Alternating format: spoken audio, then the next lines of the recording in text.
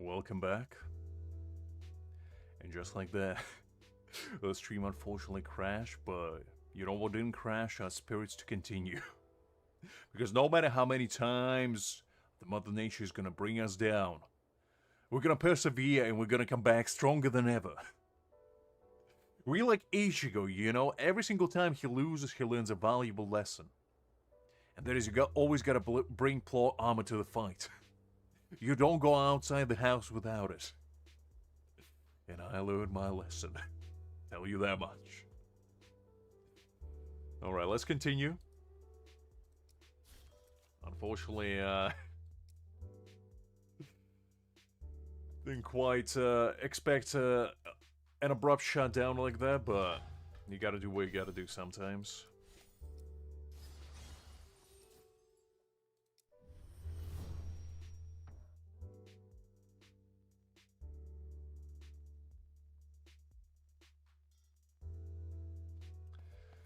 Alright.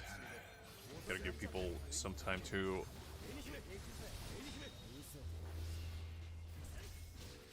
come back and whatnot.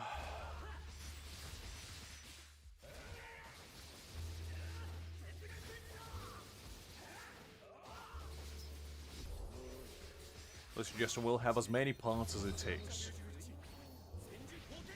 We're gonna go for full. We're gonna beat Fast and Furious with our parts.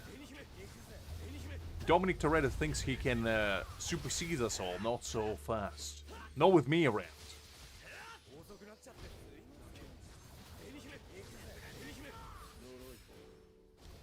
Actually, hold up.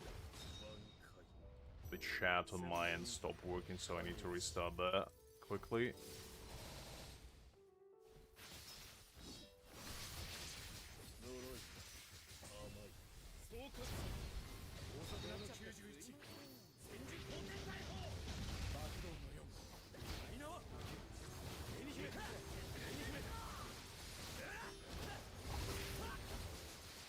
Liz, I don't appreciate the threats. We can go without them.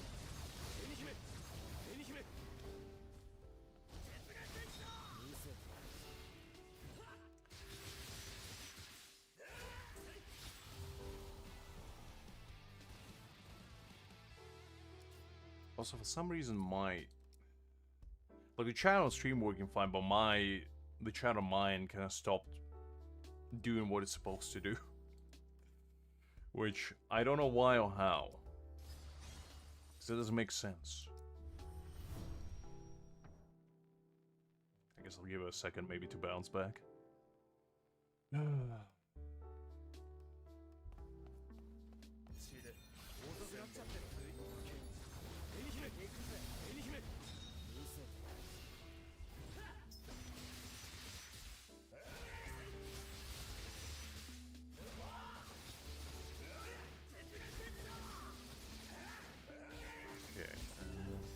Oh, there we go.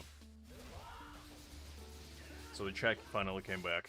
That's fine. It took a second for it to bounce back, but I can finally read your guys' chatter, which is good. Which is good.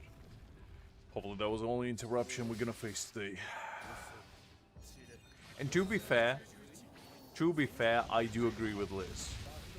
For once, I can say that Liz got a point, which is a rare occurrence, but it does happen.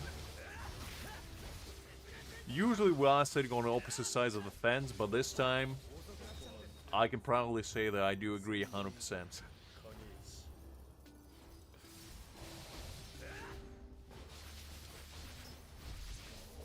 Because Mugetsu is the man. I mean, how can you not love him? And the fact that you only see him for like, what, 2 minutes? It makes it even more special.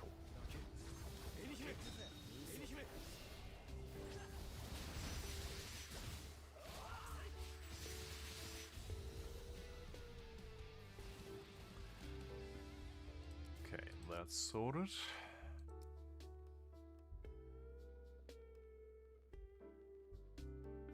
Hi there, man. Glad to see you. Hopefully you're doing well.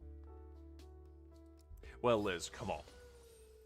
You gotta agree that we don't always come to the same agreement. We don't always see eye to eye. We're like yin and yang, you know? We don't quite mix together. However, when we do agree on something, we agree 100%. There's no in between. Yes, Liz, I'm listening. What's up?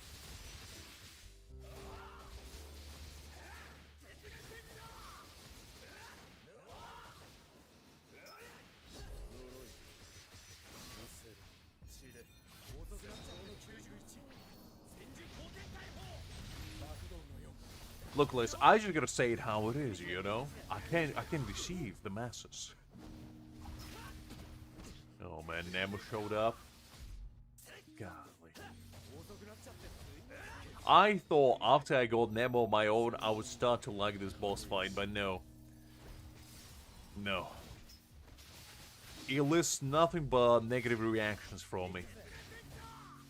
The deep-seated hatred for this particular boss fight is ever-growing, shall we say. I probably should have brought my own Mayuri just to have a Nemo standoff and see who has the ultimate Nemo, me or him.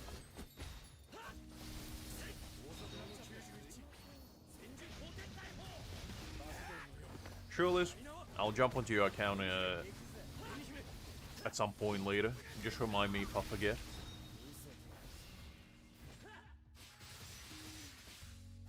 I don't have a problem doing that whatsoever.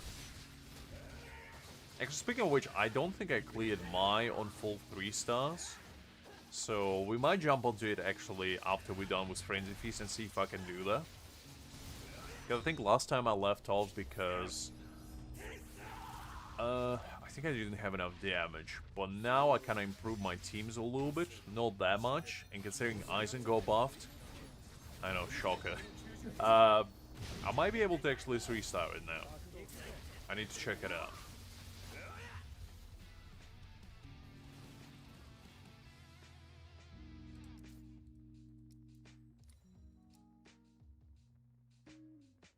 I mean, to be honest, I haven't tried my free-to-play. I only did, like, a few first stages.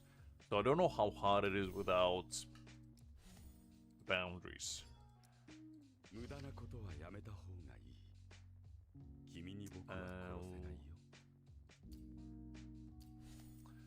Okay, so I need strike. Yeah, I don't have strike, so we're just gonna brute force away with a good old Aizen team.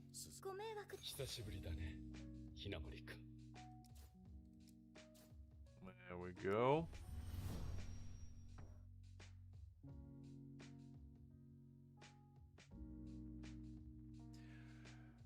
Bankai Ichigo dupes, to be honest, are not that important. I think it's fine as B0 as is. I wouldn't really say it's a dolphin account. It's kind of like, it's approaching that territory. I'd say mid-spender. You know? Affordable, if you will. Investor. But yeah, it is. It's an account where I go to commit sins, and then my free-to-play account is where I go to absolve myself of said sins. You know, it kind of equalizes itself. Because you can't be sinning all the time. Sometimes you have to cleanse them, because there's only so many sins you can commit in one sitting. Sometimes you have to go the opposite route.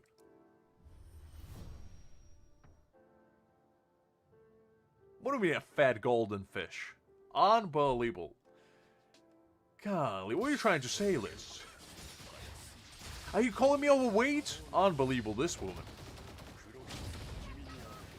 You give her an inch, she'll take a mile.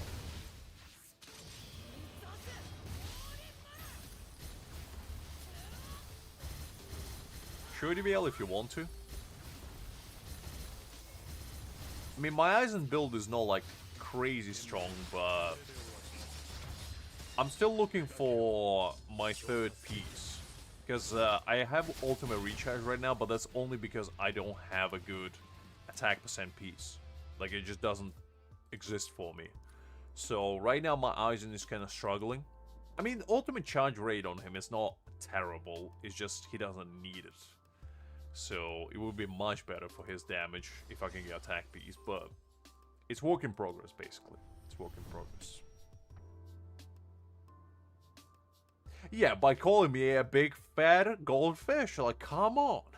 At least call me a slim goldfish. Like, come on, why do you gotta go with an insult? I'm trying to watch my weight. It's not my fault that those baits that they throw in the ocean are so gosh dang delicious.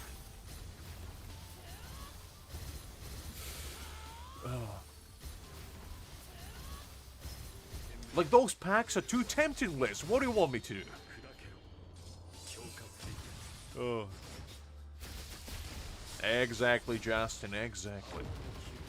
It's not our fault. It's this game's fault for being too good. See, if this game wasn't good enough, we wouldn't need to spend. But, like, it's so good. You see, that's the secret towards the success. If you make a good game, people somehow will find a way to spend money on it. I don't know how that's possible. It defies all the laws of physics. Here's the case. To everybody's surprise.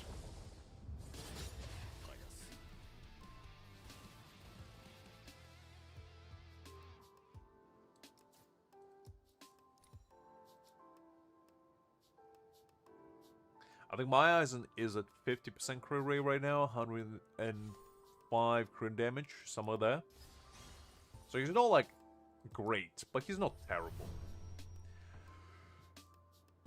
But to be honest, I haven't upgraded any of his stems to 6-star yet, so there is part of that. And when I do, I probably will max out his crit rate.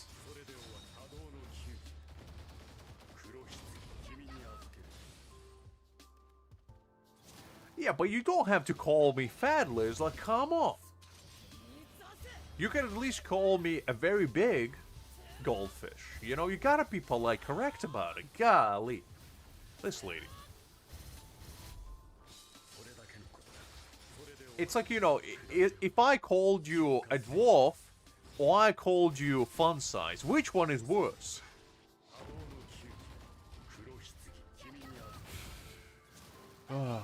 It's all about utilizing the words to describe it in the same way, just slightly different.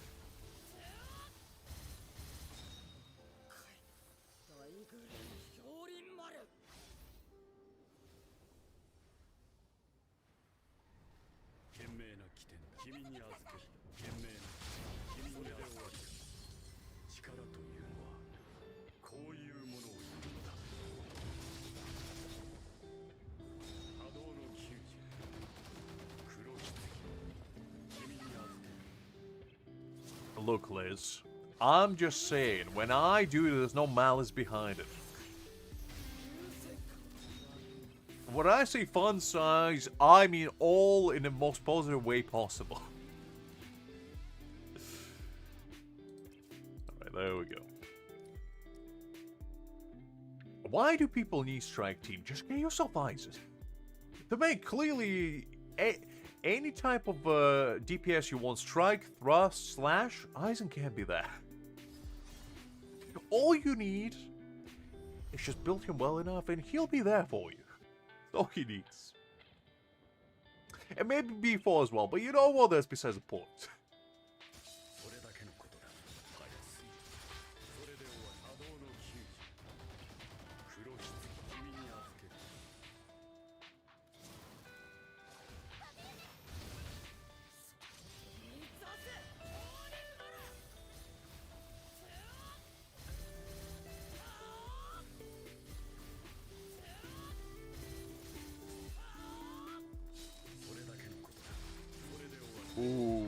Ooh. Oh, that's tough, DBL. That's may your eye sockets rest in peace. I mean, I don't usually cook a lot with like hot ingredients, but sometimes I remember one time I was making like Chinese stir fry, and I had a bunch of chili flakes. And I was basically like chopping them up a little bit more finely, because the recipe called for it. And I had to sneeze, so I forgot that I had my hands covered in chili essentially. So I put them on my face, and while I was trying to sneeze, I breathed in the chili, which made the sneezing fix 10 times worse, if not 100. And for the remainder of that cooking session, I was coughing and sneezing like crazy because I think I inhaled quite a bit of it. And my lungs felt like they were on fire.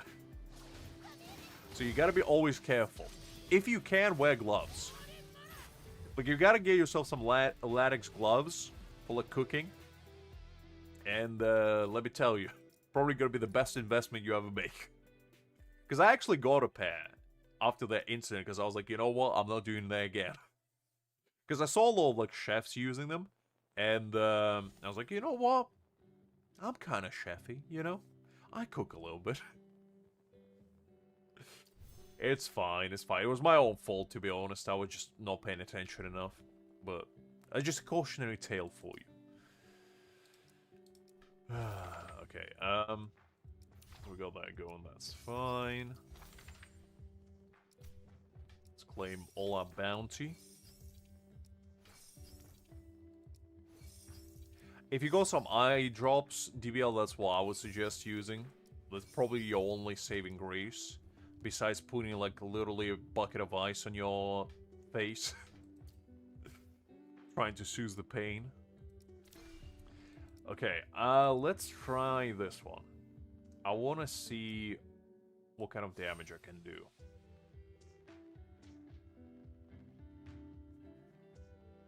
Look, Liz, just because you grew up in the middle of the volcano, like Kratos himself emerging from the lava at the tender age of 0, doesn't mean all of us are. Some of us are very gentle creatures that can handle spice in our eyes. Liz just wakes up in the morning and wraps chili powder as a face mask to make herself feel alive.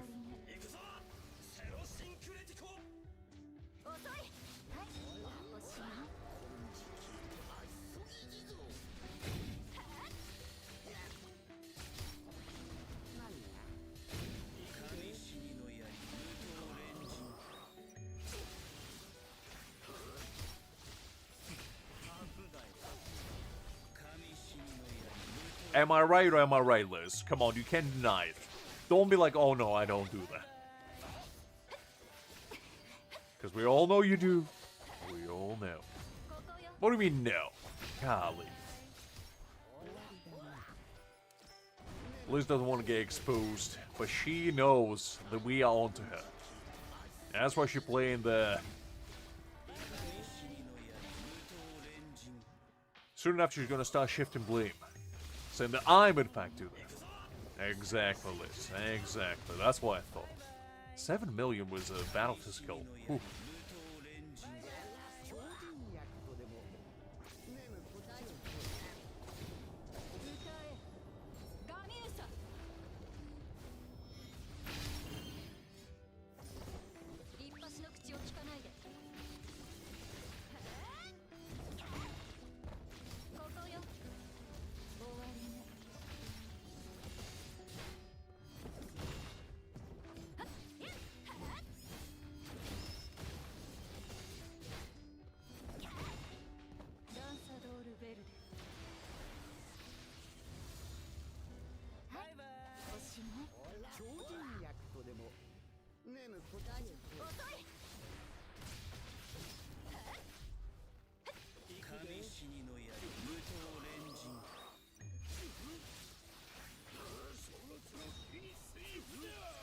As long as you're trying your best to cleanse it, DBL, that's all that matters.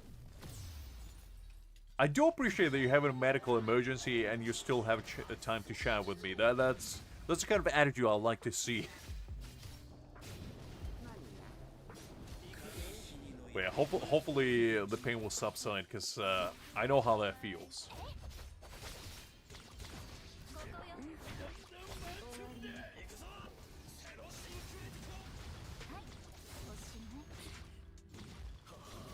So basically, creating your own biological weapon by heating up chilies in the kitchen. I mean, I don't know who Lix is, Liz, but Lux does agree. Mr. Lix, on the other hand, might disagree with that statement.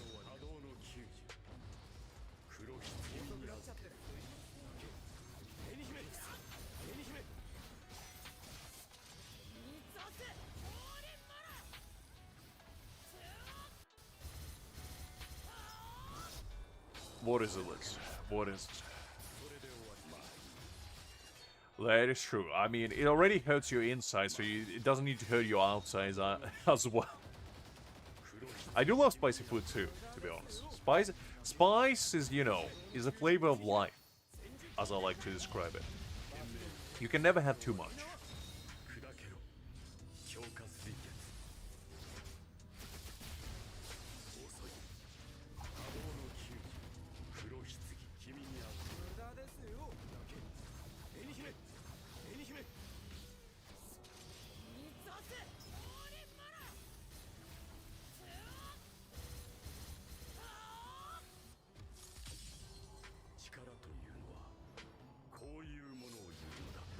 It's fine, Liz. I'm just pulling your leg. Don't worry about it. It's absolutely fine. I don't mind. Mr. Lux doesn't mind being called Mr. Licks. That could be my alternate persona, you know? Like Superman. Every time I take off the glasses, I turn into Mr. Licks. Or put on the glasses, rather. I'm no lawyer, though, so that's something that we need to work on. Exactly, Justin. You realize your secrets towards success. Don't let Hakim know, because he's gonna start doing the same. There's gonna be a war of attrition at that point. And I don't think us mere mortals can withstand such power. Such bow prowess.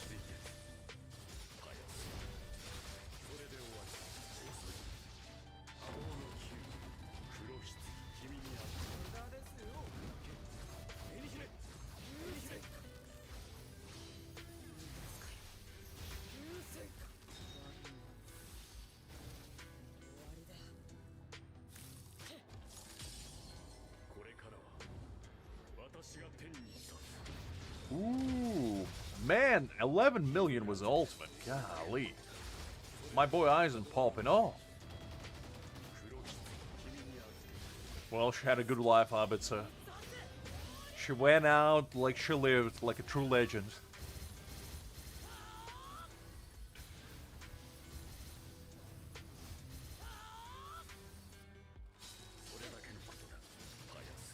It's not a frenzy, it's the deadlocked one. The last stage, basically. I didn't clear on 3 stars, so I'm just trying to give it a shot and see if I can clear it this time. Because to be honest, this man right here is an absolute HP sponge.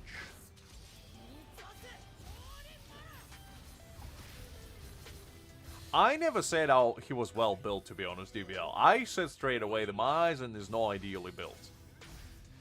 I wish he was built better, but you know.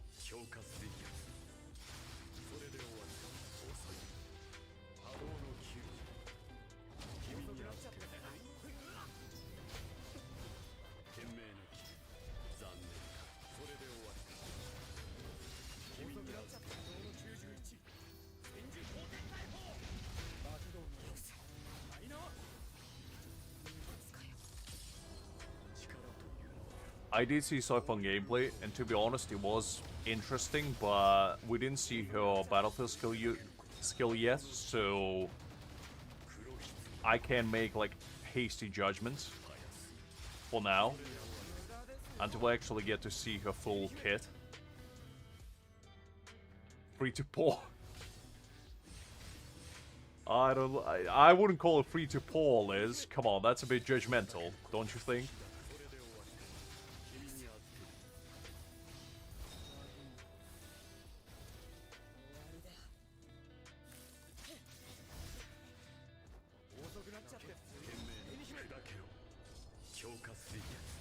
I mean, that's her bankai, and to be honest, I do think her bankai is pretty cool.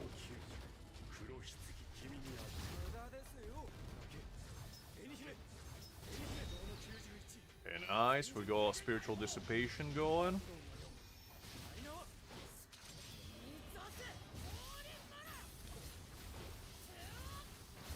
Okay. Let's see how much damage we can do. Ooh, that's some decent ones. 6.4k. Mil, rather.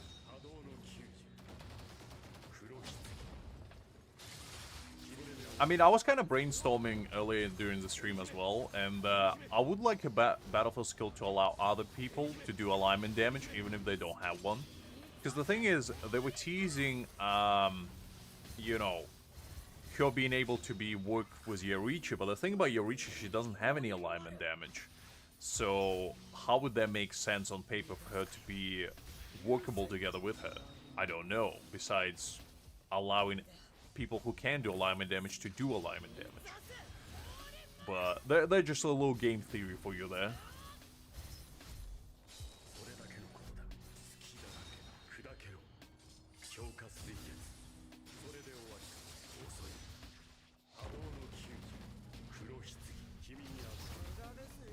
I wish Abitsa, if he was, I wouldn't have to go to work ever again. You kidding me?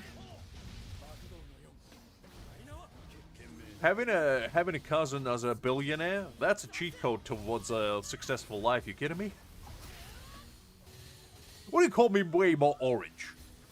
Excuse you? Unbelievable. Do you think I go jaundice or something? Golly, Liz, this woman.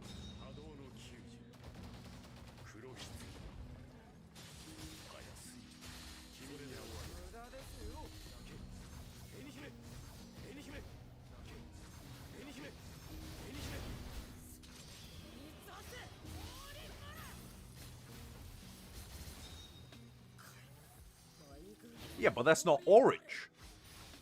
That's gold. Golly, Liz.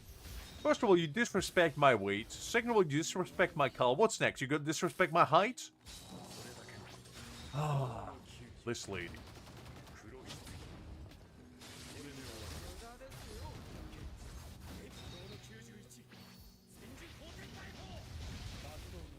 Listen. Kaiden is not orange, he's yellow. Golly, Liz. You're just going all over the place. You need to remember your roots.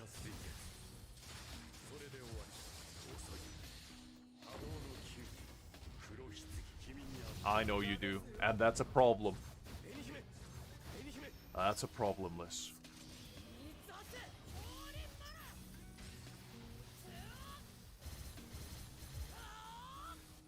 I wish, DBL. If I was 5'4", do you think I'll be struggling to fit in door frames? Let's go! We beat the old man Zangetsu. In clean 444. You know? A classy number for classy gentlemen.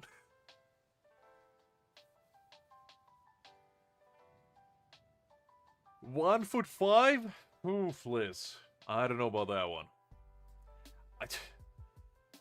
Being shorter than you is... Oof, that's a tall claim.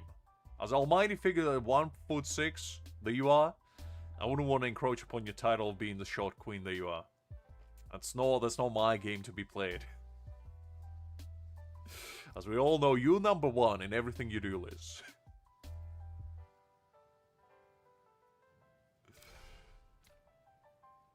Six foot 4 for 16 is pretty good to be honest. Because when I was 16, I think I was 6'3", and I think by the time I reached 18, I was 6'4", so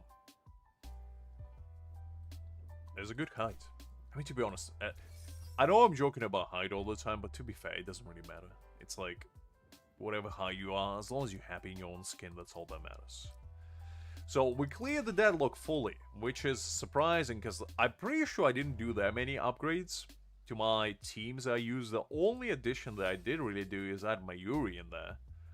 But it worked out, so... This game mode's actually pretty fun. I do want to see more of it, because this was actually pretty challenging. Like, the last fight especially, the Zangetsu one, was pretty hard, not gonna lie. I mean, it was mostly hard because of the, you know, it being Slash rather than Spirit. If it was Spirit, he would have been blown to smithereens, but the fact that he wasn't was kind of challenging. Okay, let's do this one.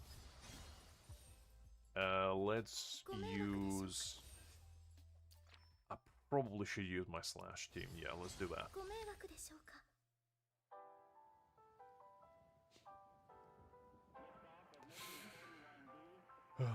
Creek, you never heard the term short king? That gentlemen use for, you know, describing themselves if they below average height? I just reverse that saying for to fit Liz. So she doesn't feel like she needs to prove anything. Alright, you did ask me for my Aizen build, sorry. I completely forgot. Let me see. He's not amazing, but like he's fine. So I got him by 51% crit rates, 103% crit damage, ultimate charge rate. This is not ideal. I just don't have attack percentage on him, and obviously spirit damage. Decent attack, 3.8k. Got 3 dupes in his, you know, core stamp. No dupes in his weapon. So it's 25. So basically his crit rate is 75% essentially. But I do need to replace this one. That's why I'm kind of grinding, trying to get some decent attack percentage piece, but unfortunately so far no luck.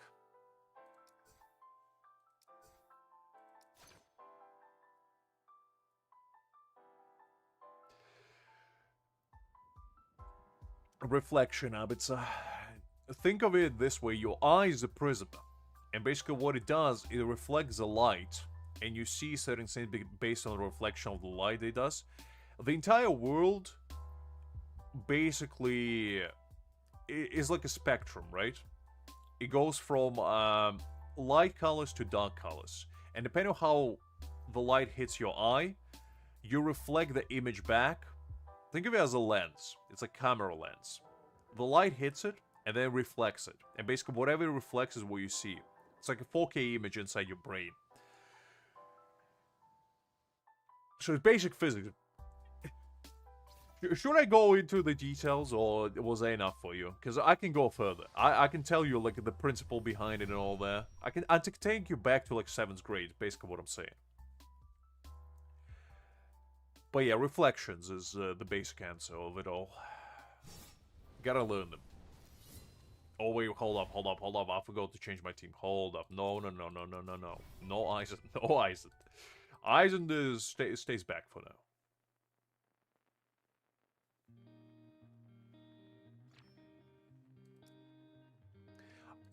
I think you should save your golden stars, to be honest, DBL, because you don't want to be spending them willy-nilly. Your gold stars are the most precious resource, and you gotta have them.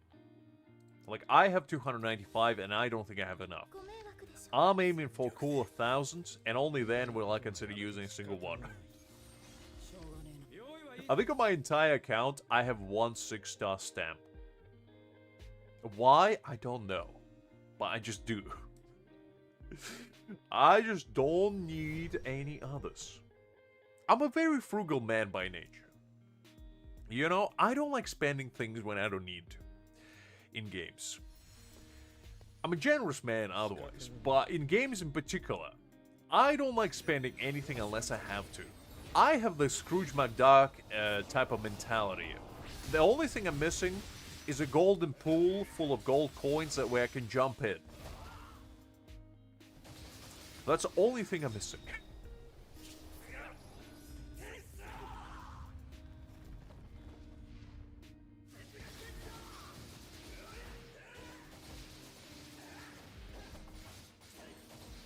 That's pretty good, DBL. That's pretty good.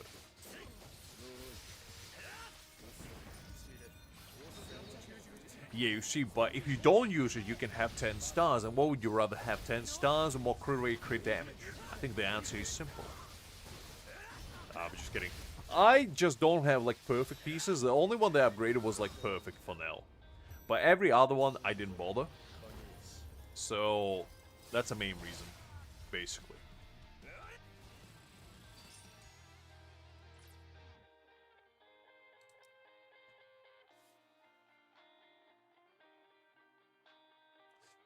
And also, I'm just waiting, because they've been reworking every single system so far, and I'm just waiting if they're gonna rework the reroll for your 6-star ability. Because right now it costs 10 stars to reroll it once, and I'm just waiting whether they're gonna implement some sort of pity to it, or some sort of, like, selectable, if you can pay, like, 50 stars or something, select ability you want. So I'm just banking that they're gonna do that. And that's why I'm saving the majority of them. Because right now, I just don't need any success stamps because I clear everything anyway. But as soon as I need them, I'll have plenty.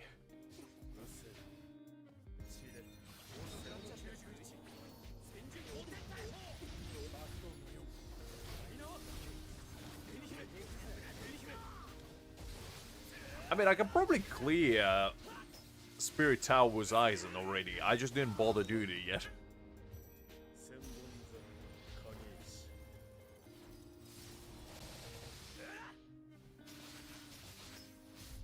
Kinda. But that's the thing, like, for me personally, like, you guys, obviously, I would suggest for you to get 6 stars, but for me, I like a challenge, you know? When I come here, I don't want to just breeze through content. I want to be challenged, mentally, physically, and emotionally. And let me tell you, I'm already mentally challenged as is, but I want to be even more. Anyway. I don't like when the game becomes too easy. That's why I'm kind of implementing those little handicaps towards myself, where it makes it more enjoyable, if that makes sense. Because, like, I go B4 Aizen, I go B2 Nail, I go B1, you know, Mayuri. I pretty much go every single unit besides Kenpachi. Like, in this game, my account is stacked, right? So I want to implement little handicaps like that. Like, I don't 6-star every single stamp I'm getting. I could, but, like, I just don't. It also just makes it more fun. I don't know.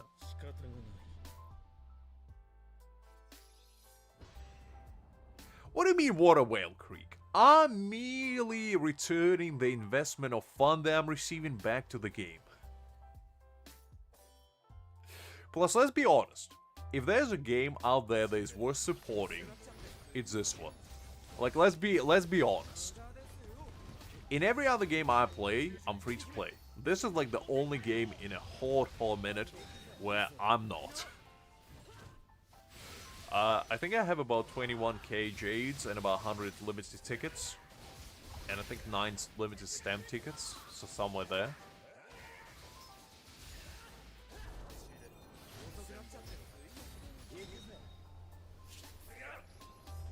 I was too busy to edit, Liz. I'll edit it at some point next week. Before Mayuri leaves. I was traveling, so I didn't have time to do much. Besides exist.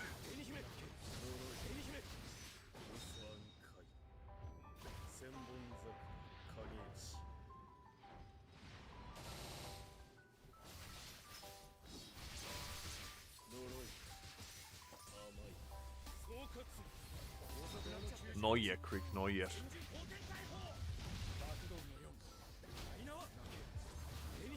There will come a point when I will. Listen, in my defense, I did say at the time that it was supposed to be a collective decision, and I was the only one to make a decision at the time. Nobody else was there. So how was I supposed to do it?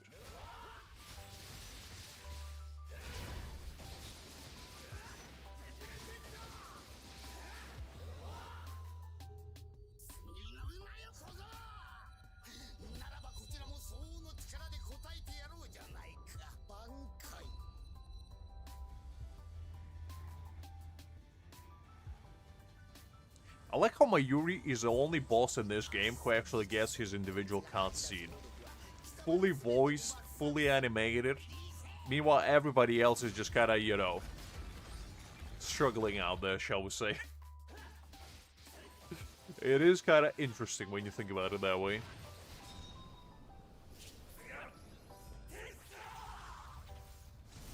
I mean, to be fair, Justin, I feel like in a lot of cases, maxing out your weapon stamp is better than getting B6 units. Especially if you got them B4, because like the equivalent price of getting them B6 would be getting 4 dupes of stamps. I just feel like stamps probably would give you a better return on your value.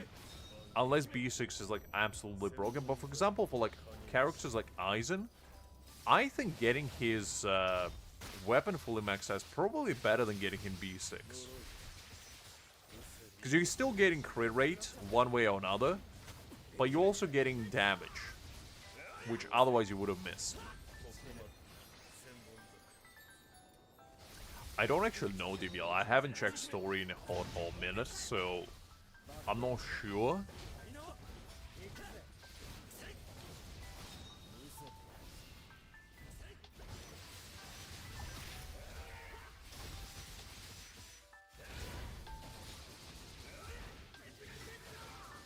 As I say, DBL, I was busy.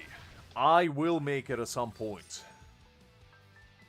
I might edit it up to today's stream, because it's only like 5 minutes, so I might make a quick one. But I'll definitely edit it. It is on the agenda. I just, as I said, I was traveling, so I didn't have the time. I was hoping to do it on Sunday, but something came up, so I wasn't able to. But it will definitely be releasing. I was thinking of releasing on April 1st, just as a little, you know, not to the special occasion. But I don't know if I will.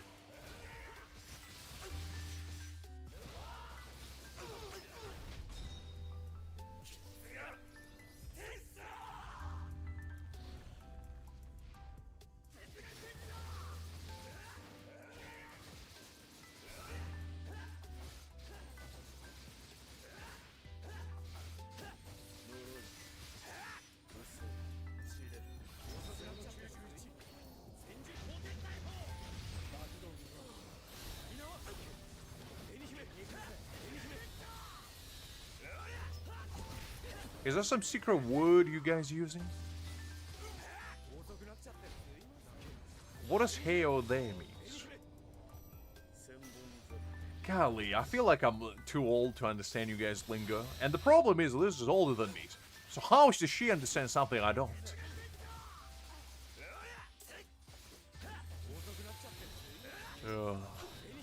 I'm just pulling your leg, Liz. I'm just pulling your leg.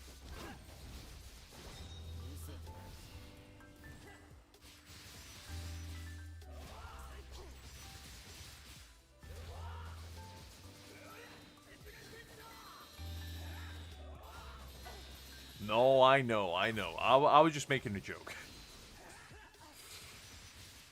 In the middle while I was saying that, I realized what we were saying, but I thought I would push it on, you know?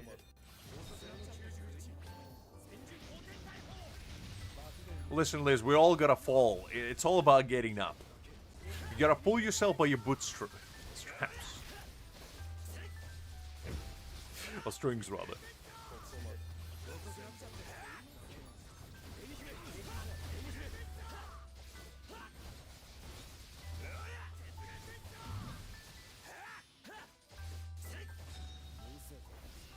Listen, Liz. I think you're disrespecting yourself already enough. I don't think there's anybody else needed to disrespect you further.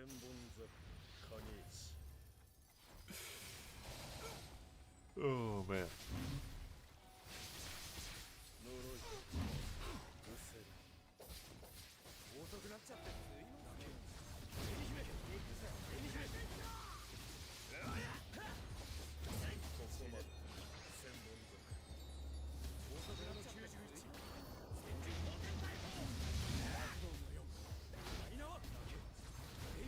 Actually, hold up. I was wondering, why am I doing no damage? I completely forgot that I need to change the typing every time. Golly. Speaking of getting old, my memory's getting old, clearly. Forgetting what I'm doing 2 seconds after I've done it.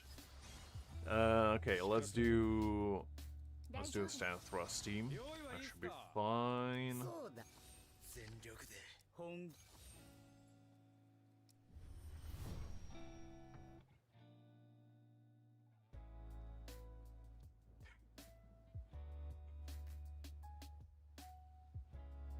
Look, Liz, that's what I mean. You shouldn't have disrespect yourself. Because how do you expect to receive respect from others when you don't receive respect from yourself, huh?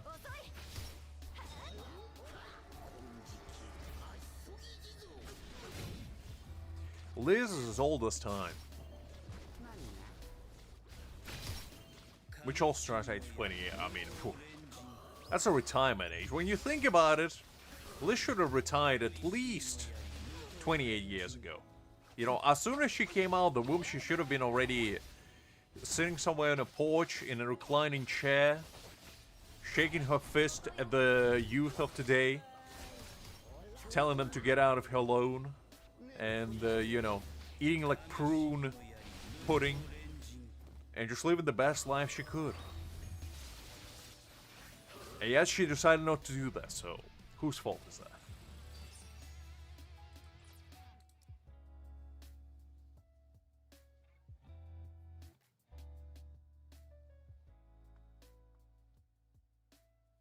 Oof. The big 3-0. Oof. That's a lot. I mean, look, at the end of the day, it's all about how old you feel. You could be 95 years old, but feel like you're 10. And you know what? Who's to tell you otherwise? If you want to go and get yourself a Happy Meal at the age of 28, go do it. Because what's more important, your self-esteem or the toys that you're gonna get inside Happy Meal that's most likely not gonna make you that happy? That's a real question.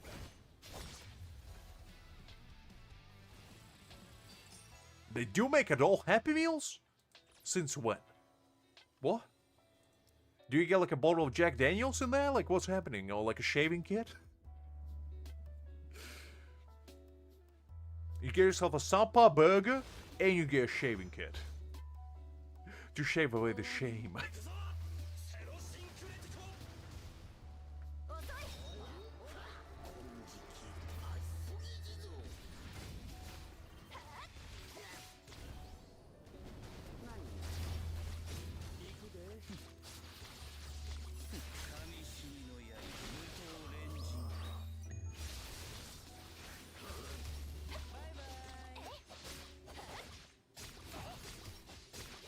To be honest, I'm with Liz on that one.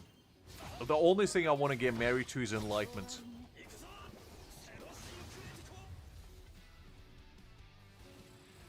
Because marriage is too time consuming. You gotta prepare yourself for when you inevitably get isekai. Because, you know, time is precious. And every single moment you spend on thinking about kids, marriage, taxes, employment, you missing on your valuable time to train your art of the blade. Because when you're inevitably gonna get isekai to defeat the Demon King, who you gonna look up to, if not yourself? You always gotta be sharp.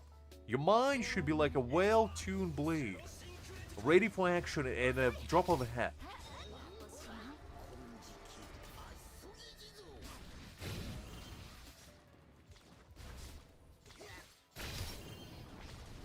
Well, Krieg is just trying to project Liz. And it's okay. It's okay. You see, whenever I get isekai, I have already the entire plan pre-made. I got the entire route figured out. Because first thing first, you know, you get isekai'd, you go straight to the final boss. You skip the tutorial, because who needs a tutorial? You skip all the NPCs, you go straight to the Demon King, you knock on their door, and you said, "Sir, I would like to pledge my allegiance." You know, you go into their ranks, you work your way up to the second in charge of Demon King, and then as soon as you conquer the world, you know, as soon as you're on your last stretch, and you know, you spend all these glamorous years participating with them in conquest of the world, you stab them in the back. You know, you stab them in the back, you throw them into ravine, never to be seen again, and you become the Demon King. That's the easiest success strat that there is. Okay, 100% success guaranteed, guys. You follow my plan and you'll achieve great things. You don't, and you're probably gonna die to level 1 slime outside the newbie village.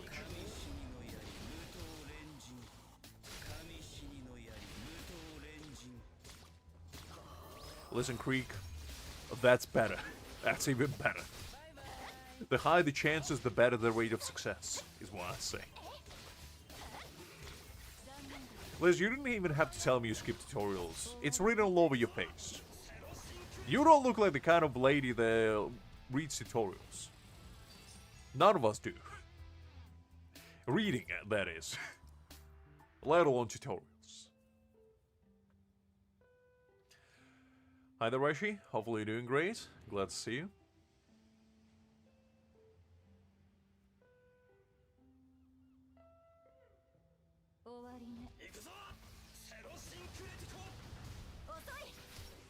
Oh, that's a good plan, DBL. That's a good plan.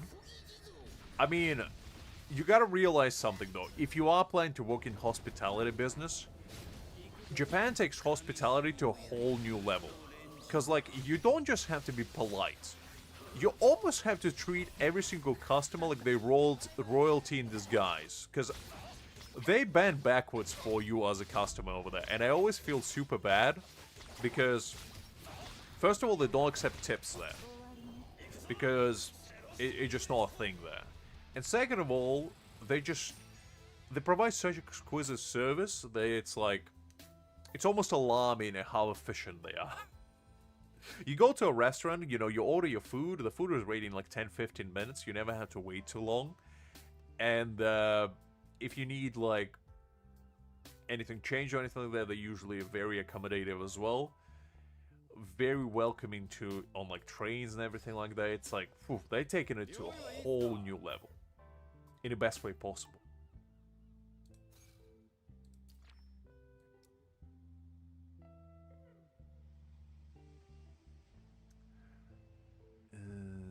Okay. Man, I use my thrust team. No. Okay. This is gonna be a bit of a doozy, but I probably can be all Kyora with my Aizen team. Should be alright. Yeah, I messed it up. Oh man, I stopped paying attention and I forgot what I was doing. Story of my life. Oh, it is what it is. It's fine, it's fine. We'll probably be able to brute force our way through with Aizen. And if not, I'm gonna cry.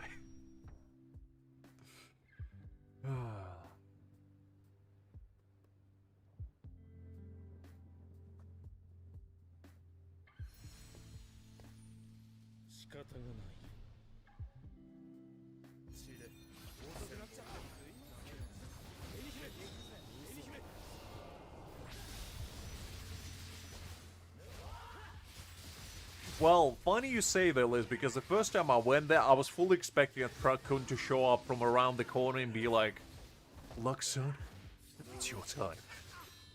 And I would just accept it with, like, open arms. I would, like, T-pose in real life. And just be like, "Come on, I'm ready." No, I haven't. I don't have any strike units built. I refuse to build them. Depending on how you look at it, DBL, to be honest. Because, like, if getting Isekai is, you know, is something you're looking forward to, then it's like winning a lottery, you know? Because when else would you get a chance to, like, get to another world, you know, become the protagonist, or the antagonist, depending on what you choose, and, you know, have magic, cultivation, swords, you know, the cool stuff. Ah, I see. So you want to experience it first, and then the second time. I see. I like your strategy. Ugh.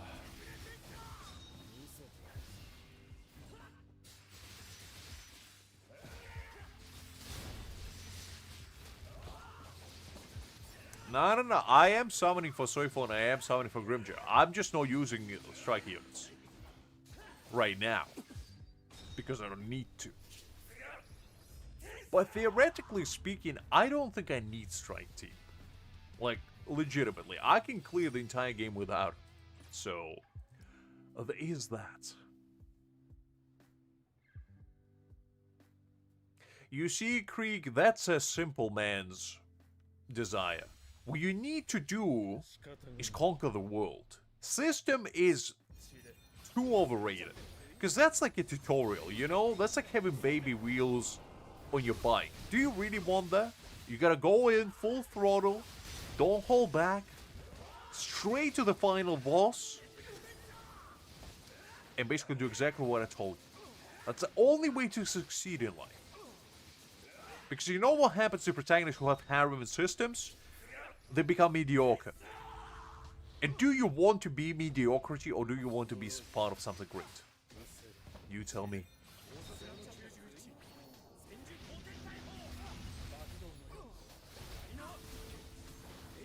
Because do you think Ichigo had system or harem? No, he didn't. And look where he reached. So you gotta do the same. You gotta find a little girl that would stab you in the back with a sword and give you all the powers this world has ever seen. That's what you need to do. As only then can you finally become who you truly meant to be. The Sapsuju Soul Reaper in disguise.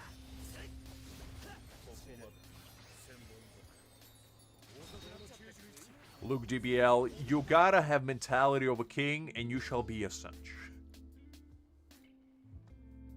Because even as a background NPC, you still can achieve great things.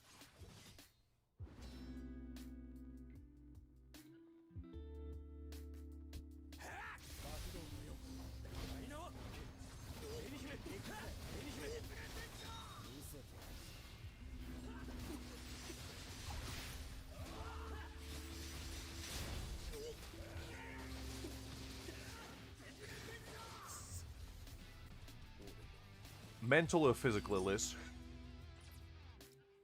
Or emotionally? Which one are you back with?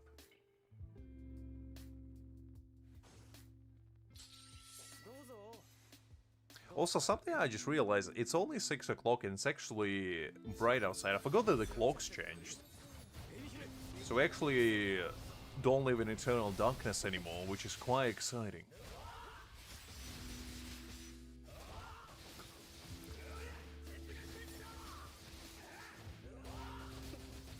You see, Creek, nobody talked about the god powers from the beginning. I'm just telling you that your ambition should be higher. Should be further. Conquering the world should be merely your first point. Merely a side quest. Your true goal should be achieving the true enlightenment. And become the deity of said world.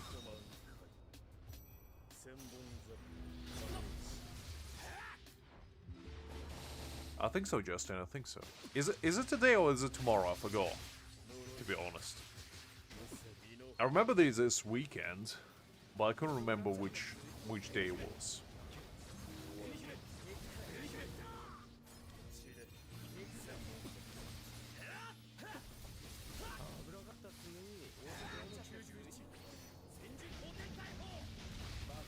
Exactly. You see, Liz gets it.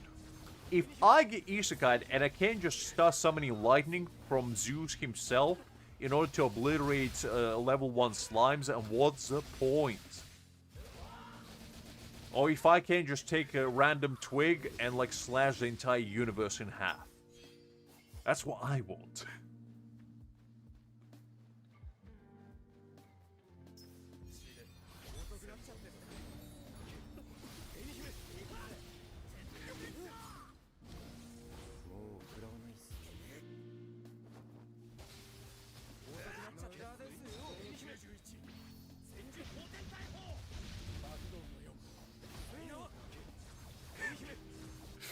Wow, harsh but true, DBL, harsh but true. Oof.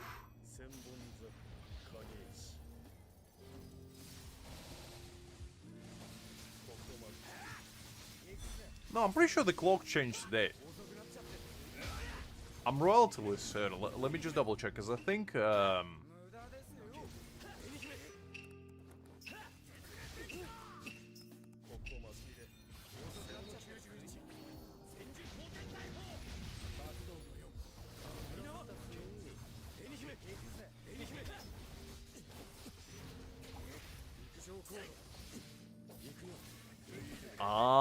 never mind. It's the last Sunday in March, so it's tomorrow. So tomorrow we're gonna get an extra hour, never mind. Or one less hour, because going forward. The days are gonna be brighter, basically. So tomorrow you guys gonna live for 23 hours instead of 24, basically. Golly. The weekend's already short as is, and we're gonna get even less?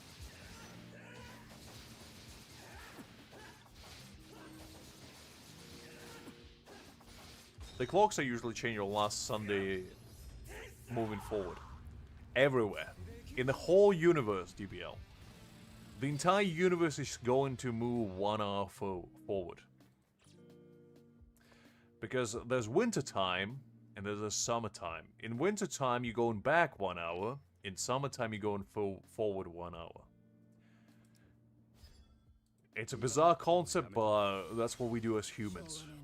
We like to play God and play with time.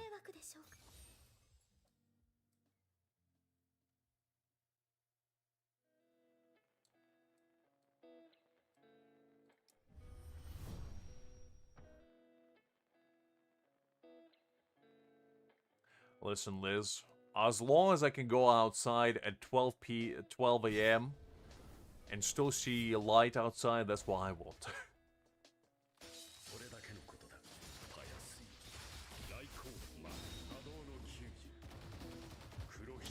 Well, DBL, that's just life for you. Clocks always change. In winter, the reason why the days are much darker is because you're going backwards 1 hour. During summer, you're going forward 1 hour, so the days are brighter. You can Google it, DBL. Why would I be lying to you?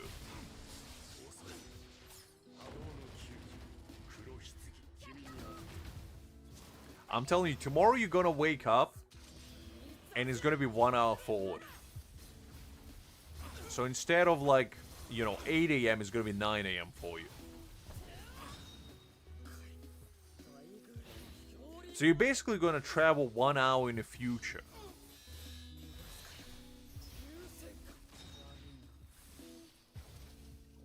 Yeah, pretty much. I'm surprised in US it's actually the 8th, Justin. I didn't know that. Because I thought it was universal for everyone. To be like at the same time. That's interesting. So you have been living 1 hour in the future already. Fascinating. Because I remember it was like on the last week, but I couldn't remember if it was Saturday or Sunday of March.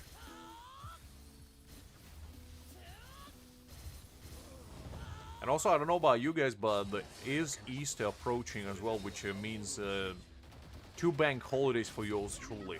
Of Friday and Monday. Which is going to be exciting.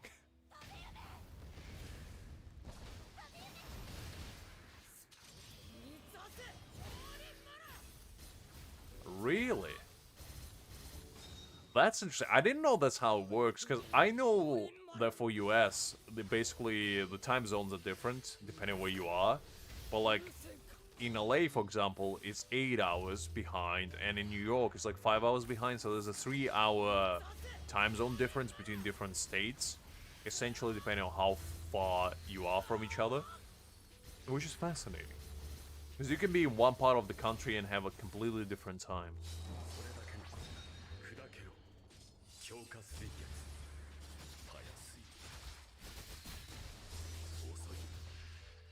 Interesting. I guess that's what happens when you live in the middle of the desert with all those casinos, Justin. Because you know why casinos don't have windows? It's because they don't want you to see what time of day it is. You essentially just go there and you live there. So why would they care about time?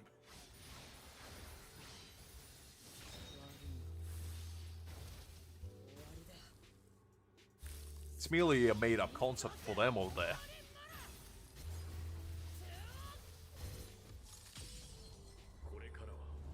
Oh, is it a different state? Sorry,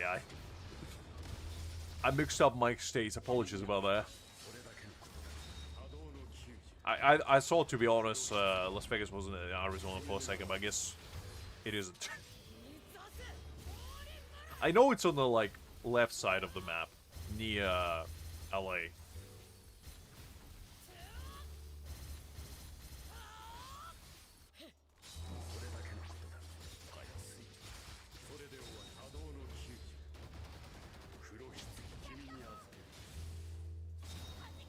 Pretty much. I mean, to be honest, like, technically you are getting one less hour, but at the same time you're trading it off by having still sunlight until like 9, 10, or even 11 p.m.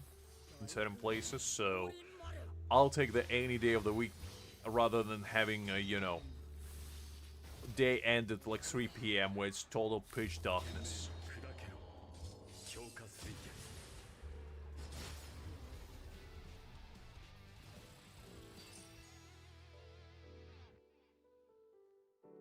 Ah, I see. Fair enough, fair enough. I knew it was in a desert.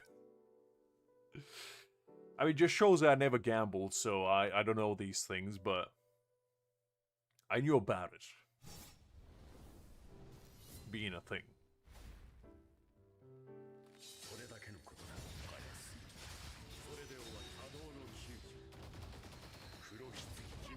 Because, like, when you think about it, casinos could be, like, an actual real-life teleportation machines. Because you can go, like, during daytime and you just go in and go out and it's the next day already. Without even realizing where you are, who you are, why you're there. And why you only have undergarments to your name and nothing else in sight.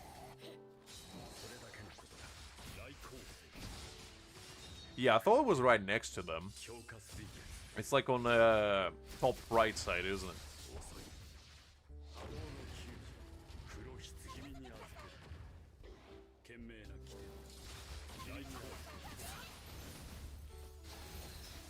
I mean, that's fun kind of gambling. I'm talking more like, you know, gambling all your life savings away for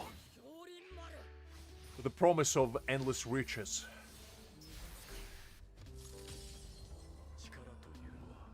I don't. The only time that I used to gamble, and it's not really gambling, it's more, you know, just my competitive spirit, but when I used to be a kid, my grandparents used to play Lotto a lot. With a bunch of their friends, and occasionally when I was there around, I would basically sit with a bunch of octogenarians playing Lotto with them. And something about, you know, having those little wooden barrels to put on Lotto cards made me very competitive. And I was beating those octogenarians fair and square to a pulp. They were begging me for mercy. I was like stacking up coins upon coins. I was like Waluigi, you know? I was just getting all of my cheddar right then and there. The De Niro's was stacking up to sky high when I was in the house, is basically what I'm saying. So I was one step away from going to casinos and risking it all. But that's the only gambling I ever did.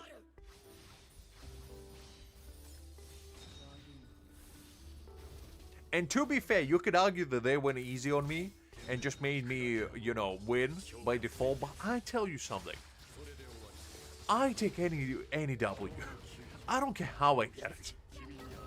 It's all about the win streak ratio, and mine was 100%. Listen, Liz. They knew what was coming for them. When I entered the house, they should have known that the true gambling prodigy was at the helm's door. And they just didn't take the exit route. And whose fault is that? Not mine.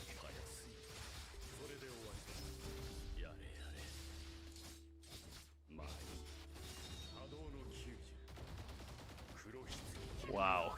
That actually sounds pretty exciting, I guess, to put it nicely. Was it like a big supermarket, or are you talking like a corner store? I mean, one time is already too many, but twice? Is it the same store? Because if I go experience in one of those stores, I'm never going back. Like, I'm just like, I'm not going back.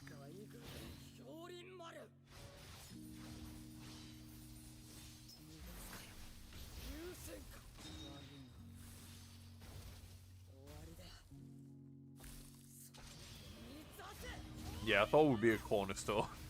Because I don't think you can go to somewhere like Walmart and, you know, somebody holding the cashier at gunpoint. Be like, give me all your pretzels. I want them all. I buy them in bulk.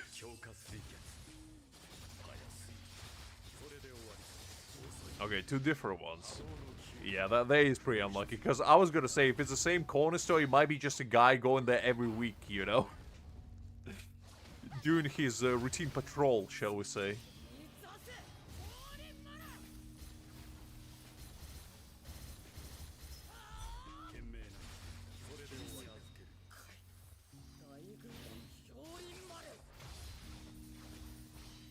Probably the same guy, to be honest, DBL, now that you say it.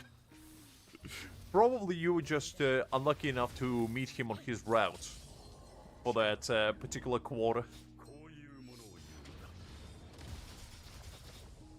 He was collecting his protection fees, you know.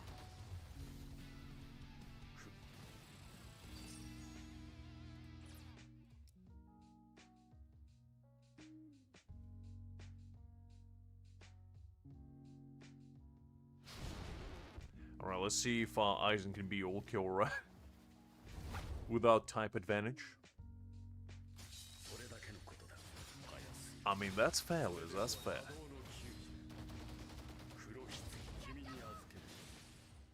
I mean, some people will win lottery, you know, multiple times. And some people, I guess, become part of the robbery multiple times. It's kind of like the opposite spectrum of luck. One is extremely lucky, another one not so much. However, DBL, you gotta think of it from a different perspective. You're probably one of the only few people in the world that can say that. They were part of the robbery twice in a row.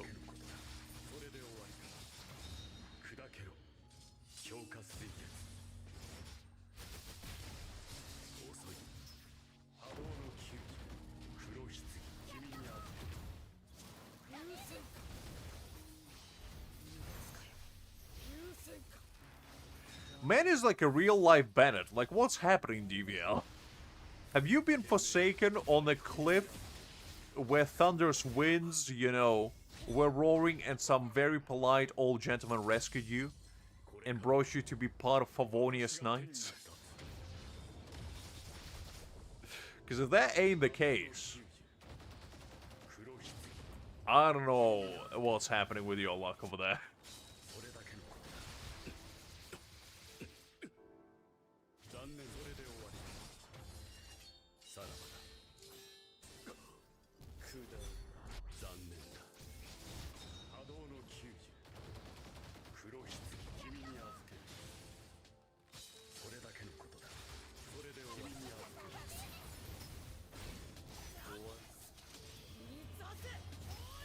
I mean, I would hope you went inside, because if the lightning struck in my backyard and I was still outside, people would probably think I'm insane. Because that's the kind of thing you go inside and you never leave the house again. I actually remember reading stories of some people getting struck by lightning twice. And I was like, phew, and surviving as well. And I was like, golly. I don't know if that's the luckiest or unluckiest thing you could possibly say at the same time.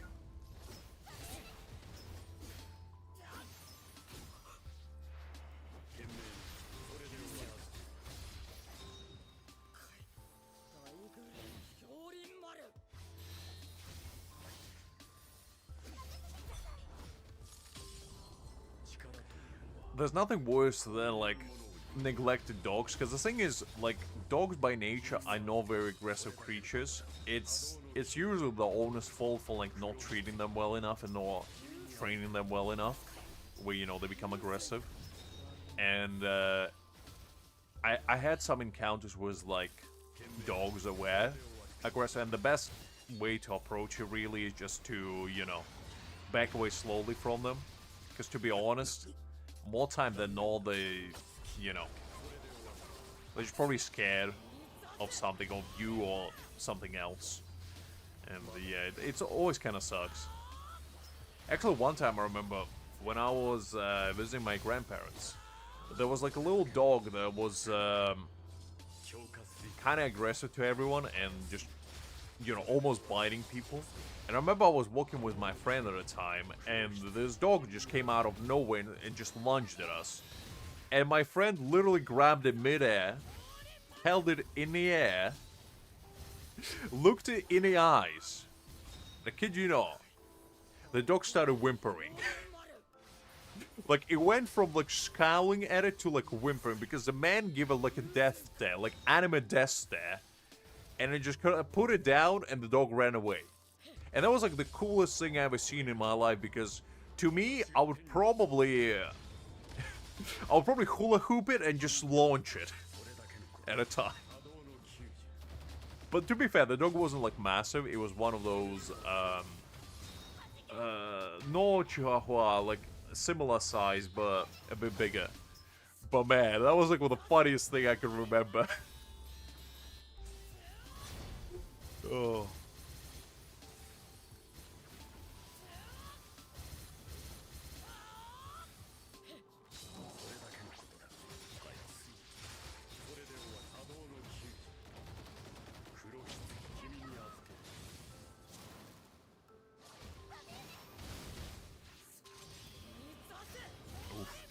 Sorry to hear that, DBL. I was fortunate enough that I never had any part of my body, you know, become unusable, shall we say. And I'm very fortunate in that regard, but I witnessed quite a few accidents which made me, you know, you would think made me more cautious, but not so much. It made me more aware of being cautious, but no cautious, unfortunately.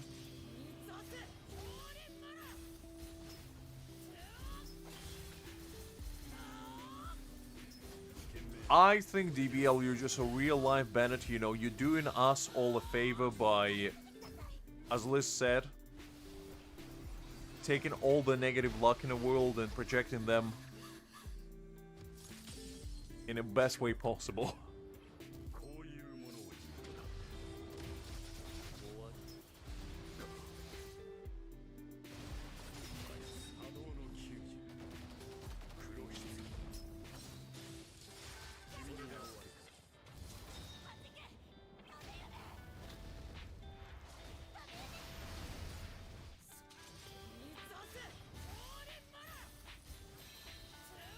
Listen, Liz, sometimes you gotta live life on edge. You can't be hiding away from danger, because danger's gonna find you one way or another. You gotta embrace it.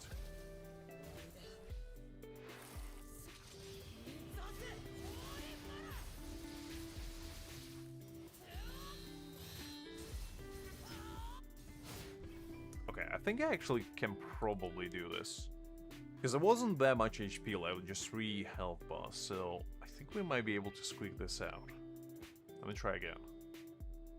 I'll try another couple times, and if I can't do it, we'll just do it next week, it's fine, but I actually go further than I expected, because considering that the damage is mitigated quite heavily, it just shows how much I would beast eyes in this.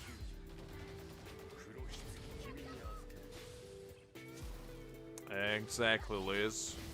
I was gonna say, as a fellow reckless individual, I wouldn't want to be judged by you.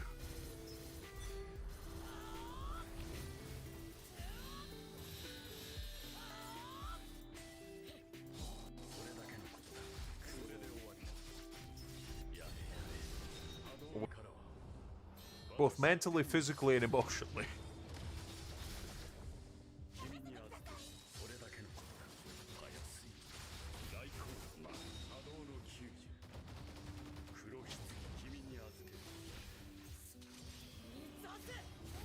Did the stream bug out for a second? Apologies if it is. I didn't notice. Usually the game starts to buffer when the connection drops, but it didn't happen this time, so I didn't notice. That was just a little intermission, you know? A little break, if you will. Where we had to break from this realm into another dimension. For a few seconds.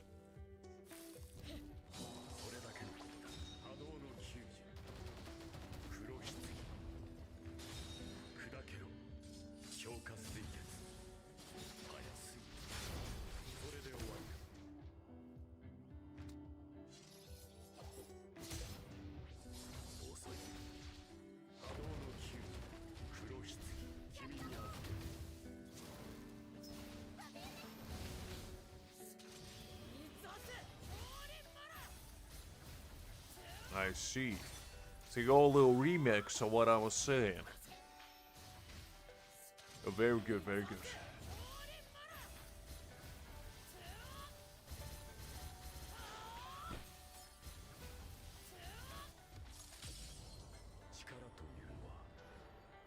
I mean, to be fair, the weather outside is very, very nice, so I don't know why the stream buffers. So, you know. Trust me, Liz, you don't want to hear me DJ. First of all, because I don't know how to, and second of all, because I probably would set the entire turnabout on fire. I'll try to do the wicca type situation, you know, and the entire thing just lights up on flames, and I'm like, well, DJ Lux is out. Call fire department.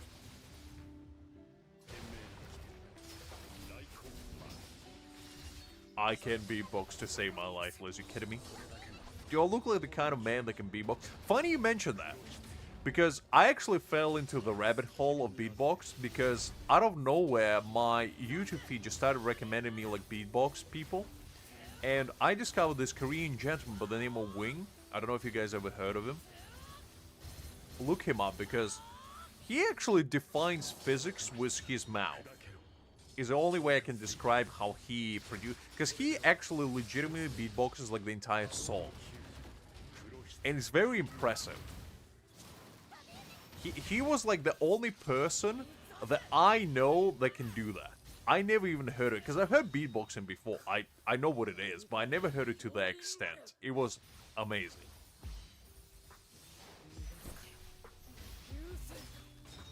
I have indeed, random. I have indeed. Welcome back.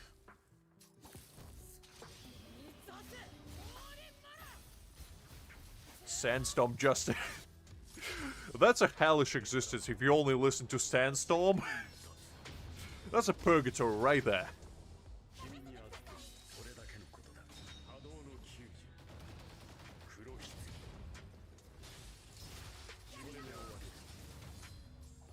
No, it's fine, DBL. Don't worry about it whatsoever.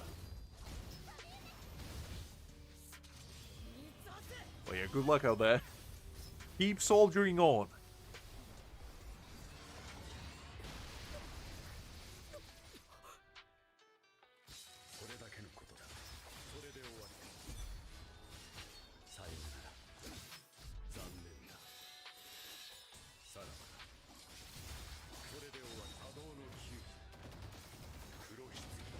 I mean, I don't disagree, Justin. Just if you're listening to nothing but that for 24/7, I think you certifiably went insane.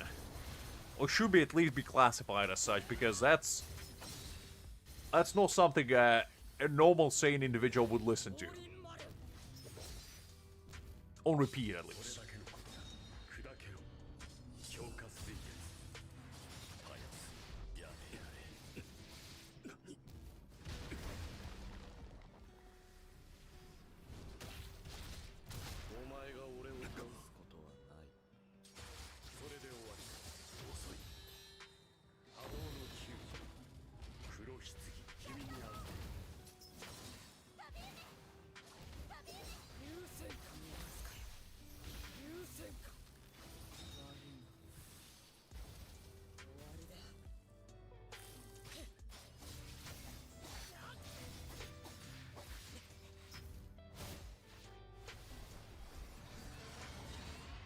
No worries, random, no worries, take your time.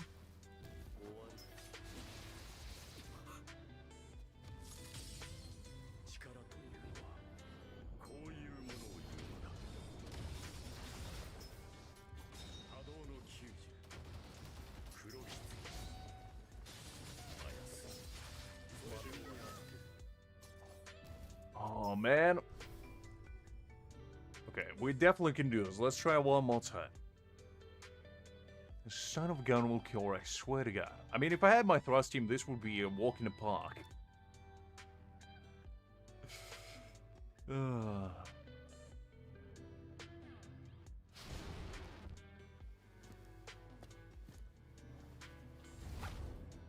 You see, Liz, I admire your dedication, but unfortunately, I have that dedication only for very mundane things. Like trying to find a song that I've been thinking for the past 20 years. Because, you know, sometimes you get a tune stuck in your brain and you're like, what is that sound? I need to find out, otherwise I can't exist anymore in this corporeal realm until I figure it out. And you proceed to spend like the next 3 days trying to search it up. only for it to be remembered, like, on a random occasion, like, a month later, being like, that's what it was.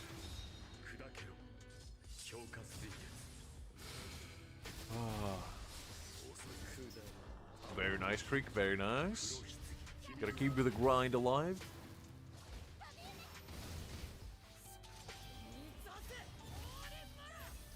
I mean, to be honest, the reward of self-gratification when you do level up is enough, Creek. Can't be asking for anything more than that. I mean, you can, but you shouldn't. Greed does nobody good.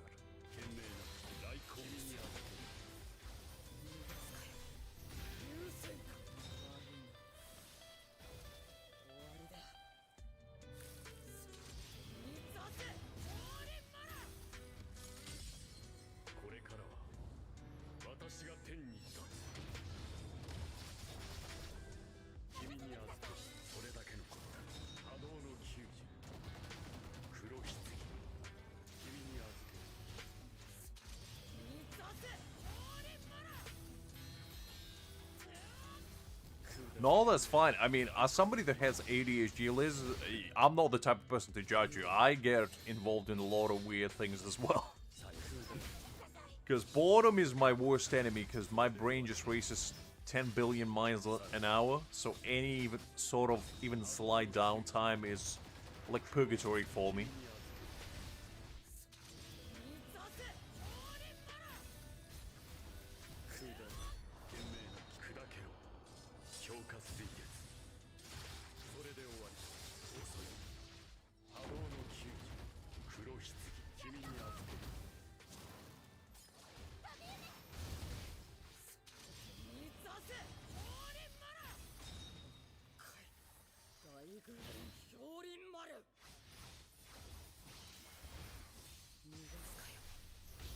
We're actually not doing too bad on time.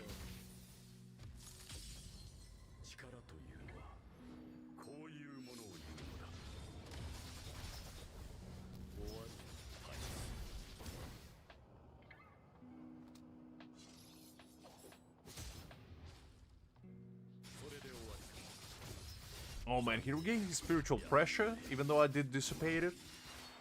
That's kinda annoying.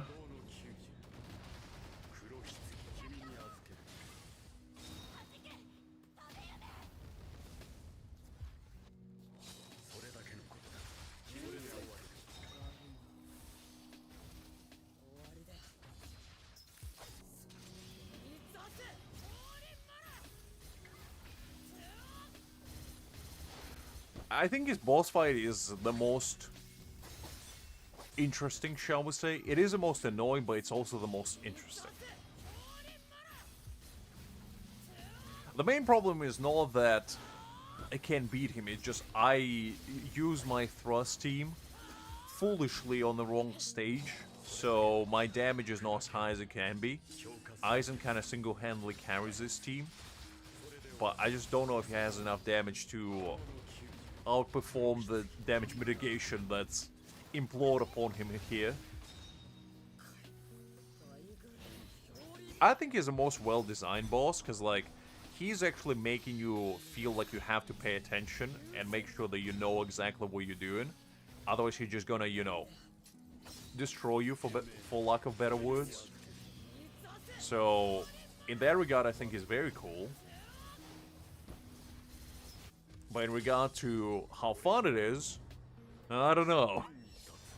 It's fun when I beat him, I'll tell you that much. Otherwise, I don't know. Situational. I still remember the first time Ulquiorra Absolute clapped me out of existence in a story battle. I spent like a full hour, or maybe even 2 hours, trying to figure out how to beat him. And I'll never forget the experience. It will be with me until the day I die.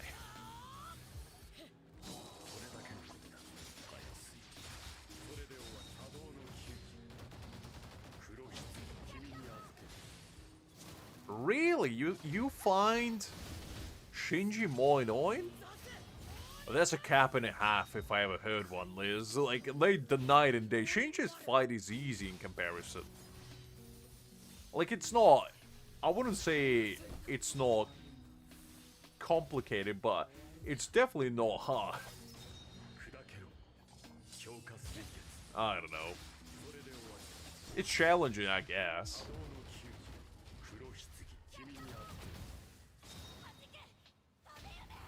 I don't know. Okay, so...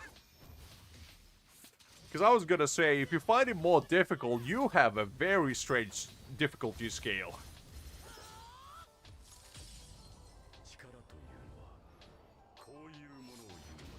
Because Liz is the kind of woman that goes to, like, the final boss battle in any video game, beats it first try, and then struggles on tutorial.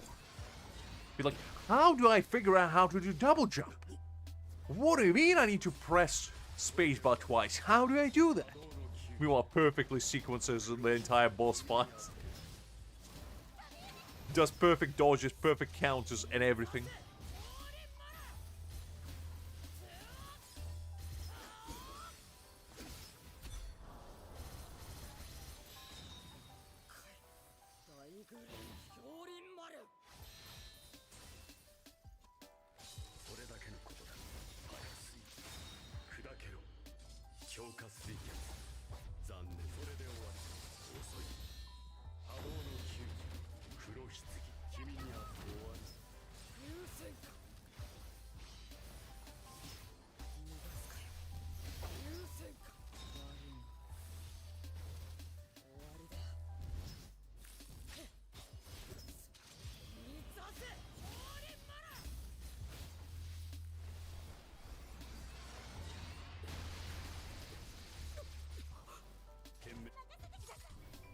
Oh, come on!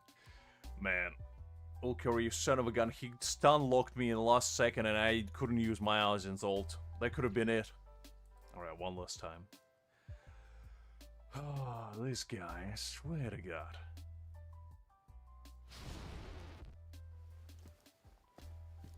Like, why does the time still count down when he locks you up?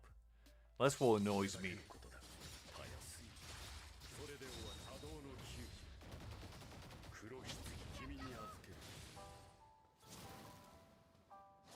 Listen, Liz, I don't think that's a fair comparison, because let me tell you something. Games in Bronze are much harder than games in Diamond. And I speak from personal experience, because games in Diamond you can at least understand. You know, you know exactly what some people might pull on you. Games in Bronze, however, are completely built different. That's like a Wild West of gaming. Because sometimes you can have a game where there's going to be 5 lads on a mid lane, every other lane is free, and you're just trying to figure out what you're supposed to do with that. Because good luck figuring it out when you're trying to mid lane and there's 5 people trying to, you know, corner you from every side. And then you ask other people to help you out and then just farming minions on the bot and top lane. And jungle is somewhere completely off in a distance as well. And you're like, well, okay, I guess we're doing this. It's that kind of experienceless. So you can quantify it by common sense, logic, or any sort of regular human emotion. It's experience all in its own world, and you have to see it to believe it.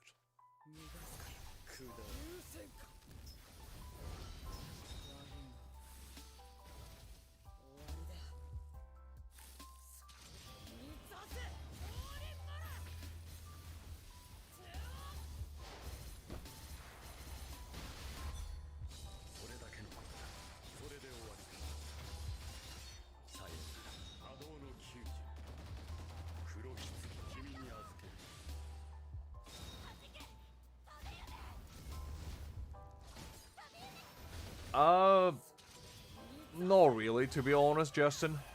I mean, 3v3 is not a new concept to me, personally. It's fine, but, like, it's not the most exciting thing, I guess.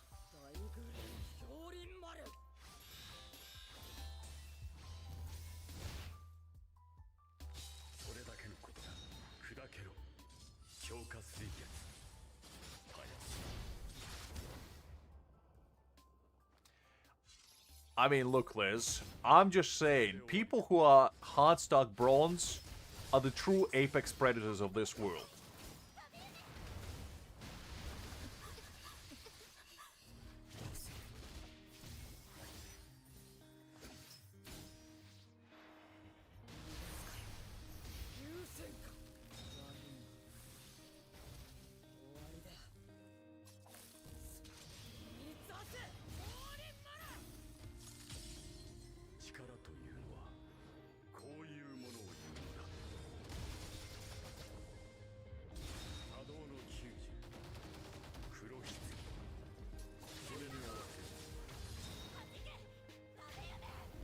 Nah, no, no, Liz. You gotta be camping. There's no way. There's nothing worse than bronze. It's impossible to be worse.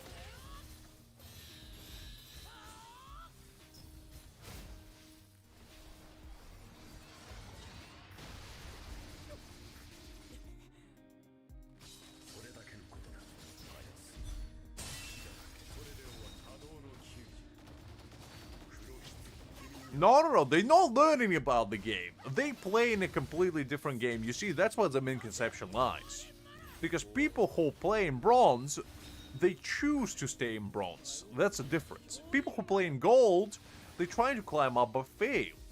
Because they don't know what they do. That's the difference.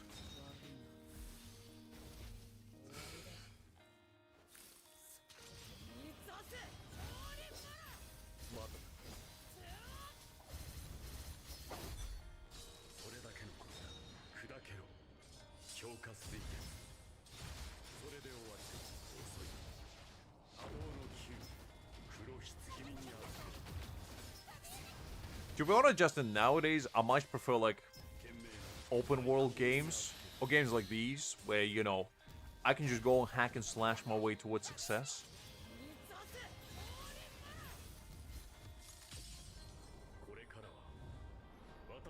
Look, Liz. I played League just as much as you have, if no more. I know what I'm talking about. Your experience might be different to mine, but let me tell you something. From all the games that I ever played of ranked, the higher you climb, the easier it is. The lower you rank, the harder it is. And the reason for that is because other people that rank up with you in a high elo, they actually want to win. People who rank up with you in a low elo, they don't care. I know I haven't played lately, but I'm just saying, some things never change. They never do. And one of them is League. It's a perpetual cycle of people going in, not knowing what they're doing, and then stay because they don't know what they do. That's how some people are forever hard stuck bronze.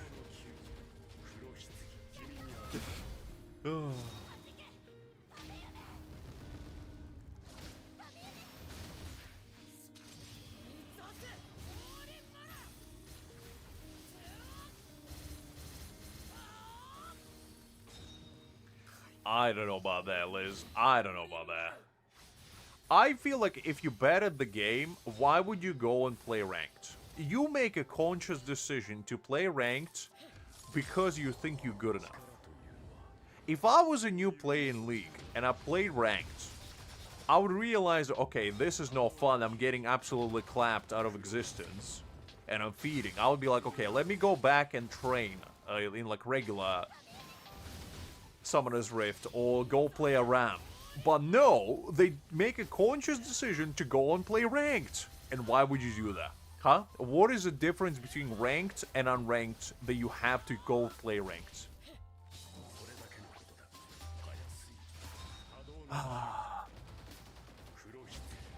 You see, Liz. That's a key distinction that a lot of people don't make, that they're not good enough. They should go play Summoner's Rift, get good enough, you know, get experience, and then go and play ranked. But that's not how that works. People actually treat it completely opposite. Ranked became the new Summoner's Rift, and Summoner's Rift became the new ranked. That's what happened. Because when I went back, like about a year ago, every single Summoner's Rift game I played was a bunch of sweats.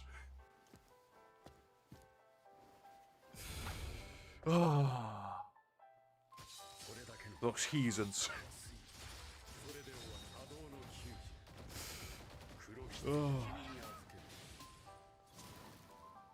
Absolutely no worries, Justin. No, it's fine, Justin. Don't worry. I would never slander any of you behind your back, guys. I would only do it to your face boldly and proudly. You can count on that. Well, absolutely no worries, Justin. Take care, and I catch you later. So anyway, as I was saying, Liz, Summoner's Rift is where it's at, you know? That's where the sweats go. Like, I kid you not, I was playing... Last game I remember, I think it was last February. and I was playing with my Yasuo, you know, being the goldie man that I am, slashing and dashing, and doing pentakills left, right, and center. And then somebody took Dr. Mundo on mid, and I swear to God, that man was juiced up to the gills because he proceeded to give me an ass beating of a century. The Dr. Mundo was 16-0, and he killed me like 5 times as well. I was afraid of that man. I don't know what he was cooking, but he was cooking something. That's the kind of people I'm talking about here. And then I remember I looked at his profile, and he was like masters in every single ranking. And I was like, what? What are you doing on Summer's Rift? Like, golly, let me plebeians like us play in peace.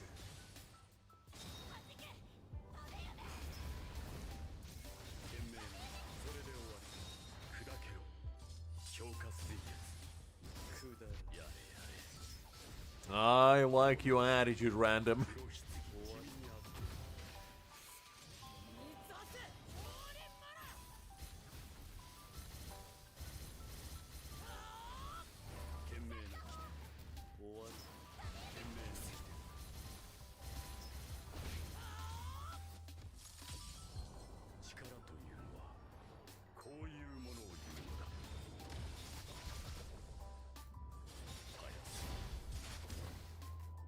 Well, Random, at least you do it in the true connoisseur way.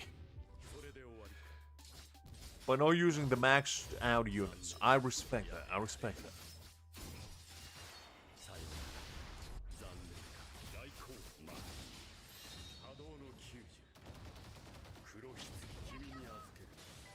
Listen, Liz, Dr. Mundo is like the easiest character in the game. It's like playing Garen. You don't have to know what you do. You just throw a cleaver and you press your ultimate to heal. Like, geez Louise, it's not that hard to understand. You're not playing somebody like Azir, who needs an entire physics degree in order to understand his gameplay. You play a very simple character. And for Yasuo, you need at least 3 PhDs to understand his almighty gameplay. I mean, that's as difficult as it gets. Oh.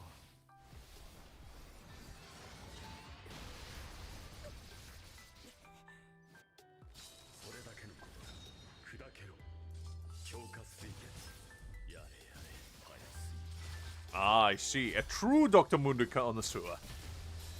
That's what I like to hear. I want to see somebody... I want Faker to just take Garen mid lane and see what happens. Just see what happens. Man proceeds to do 10 pentakills that game. It's like... Faker just clapping cheeks with Garen now. And then you see everybody start using Garen on mid lane. Listen, Liz, don't you dare say the Yasuo is one of the easiest characters to play. That's a disrespect I'm not willing to take from you. You gotta acknowledge he's the hardest character to master in this game. In that game, brother. God forbid he's in this game.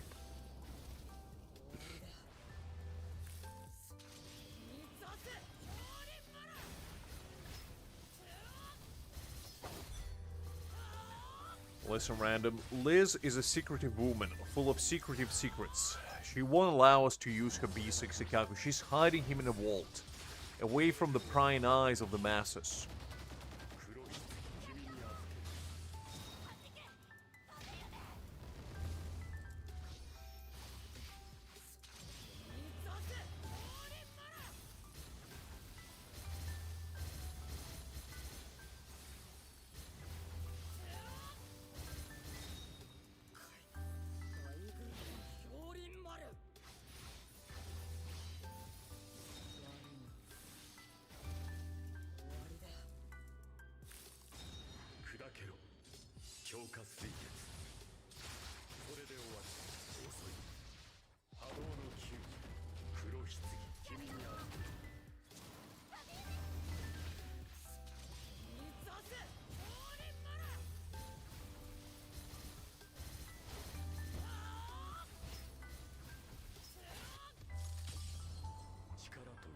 Ah, Legolas, when will you understand the Yasuo mains are the true apex individuals of this world? The enlightened beings that know nothing but enlightened.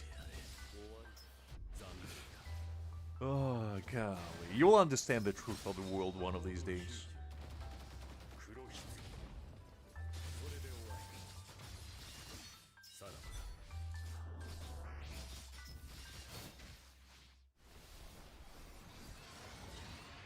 Alright, doesn't look like we're gonna be able to clear this for now. And I'm too lazy to do manually, so... I mean, I could try, I guess.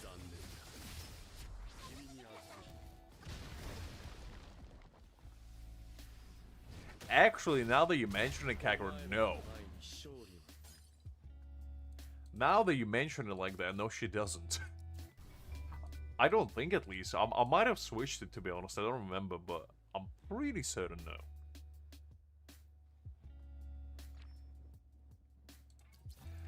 Look, Liz. I can only speak for myself.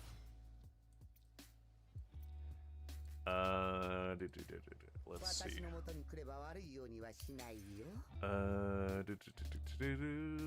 Let me try one more. Okay, I'm not using it. Thank you for pointing that out. There we go. Now we cook it. Now we might be able to clear it. Let's try it one more time.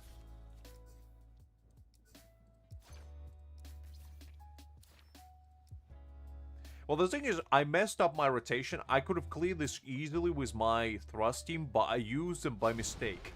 So, now I'm kind of struggling out here.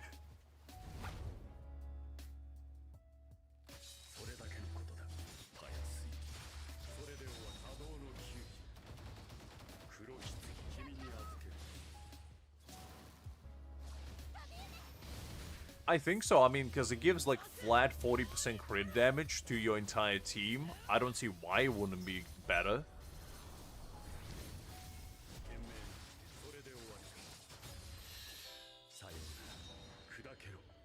I think it's one of the best bombs out there because it works on anyone. Because you literally just put it on a character that you don't do DPS with. You can even put it on your bomb character and just have 80% crit damage for your DPS. I feel like it's very, very good. Because other ones are restrictive for, like, only battlefield skill units can use it. Only, you know, supports can use it or whatever, no? But this one you can use it on anyone, so I feel like it's very powerful.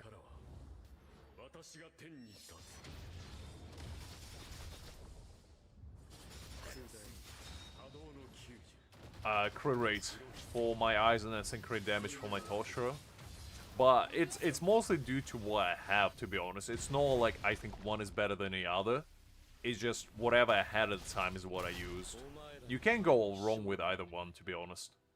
It's better in the long run to have crit damage, I'd say, because crit damage is more, you know, you can't have too much of it, but with crit rate you can. So it's better to have crit damage in the long run, but it doesn't mean the crit rate is a bad option. Because like characters like Ichigo benefit from overflow crit rate anyway, because they get more crit damage. It's kind of, I would just use what you have. And don't stress about it too much.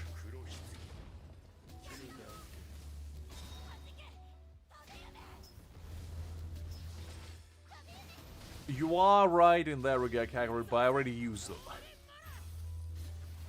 That's a problem. In this trial tower, I can't use the same characters because I already used them. I only have my spirit team left. I will clear this easily next week.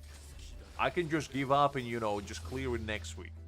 With my proper thrust team, but you know what? I'm stubborn. I don't like taking easy routes.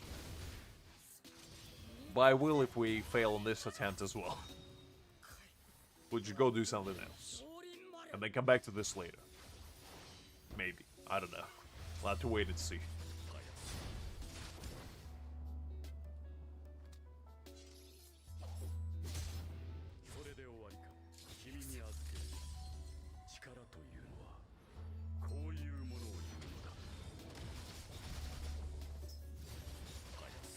No worries, random, no worries.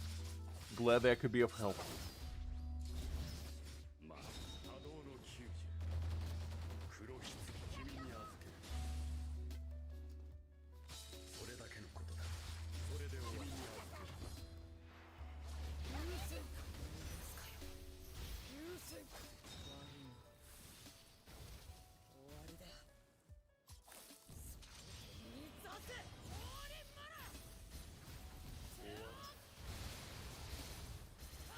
I don't know, Liz. That's like immovable object meets unstoppable force. Which one is mightier?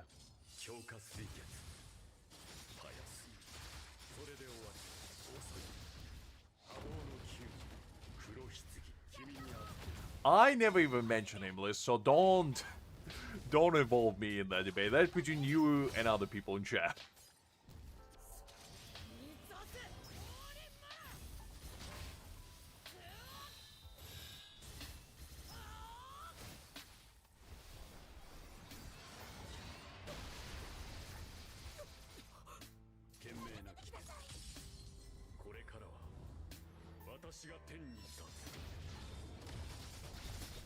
No, I haven't, Random. I've forsaken him to the Shadow Realm. He wasn't worthy enough to be unleashed. And it's definitely not because I've been trying to beat the stage 14 of the previous Trial Tower all this while.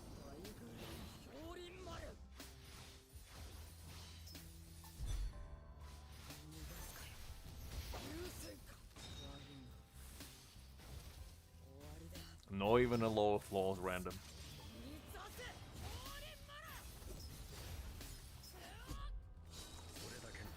Listen, Liz, that's a secret. Come on, don't expose me like that.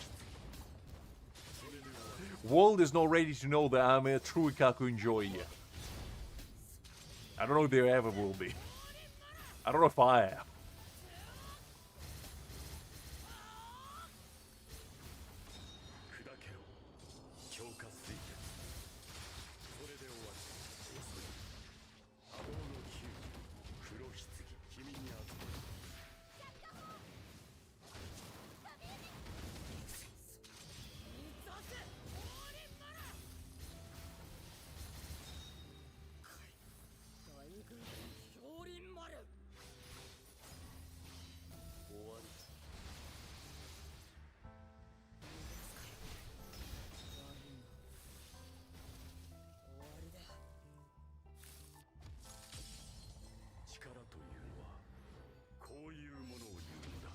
I don't want that, Random. I appreciate the vote of confidence, but I don't know if I'm that skilled.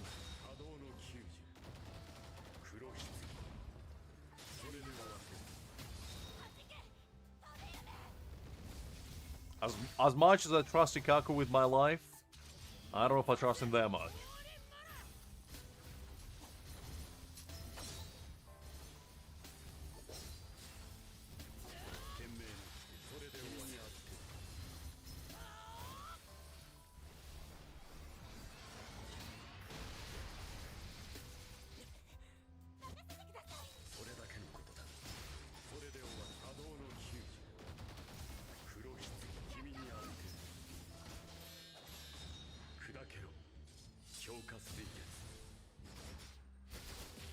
Of course, DBL, who wouldn't?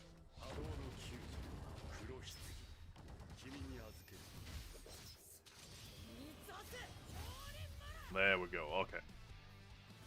Alright, that was much more painful than it needed to be, but you know what? That was a little bit of a challenge to myself.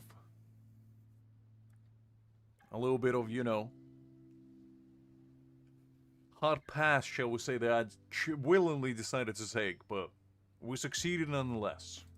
You see, guys, you don't have to have. You see this? Enemies take 80% less non-thrust damage and non-strike damage. If you have Aizen, that doesn't matter. Because Aizen can clear it for you nonetheless. It's how much of a Chad Aizen is. The 80% damage reduction means nothing. Means absolutely nothing.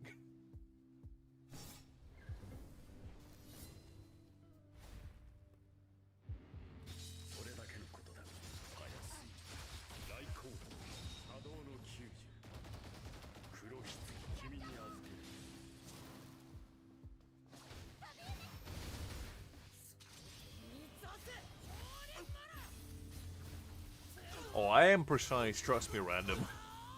I'm as precise as a fine scalpel. Doing surgical work over here.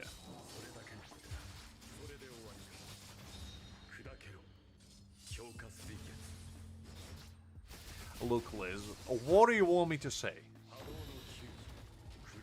There's two kinds of people in this world. People who do have B4 eyes and people who wish they had B4 eyes. And I'm fortunate enough to be part of the first group, is all I'm gonna say. To be honest, I don't know much about Uru, but from the limited gameplay that I saw of her, she seems fine. But to be honest, in this game, at least right now, the only SR characters that are worth building would be Momo, Rangiku, and Rukia. Everybody else, I don't know about. I mean, they have their value, I'd say, but it's just resource so limited that you kind of have to focus your attention on SR characters, otherwise, you know, it feels like you're wasting them.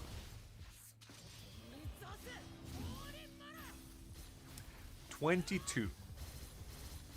22.5 or something like that. But the thing is, Random was trying to collude me into, you know, using the bugs that are afoot, shall we say. But I refused. I put my foot down and I say, nay, I shall not do that. So yeah, I did 22.5, which is good enough. It's good enough for me.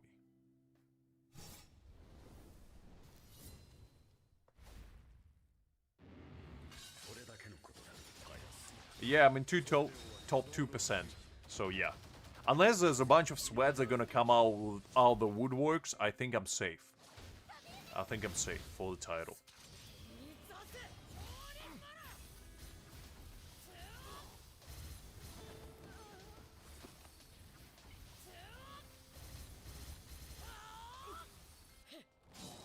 No, I don't want to know what they're doing. It's between them and the devs of this game to get banned. I'm not doing that. I don't want to become a witness to their crimes.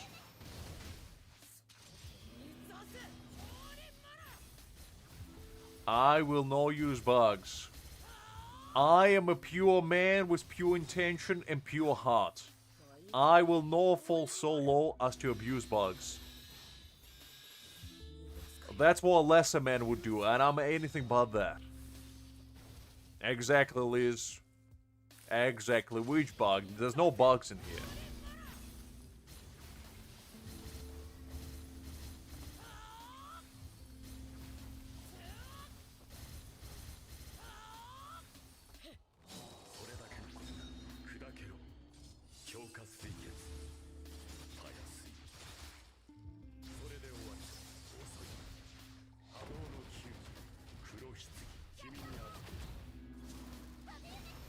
Ah, you changed Man Creek. I see, I see.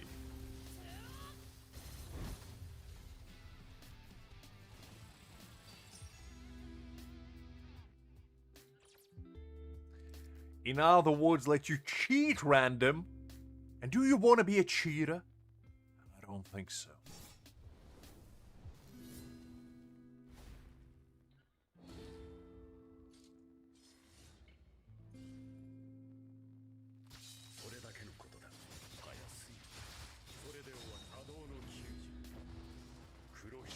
I wouldn't be surprised if their account gets permanently banned for 10 years. You abused a bag? Well, there's a ban hammer coming after you. You thought you were number one? Well, good luck being in Slammers for the next decade. Did Stamp Corridor teach you nothing?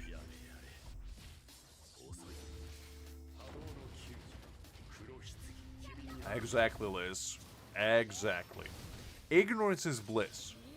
If you do it by mistake, then so be it. But if you do it intentionally, oof, that's when the Justice Hammer is gonna come after you.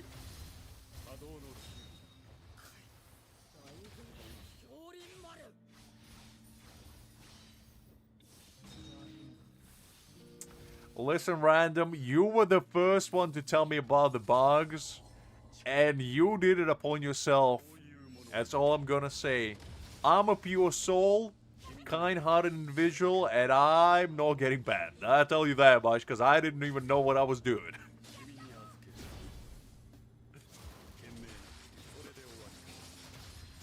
And what is that supposed to mean, Liz? Unbelievable. Are you telling me my account is not good enough?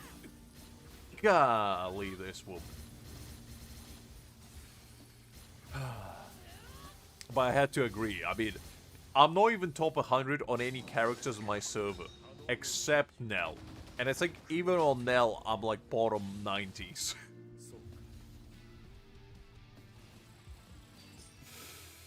For the prestige, Liz. For the prestige. Oh, fine, fine.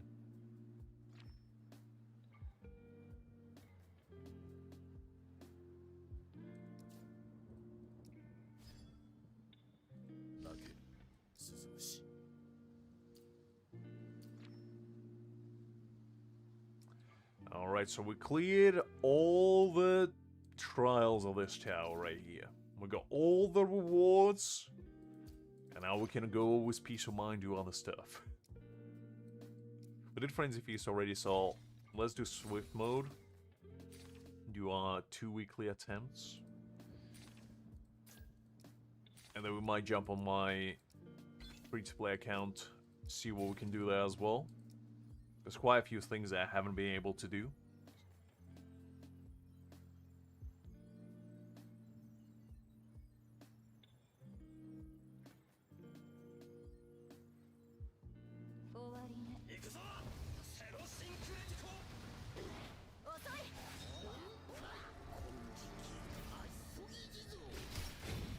I'll do the other tower later.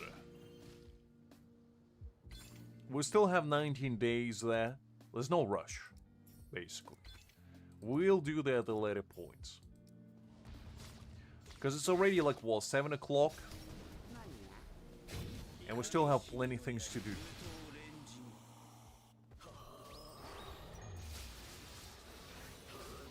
I have about 21k DVL. It's not that mighty. But I can show it to you if you want. I don't know why I would lie about that.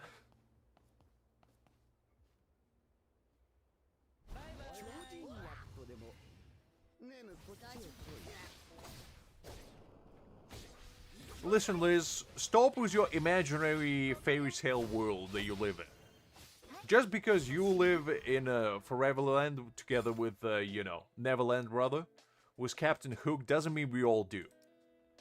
With your imaginary No Clock Land, and captains with hooks for hands, they may or may not be afraid of crocodiles.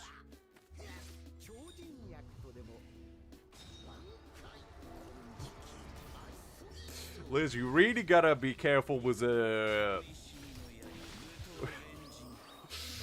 You know what, I'm not gonna even say anything, because anything I say can be taken out of context, and I just don't want that to be out there. I'm just gonna pretend you didn't say anything.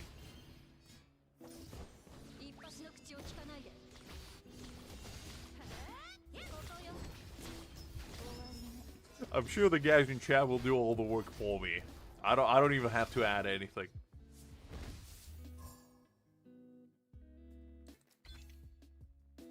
It's fine, Liz. It's fine. Don't worry about it. It's alright. It's alright. I understand. But just because I understand doesn't mean others do. So... Oof. You gotta understand, Liz, in this domain, it doesn't take a lot. It doesn't take a lot to get piled up on, and you're giving all the ammunition to these people. And me included, I guess I'm one of them. Oh, anyway, it's fine. It's fine.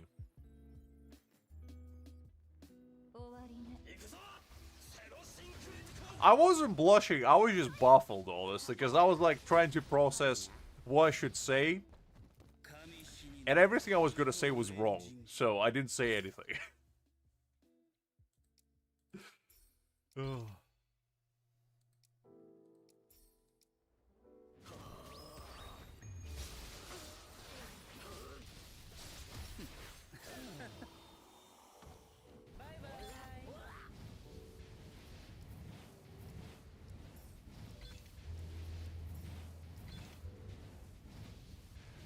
was indeed. I mean, Liz's autocorrect is part of the experience of joining the streams every week. Because you gotta wonder in the back of your mind what Liz will say next that she didn't mean to say. It's always a roller coaster of emotions, shall we say. Well, now Liz, every single word you're gonna use gonna say baby. You used it way too much. You give the ammunition to your keyboard. There's a little goblin that lives in there, and he right now taking notes. He's gonna say baby for every single sentence you say from now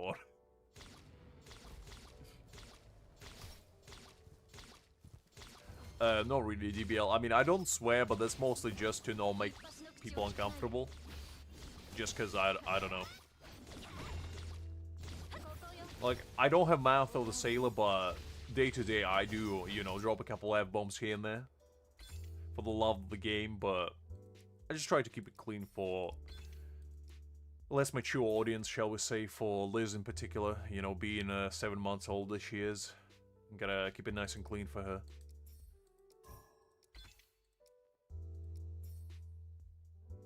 It's fine, Liz, it's fine. Don't worry about it. I already did. I can't take it back. It's like a genie, you know, you can take it out, but you can never put it back. It already has been done. Your forever curse was baby keyboard. Okay? And I don't know how to uncurse it.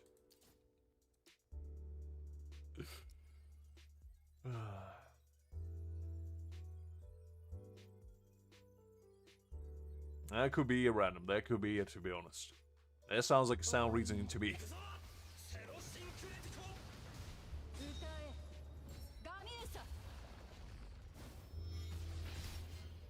I don't know, DBL. I'm not a girl, so wouldn't know.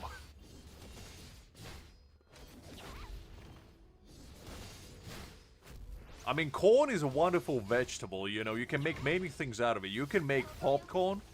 You can make grilled corn. Have you ever had elote? I mean, that's like a pinnacle of corn.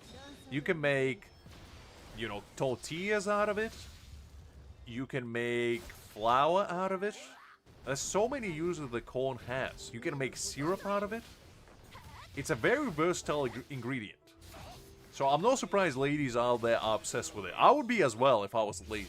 Unfortunately, I'm more of a potato man, you know? The good old spud of the world. Because I love me some mashed potatoes, you know? Potato is like the greatest vegetables ever. Because, you know, you can mash it. You can boil it. You can fry it.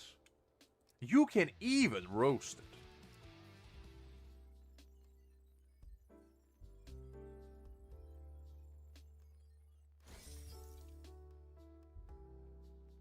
Exactly, random, exactly.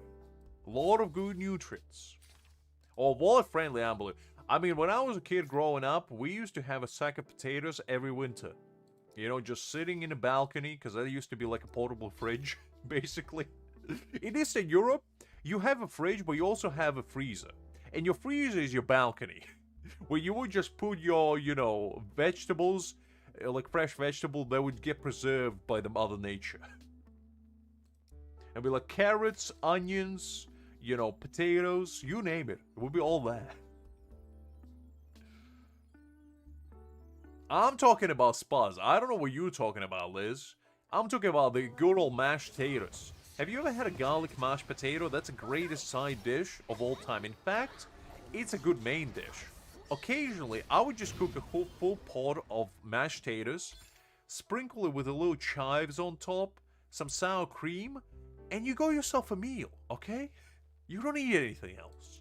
But if you want to go a step further, get some gherkins. Or like pickles. Slice them up finely. Make like a little lotus flower out of it in the middle, and you got yourself a meal of a century, I'll tell you what.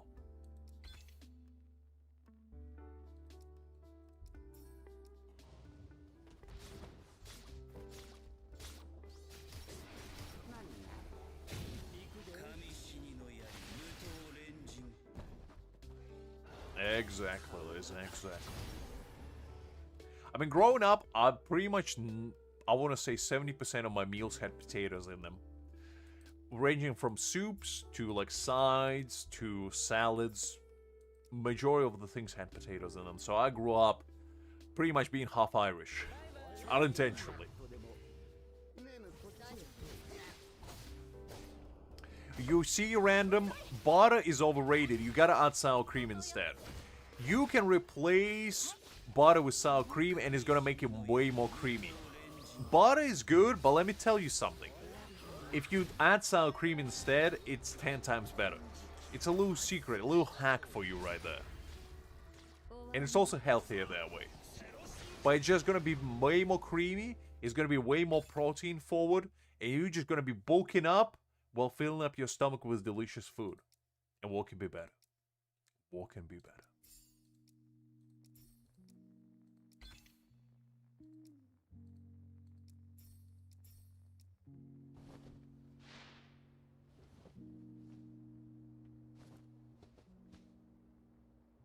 Look, guys, the reason why corn is in every single movie is because corn sells. Like, you think about it, corn is everywhere.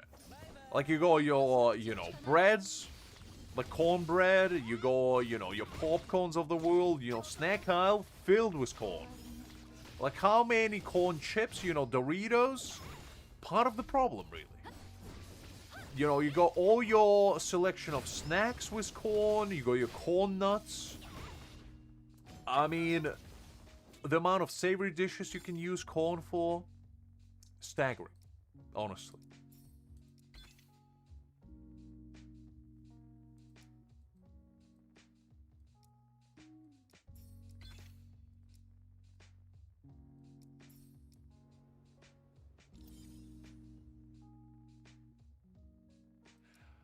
I think so, Random. Corn is slowly but surely overtaking the world, one cob at a time. And we just gotta protect ourselves, You gotta stay vigilant out there. Never know when a wild corn cob is gonna come after you.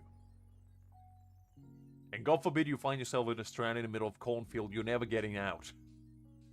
You're gonna be stranded there for life. You're gonna become part of the corn community.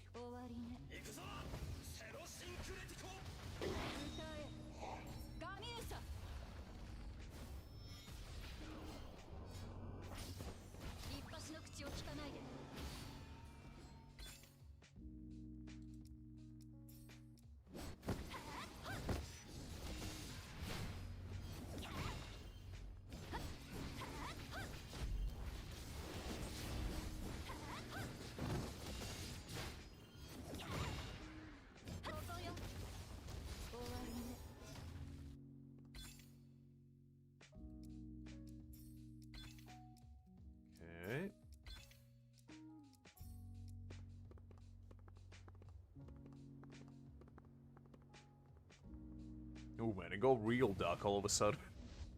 It was still light like literally 5 minutes ago, and then out of nowhere the sun decided to peace out. That is what it is. Yeah, I mean, if you want my honest opinion, I do think that, it is there because it sells. It's pretty much just because of that. If people didn't care, it wouldn't be there. And it's just how it is. There's no other reason for it. It's whatever dictates profits, basically, is what you're gonna see on a big screen.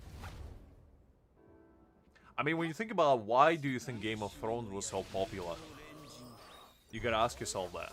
Is it because of impeccable characters and writing? Maybe. But let's be honest. What scenes were most memorable? Huh? That's all you need to know.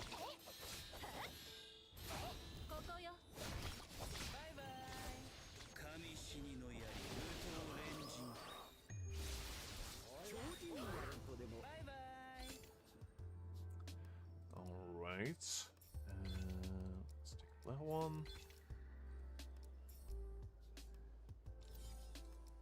I mean, it is what it is, you can't really avoid it. But if you don't like seeing it, the best way of going about it, just don't watch those kind of shows, Because, I mean, even in anime nowadays, and like manga, whatever, no, it's pretty prevalent. I mean, how many like harem animes out there? Hundreds, if not thousands. So, you know, everybody's just on their corn grind, you know? They can't get enough of it. The cobs keep getting them, time and time again.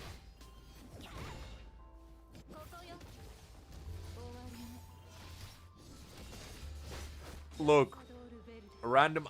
In this game, it's not as egregious as in some others. Like, let's be real, it's not even in the same universe as something like, you know, Goddess Victory Nike.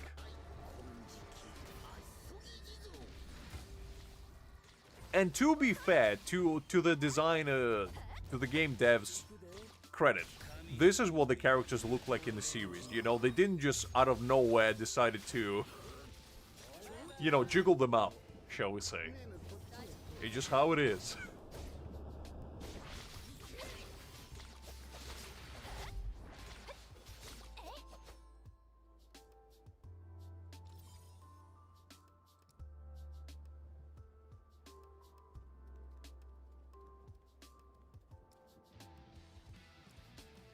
I would say DBL, it's mostly because that's what a lot of people are looking for. It's just how it is.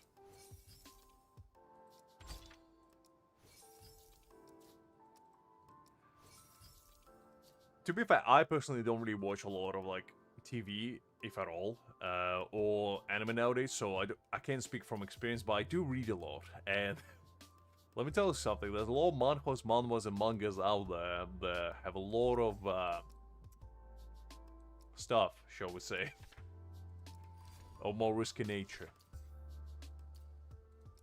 Okay, let me claim this one.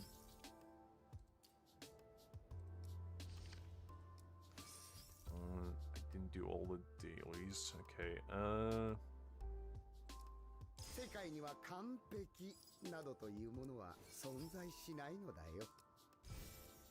upgrade that one.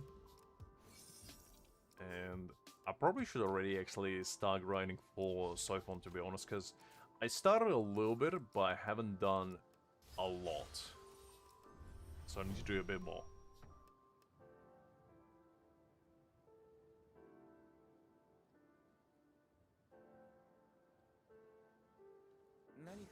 I mean, to be honest, DBL, I can't speak for, I don't know, somewhere between 20 and 25k, somewhere there.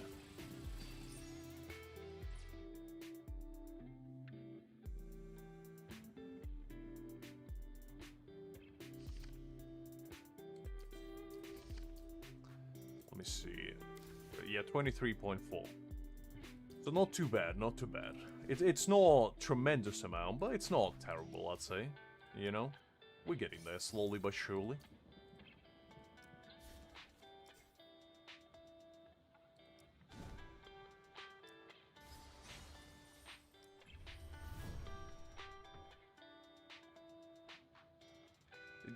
DBL, you can't be judging everyone based on one experience. It's like me going to a grocery store and then getting like a spoiled apple and then be like, okay, all the apples in the world are spoiled. Actually, now that I think about it, there was once upon a time when I was in college, I went to like a local corner store and I got some groceries because I was really tired and didn't really want to drive anywhere. So I got a pack of meatballs because I was gonna make like meatballs pasta, you know, with a little bit of nice pomodoro sauce on the side. But I remember when I went home and I opened said meatballs, they were pre-cooked. Basically, all you had to do was just submerge them in sauce and just heat them up. And I opened them up and I rolled them around, just kind of dumped them on the plate. And what I saw was mold. And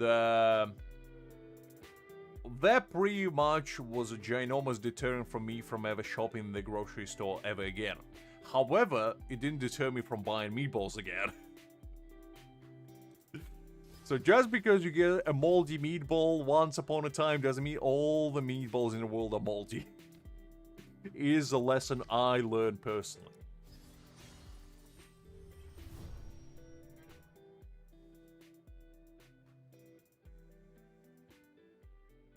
I don't know what kind of stores you go into, random, but any store that has corn in my neck of the woods has meatballs as well. No, I mean, it was only like £1 for a pack of meatballs, and I didn't really bother going back, because, like, it wasn't really worth my time. But I didn't shop there ever again. If it was something, like, expensive, I might have been inclined, but, like, I'm the kind of person that doesn't like to cause a scene. Like, if I get, for example, a few times when I was in the restaurant, I had, like, a food that was given to me based on the wrong order. Like, for example, if I ordered, like, butter chicken, they would give me, like, chicken tikka or whatever. And I would just eat it, because I'm not the kind of person to cause trouble. I don't like causing public commotion. So, in those kinds of cases, I just kind of take it on the chin. I'm like, it is what it is. You know? I think during that day, I just cooked up a bunch of pasta, because I had nothing in the fridge. I cooked up a bunch of pasta, and I just make, like, scrambled eggs, and just say pasta and scrambled eggs. I made kind of like cacio de pepe, pasta-wise, and just a side of scrambled eggs, and I was like, okay, you know what, fair enough. I'll eat this instead.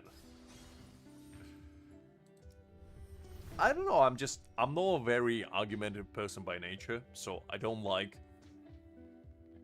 you know, causing trouble for other people, because it's not really their fault, you know, it is what it is. Somebody forgot to remove it, and, you know, I'm not gonna cause a commotion over a moldy pack of meatballs.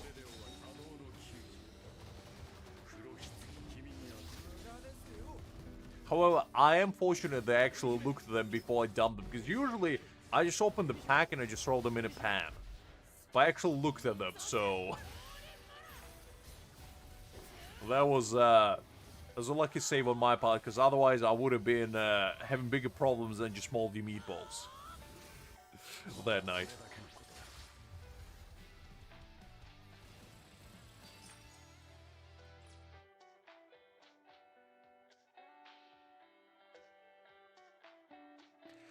I mean, kinda. I never, like, I'm not really a posh individual, so I don't buy anything expensive food-wise or anything really. So I don't have a reason to complain, but I guess if you buy, like, for example, I don't know, a steak or something, and it becomes moldy, then I would be like, okay, maybe there's a ground for complaining. But otherwise, I don't know.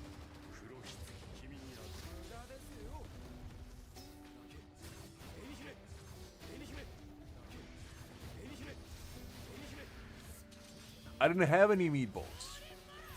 And to be honest, I haven't really ate meatballs in a long, long time. That was around the time when I was surviving basically on the convenience store items. Like, I would eat precisely, like, pasta with meatballs and, like, marinara sauce. And I would eat, like, pre-made burgers and, like, chips, basically. Or fries, as some of you may know them.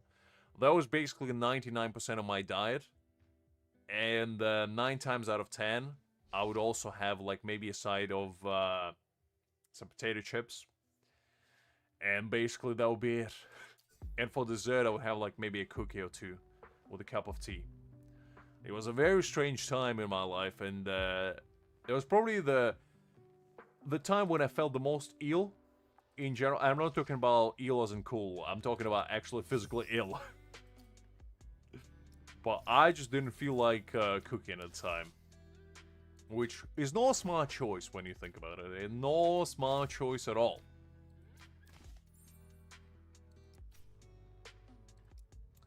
Let's do this one, I think.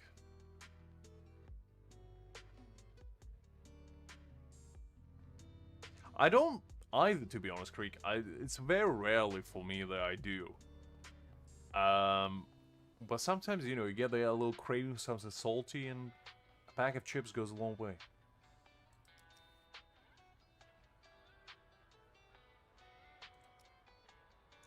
Okay, let's see. I think I vaguely remember this one.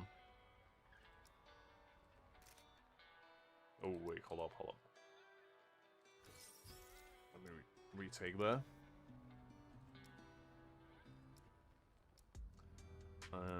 Let's do Oruru.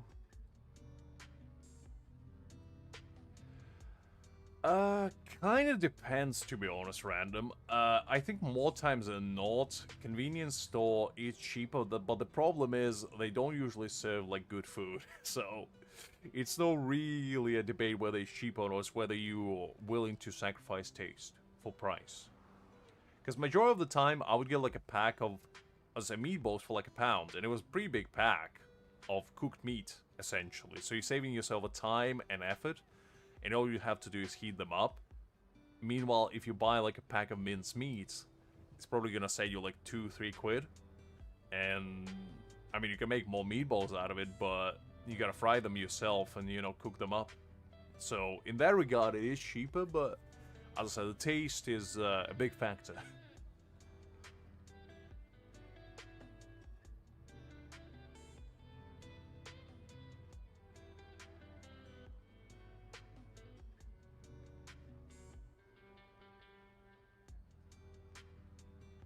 I mean, to be honest, it's a good thing that you can cook DBL. It's a very useful skill. And I mean, if people ask you to cook, it means that you know what you do. So you gotta be proud of that. Okay, because much better, you know, cooking for somebody and them asking for more, than you cooking for somebody and they not wanting it ever again.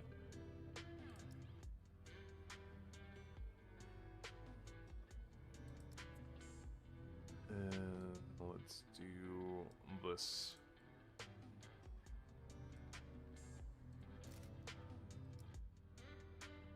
Man, I remember this one being like extremely finicky.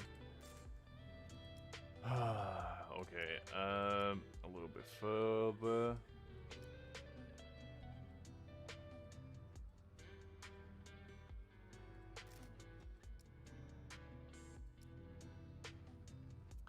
Look, Liz, I forgot what I did last week.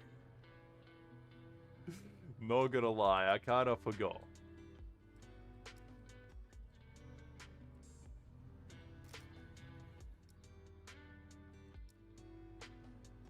Look, I wish I did it last week just so I could remember. But listen. Listen, I'm the kind of man that doesn't take easy routes. I will complete this fully even if it's the last thing I ever do. Nope. I will never give up. I'm the man that arises to occasion, and against all the odds, succeeds in the end. That's kind of man I am. That's kind of man that everybody should be. Because if you take an easy way out, is it even worth it?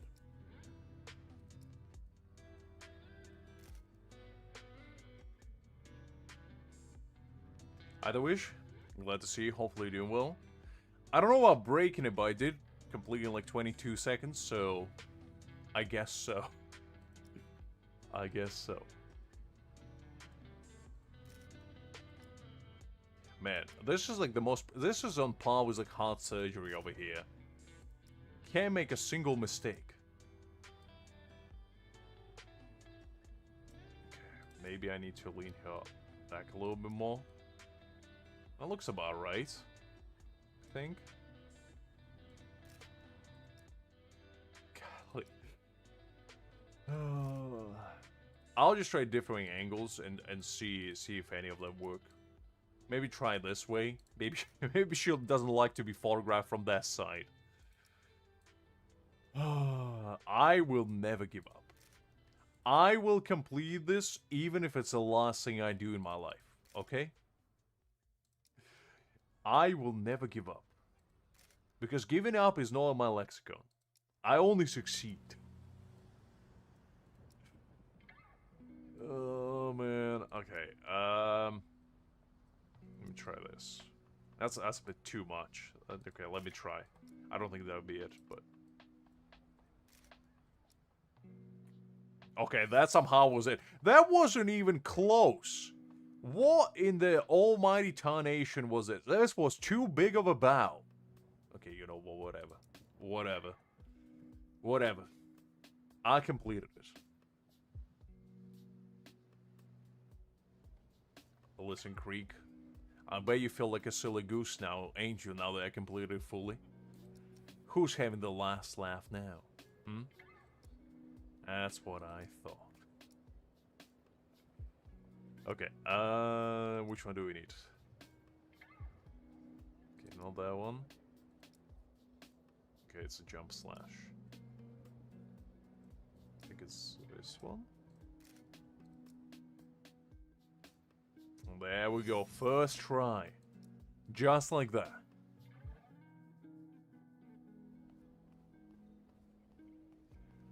Right, we slowly regain our reputation as a true gaming prodigy. Slowly but surely.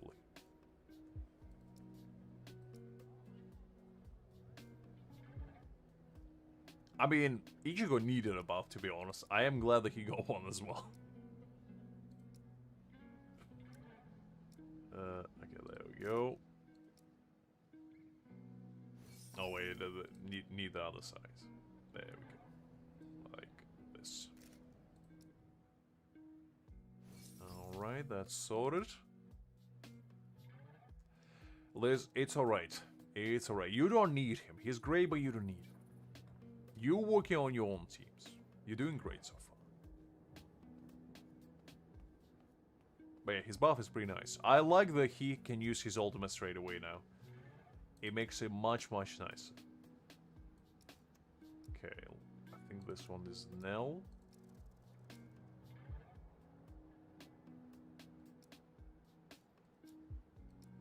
And let's do... Okay, which poses are there? I think it's heavy slash. I think it's this one, maybe?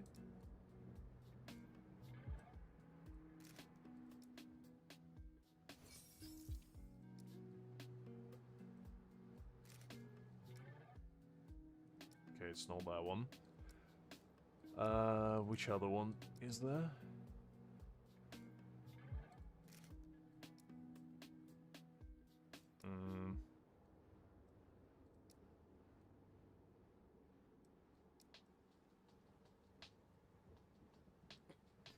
Man, I like the making stuck mid-air. That's kind of fun. Okay, I think maybe this.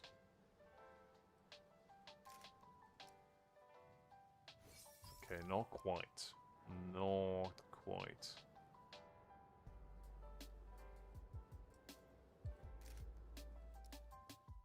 There we go. Okay, go there. I mean, you're gonna get Yorichi for free in the next patch anyway, DBL, so all your wildest hopes and dreams are gonna be realized. So don't you worry about that.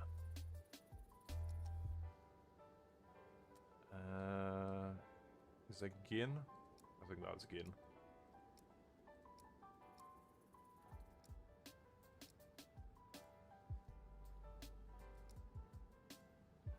Okay, no. Oh, actually, hold up. I think this one, maybe.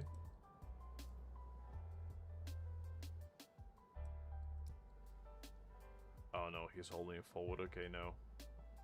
Actually? No, he needs to hold it backwards.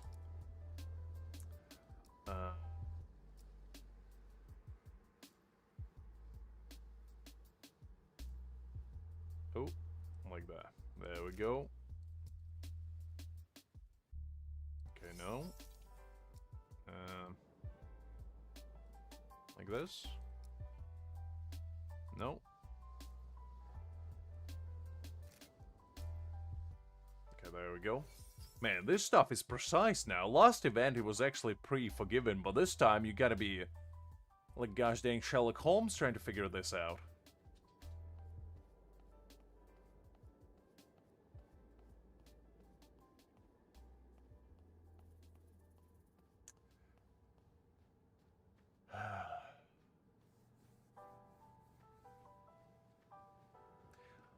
To be honest, I would suggest only getting dupes for your Kisuke, because to be honest, all the standard SSI units will get replaced eventually, and Kisuke has like the longest longevity out of all of them.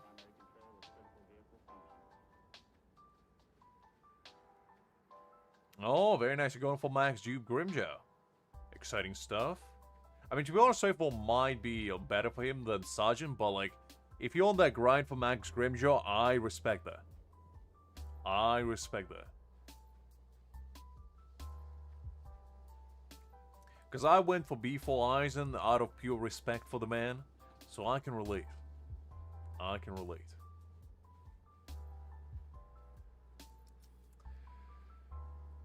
Who is that? I think that's Gin again?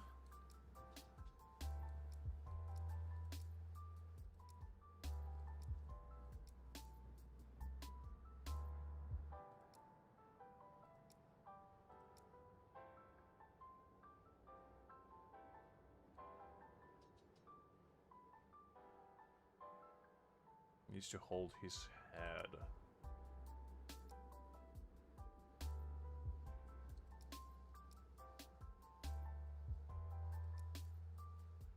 Wait, is that not Gin?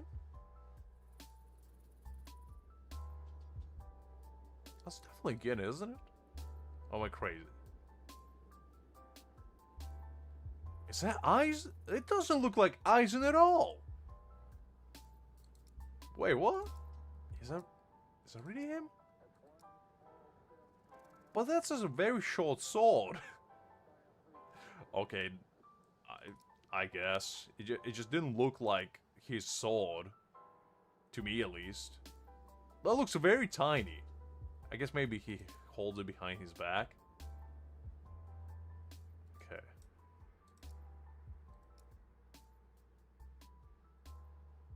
I guess it's just perception. But look at that. It's very tiny. It looked like Gin's. I guess. I don't know.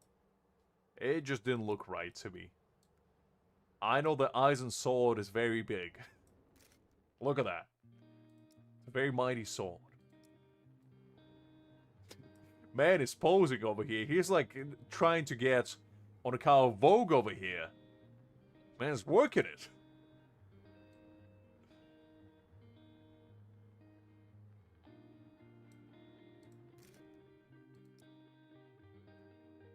There we go. Hi, another one. Hopefully doing well.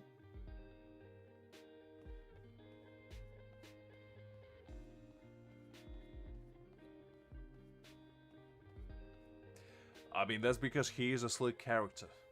He can't help himself but be cool.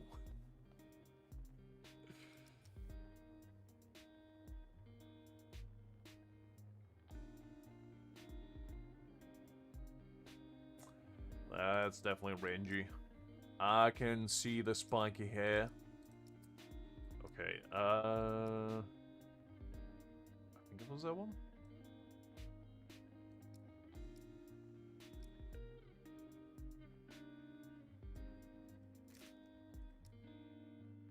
No? Okay, I guess it's another one. Counterattack? Oh, hold up. No, not that one. No, that one.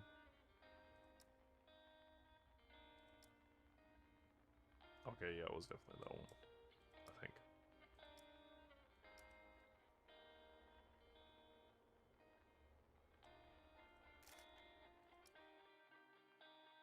Okay, there we go.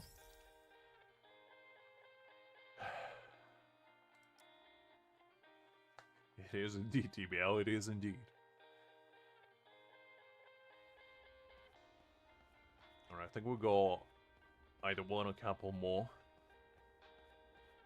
Let's see where we go with that.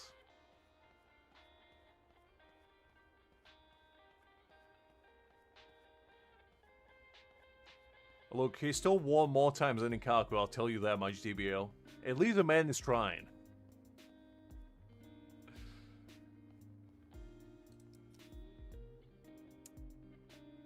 Is that Kenpachi? I think that's Kenpachi? But that boot messes me up, because that's not what Kenpachi's shoes looks like. But that... it is kind of spiky hair.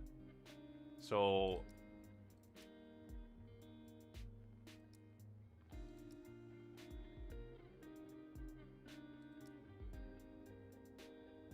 No, is it kind of... You see, I would be good at the guessing games. I was gonna say, who has a spiky boot? But Mr. Tosin has a designer Gucci shoes. Like, look at them slides. The man is walking over here in Prada. Golly.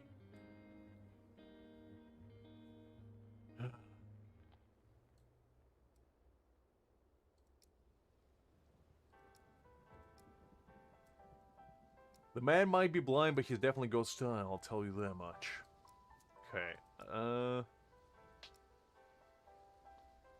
think like this.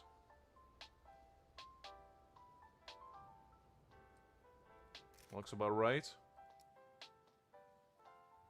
Okay, there we go.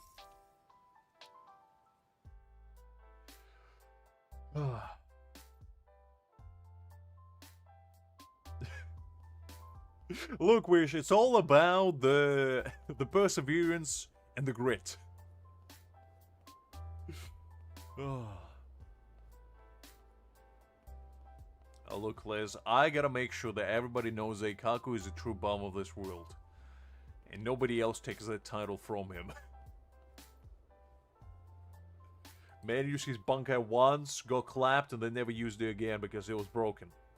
What was the point of him giving him bankai? I don't know. Okay, that's Tobiume. So it is Momo. I can recognize the Zanpakuto shape. I think like... Okay.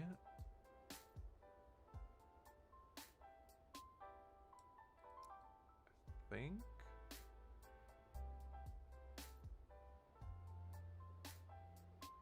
No, it needs to be forward. Okay.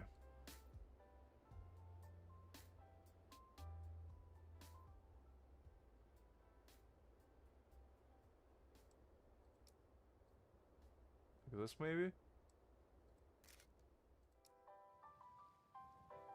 Okay, no.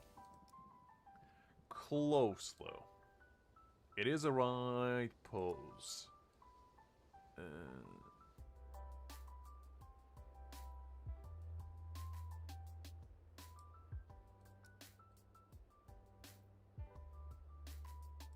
Like this, maybe? No.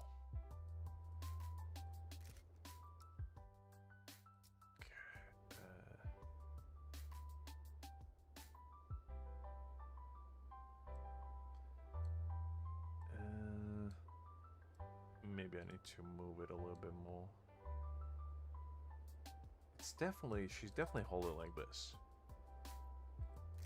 Renji did go for Calco for training, that is indeed correct.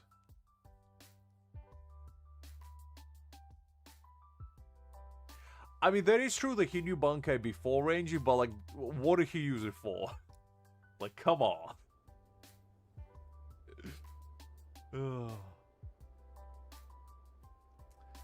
Okay, man. Like this, maybe? Looks about right.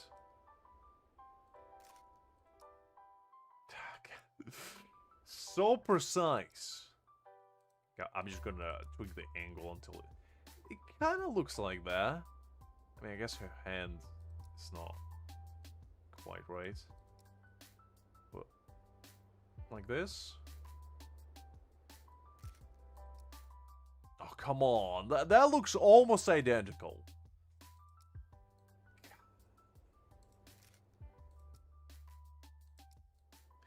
No wonder people complain about this event. It's like, how are you supposed to get it?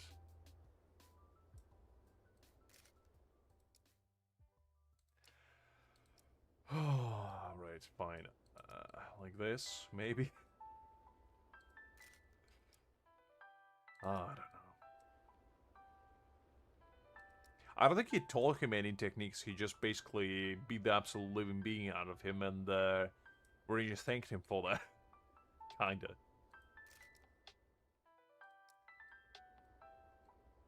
Maybe. Like this, I guess. Oh, because the sword is definitely on an angle like this.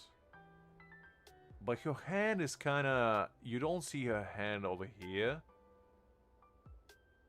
Her legs are kind of right. It's like, I don't understand what they want me to do. I guess the hand is a bit more bent towards... Oh, actually, maybe like this. Because the hand is a bit more towards the head. But what does that mean?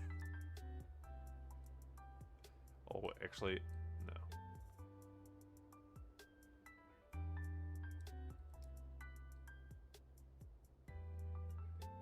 No, that wouldn't be it. Oh, okay. Okay, okay, explain this to me. How does that match that? No, I want to know. I legitimately want to know. Because at least before, it looked similar enough. It looked like, okay, maybe that would be it. How does this look like that? Is what I want to know. What is happening? It's like, why do you gotta be precise? When you can just use random pose, random image that looks nothing like the image in question and get it right.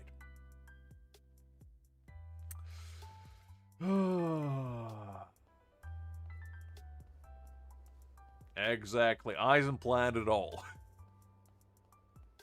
Aizen was behind it. Aizen planned that I was gonna struggle on that stance and get randomly 20 years ago. While I was 5 years old, the man already had it all in motion. He already laid out his almighty plan. And we merely pawns in his grand schemes. Okay, I think it was that one.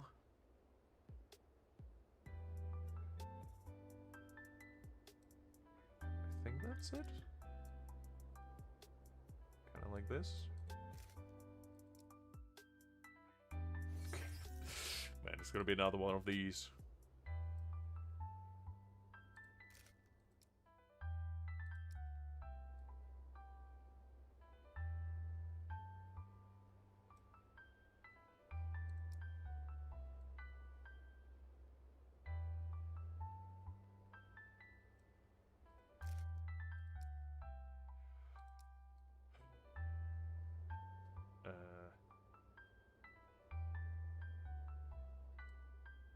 Like this.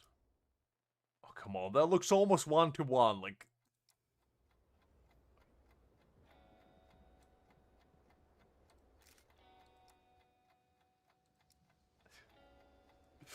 I swear. It's like... It's just so finicky. I swear, this works. Okay, it doesn't. Okay, good. It's almost as if you just take random angles and sometimes you just say, oh yeah, that's good enough.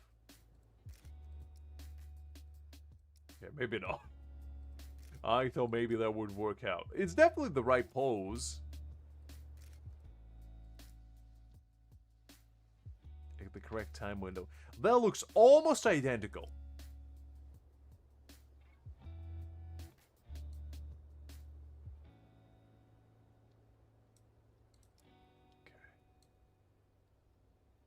Oh, okay, maybe, okay, okay, maybe that was my bad, okay. I didn't use the right one.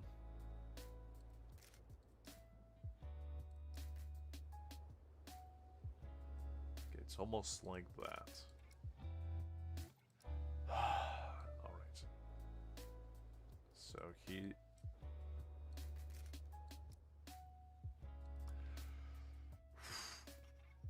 Okay, maybe I should move it a little bit. Hold up.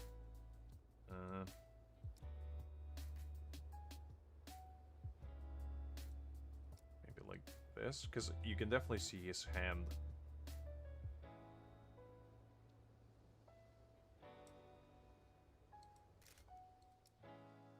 Okay, there we go. Yeah. Oh, man. I feel like after this, I'm gonna be a qualified photographer. I feel like this should double up as a photography degree that I'm just taking right now. And I'm going to be able to do any shots the world will ever need me to. Listen, I'm doing it for the sake of completionism, okay? I don't care about 5,000 gold. I just want to be able to say that I did it because I'll tell you something. There's probably only me and a couple other people that will have the patience to do this. Because if I was playing this by myself, I would have said screw it and just forgot about it after getting the J's as well. But I'm not that kind of man when I'm on stream. I'm a completionist. Okay, this is definitely Kenpachi. I can recognize the spiky man from a mile away. I mean, you can probably still get the one, because I think we're probably going to get about 10k Jades throughout the 3 weeks coming up. Probably even more, to be honest. So, you still will have a chance to get her. Oh, actually.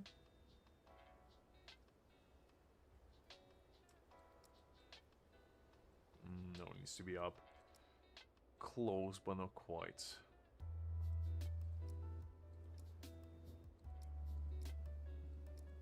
That could be it, I think. Okay, there we go. Nice and easy.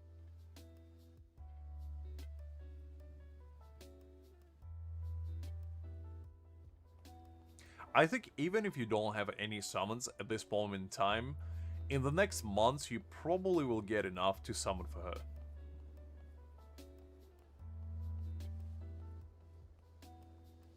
Because the one thing that this game is really good at is actually giving you enough pulls to kind of almost guarantee a character. The only tricky part is going to be summoning for their stamp.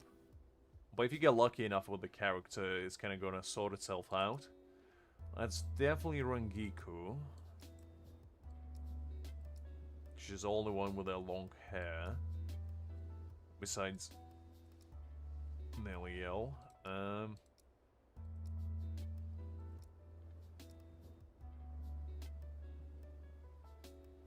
kind of like that. There we go.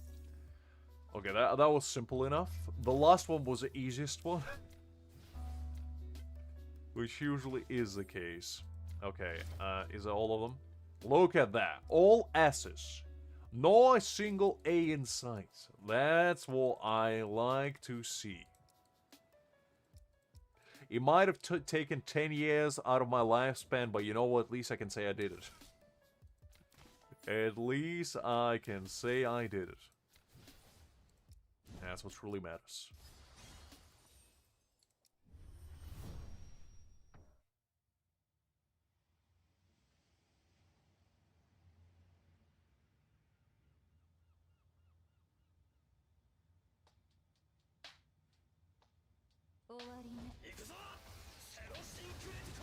I mean, to be honest, I think Renjiku is the best SR character in this game.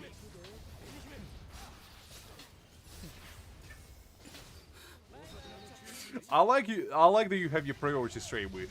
I like that you go your priority straight.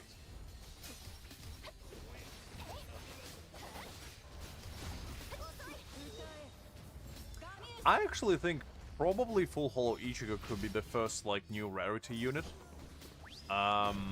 Just because, you know, he's Hollow Ichigo, and he most likely will be the first anniversary unit. So, in the future, I think if they do gonna implement UR rarity, they most likely will be just anniversary units, or like big celebration, like maybe New Year units. Well, actually, no New Year, because anniversary is literally in November, so it wouldn't really make that much sense. But maybe, you know, like half anniversary and full anniversary, that's when we're gonna get like a UR character, and that would be like about, you know, one every half a month. No, one every half a month. That'd be crazy. One every half a year.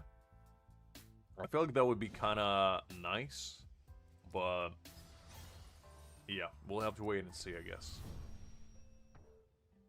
1,000 Year Blood War is probably not even on the horizon yet. We're still in the Huecamundo arc, and when you think about it, there's so many more characters that have released. We haven't had almost any Espada yet besides Nell, and Nell is not even part of like the main Espada.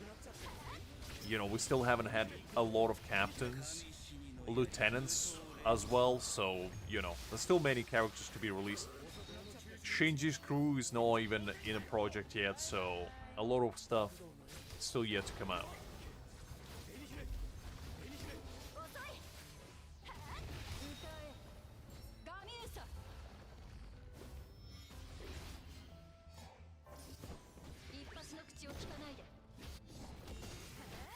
I mean, Unohana is one of the captain crew list. When we get Bankai Unohana, that's gonna be kind of crazy. Because I remember when I used to play Bleach Brave Souls, and they released Bankai Unohana, that was like one of the hypest moments ever. She was like absolutely broken character. And I hope she's gonna be here as well. Because man, she's absolutely crazy. Both literally and figuratively. Okay, let's do this one as well.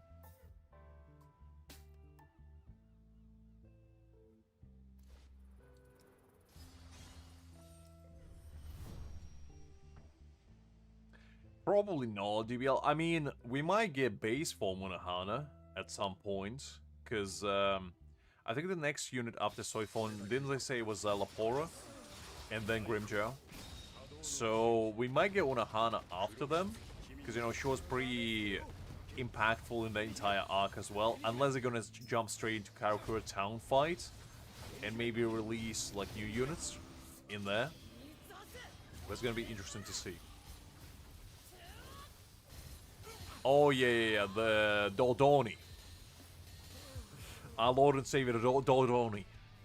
The greatest matador this world has ever seen.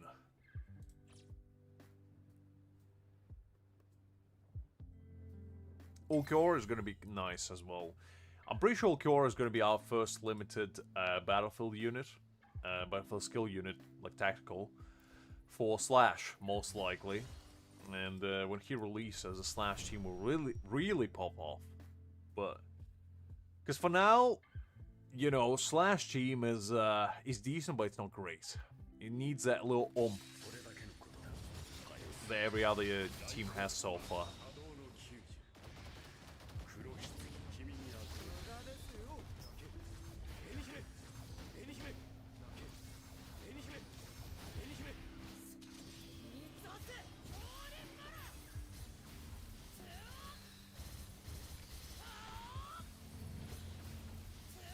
I mean, kinda. I guess you go your Soul Reapers, you go your humans, and you go your.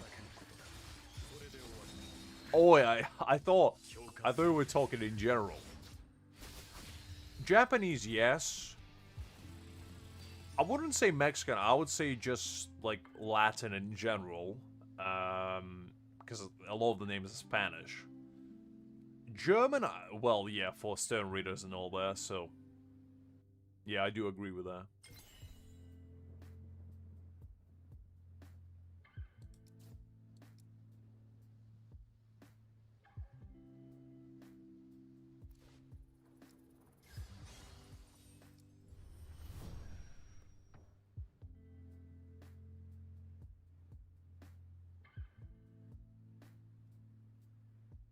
I mean, Stone Raiders, you know, when they come out, I'm looking forward to, you know, the blonde man, I forget his name on the top of my head. He used to be my favorite when I used to read manga. His name escapes me right now. He's like the sub-captain of Stone Raiders, basically. The Yahwa's right-hand man. He's my favorite. Which probably is not evident enough by the fact that I can't remember his name right now. Hi Lewis, glad to see you. Hopefully doing well. Ask it. No. No, Askin is a different guy. Askin is a goofy guy. I don't remember. It's gonna bug me until I remember it, but at some point during the stream, like an hour later, I'm gonna be like, that's his name!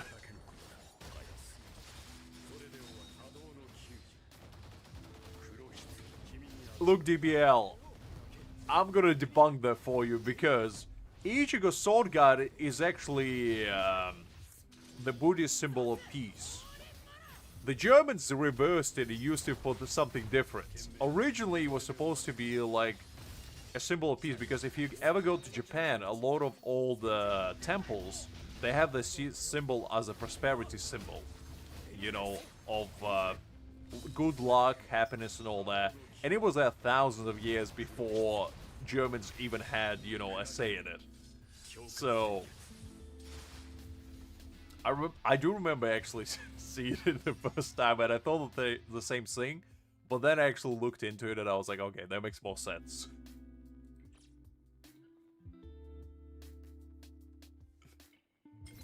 Ugh. Stark would be kind of nice. Stark is one of my personal favorite spotters as well. As between basically Ulquiorra and Grimjaw kind of fighting for the first. And I'd say after that, Grimjaw. And after that, probably Stark.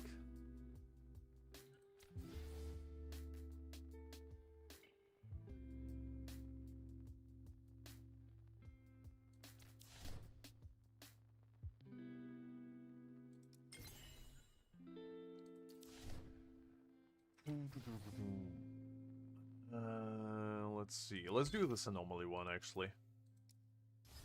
Might as well.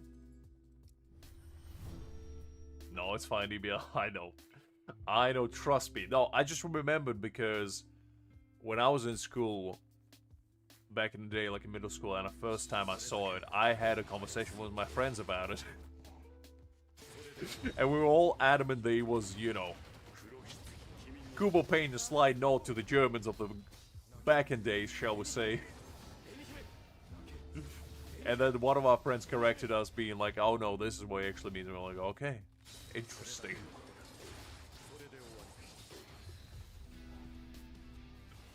He is no rank 0, that, you know, I always said, the Yami is not the man. Never trust a bold man, is what I always said.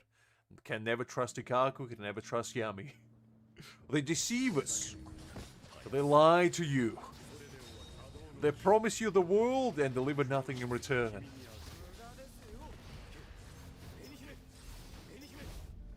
No, Lewis, I could have figured it out, but I didn't want to. I wanted to do this event with my own 2 hands, and I managed to get 22 seconds clear, and I was proud of it because I didn't have to use bugs. Meanwhile, all these other people use bugs to clear it faster than me. Shame on them. Because when they get banned, I'm gonna be the one to laugh. Oh, man.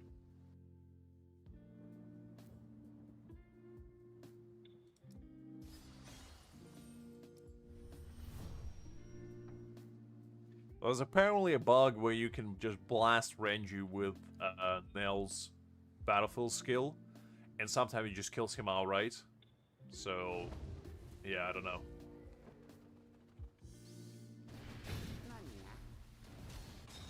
I mean, Corridor Key bug is basically what got half the player base banned.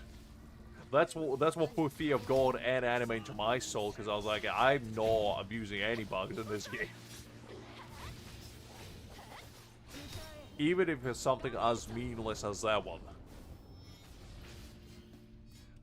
Pretty much, Wish. Pretty much.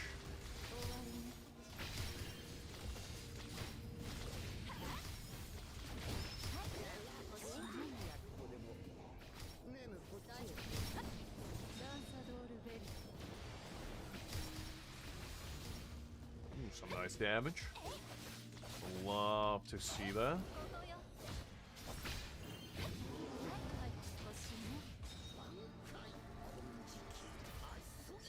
Well, Creek, you knew what you did. You knew exactly what you were doing.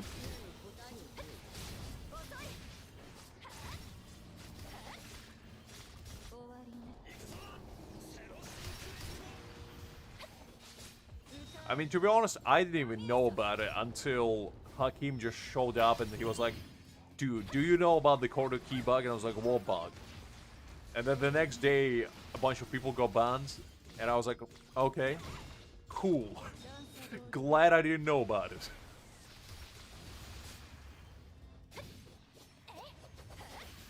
Golly, this woman can't stop flexing. Between all your B6 units to corridor key, Goldie luck. Leave some luck to ask me immortals, Liz.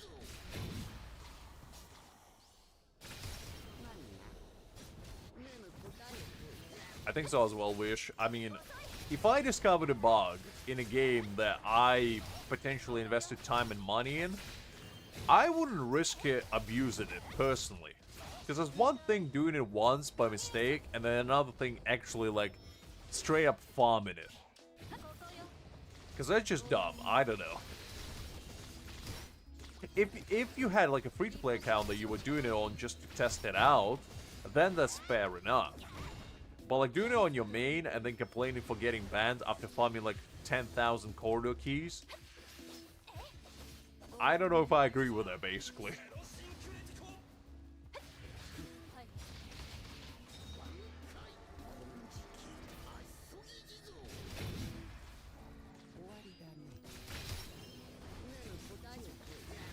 Liz, I don't think there's such thing as good stamp luck in this game. Everybody's cursed equally.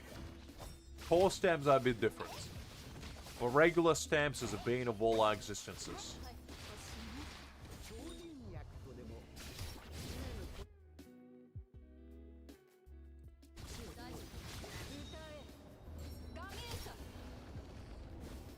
If it's a free-to-play account, then it's not too bad.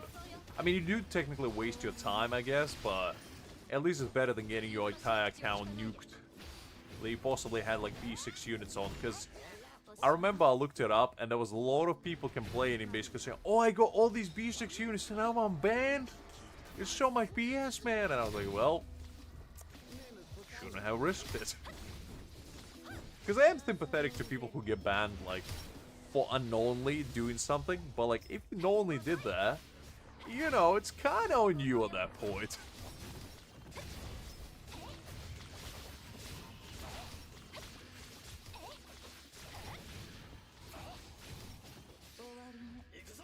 I didn't even know about it.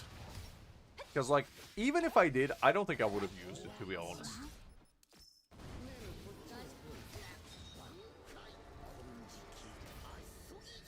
Because, like, there's one thing to exploit a bug that doesn't have any, like, long-lasting game consequences.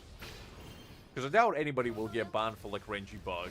But for the corridor keys, I mean, if somebody got 10,000 keys, which some screenshot were floating around, you kind of have to expect that the dev's gonna do something.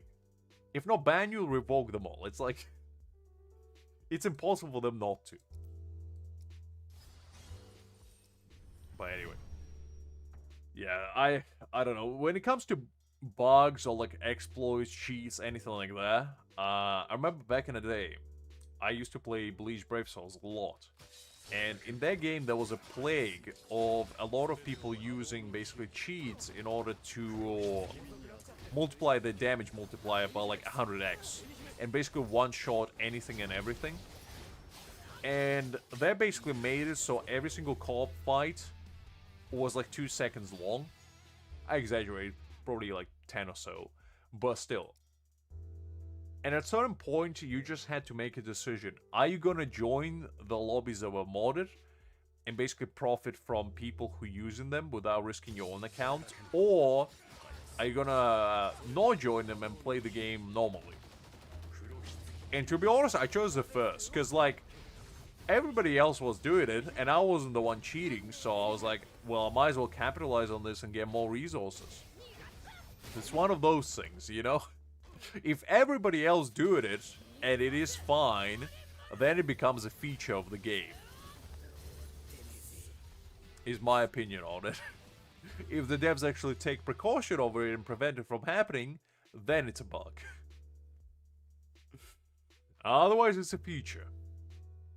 No great feature, but a feature nonetheless.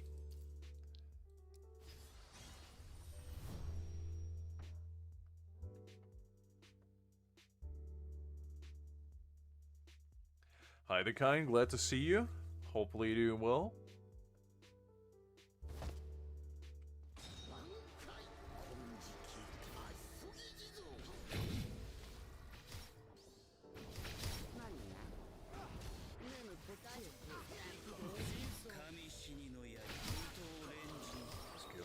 this.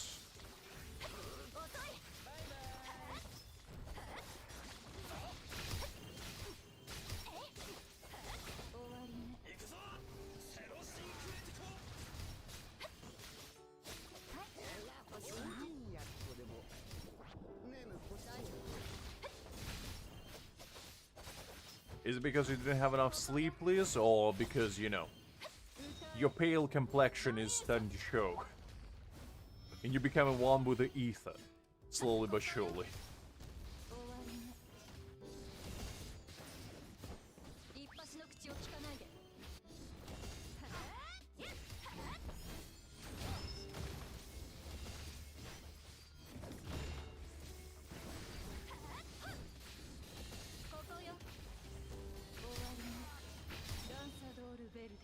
Look, Liz, I just had to ask. I just had to ask.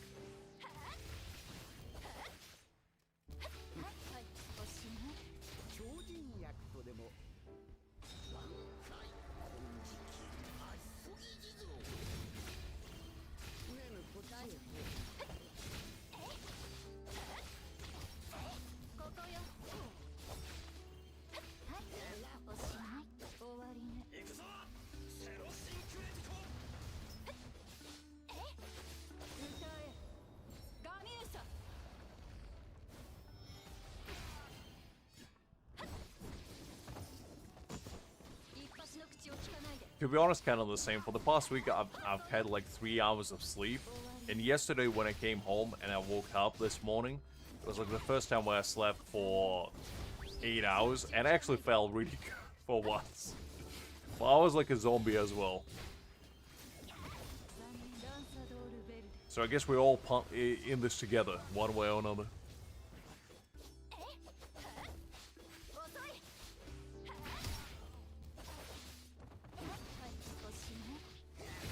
Good luck with your exams, everyone. Hopefully you pass them with flying colors.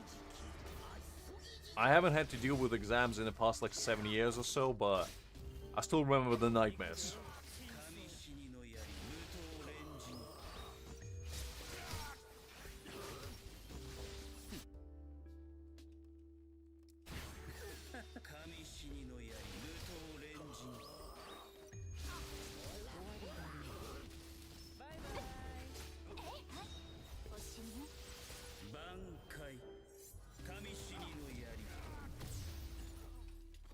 At least you take it on a chin, Liz. You don't let it get you down.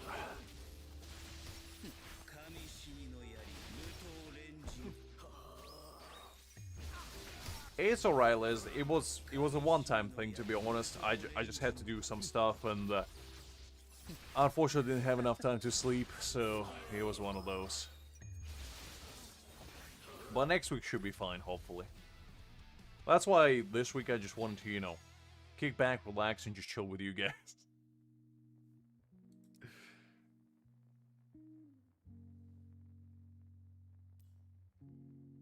Yeah, in a way. But it's fine. I mean, I don't let it get me down. It's one of those things. You have to do what you have to do sometimes, and I usually catch up on sleep all the weekends anyway.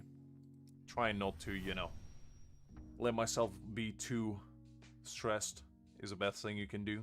Get plenty of, at least tea in your system to keep you somewhat happy.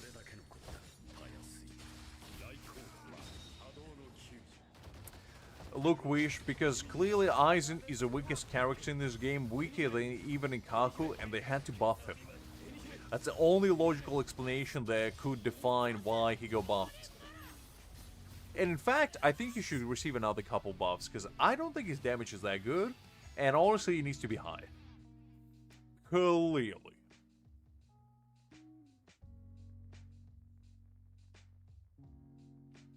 I mean, to be honest, I was planning to take a vacation at, like, the end of May or something, but the thing is, there is a couple days approaching where there's bank holiday. I don't know about you guys, but in UK we get 2 days off for Easter, and I think it's like, it's a week after next, I believe. They would get Monday and Friday off. So, yeah, I'm looking forward to that. That'd be kind of nice. Okay.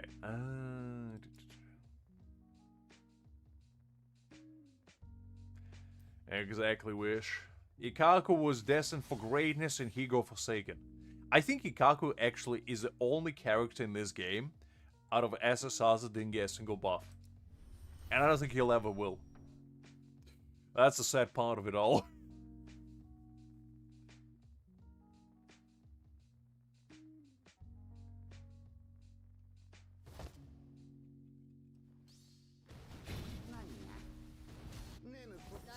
Oh, it's very sweet of you to say, Liz.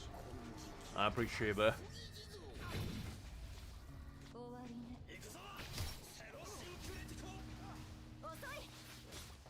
I mean, to be honest, this is a highlight of my week every week as well, you know. I always look forward to coming out here, you know, hang out with you guys, having a good time, having a couple laughs, talk about whatever, and just relax and enjoy ourselves.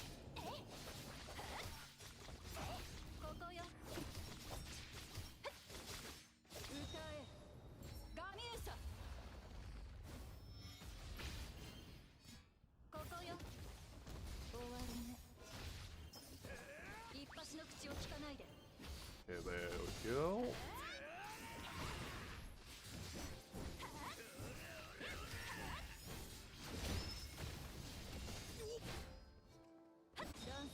Alright, let's get rid of Renji. There we go, nice. Look, you know, this is a team effort, guys.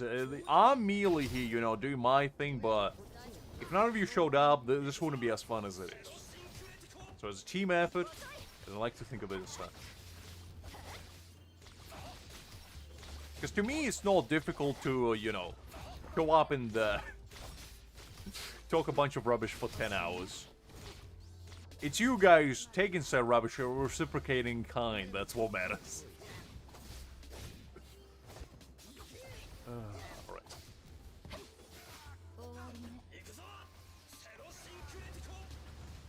Some nice damage, actually, for a trial character. I like that they give you actual trial characters for this. So you don't have to use your own. Makes it much easier to complete the missions.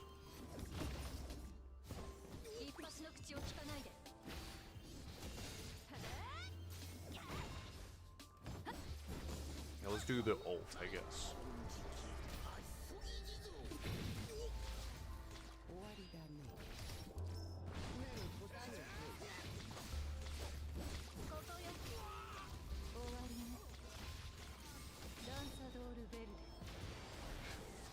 I guess so, I guess so.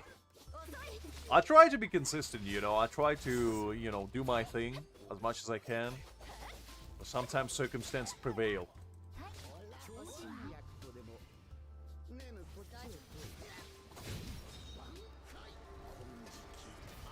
Just go out there and do like a 10 kilometers run, you know. Do Saitama's routine. And then you'll get hungry straight away.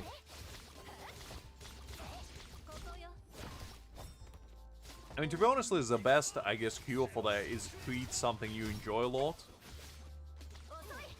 Like, whatever your favorite food is, I'm sure you'll be hungry nonetheless, even if you don't feel like eating.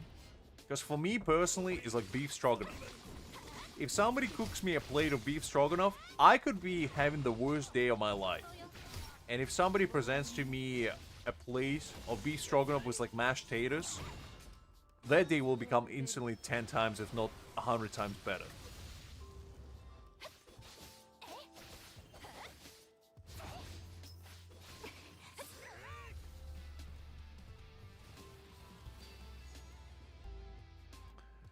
Ooh, actually, hold up. Didn't need to do that. Okay, like, let me exit that. Already achieved double S rank, so that's fine.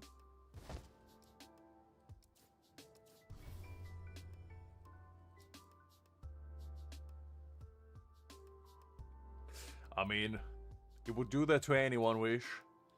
You did a 10 kilometers run every day, it's gonna make you glow up whether you like it or not. That's a lot.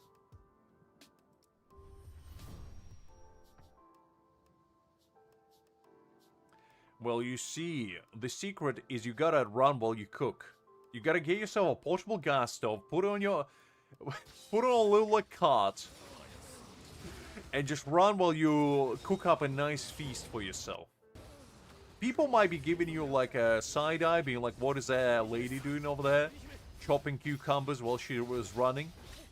But you know what? At the end of the day, when you cook up a beautiful feast, a full 7-course meal while you, no, going for 10 kilometers run, you're gonna be way more satisfied. The results may vary, but I still think that would be a pretty phenomenal thing to be achieved.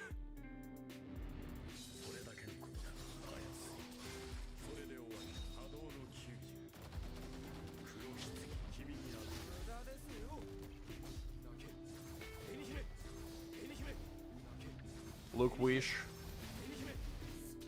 With great power comes great boldness. Didn't Saitama teach you anything? Come on. Some of the strongest men out there are bold. You know, you have Master Roshi. You have, you know... who else is bold? You have Yamamoto. You know, the greatest bold man of all time, some may argue.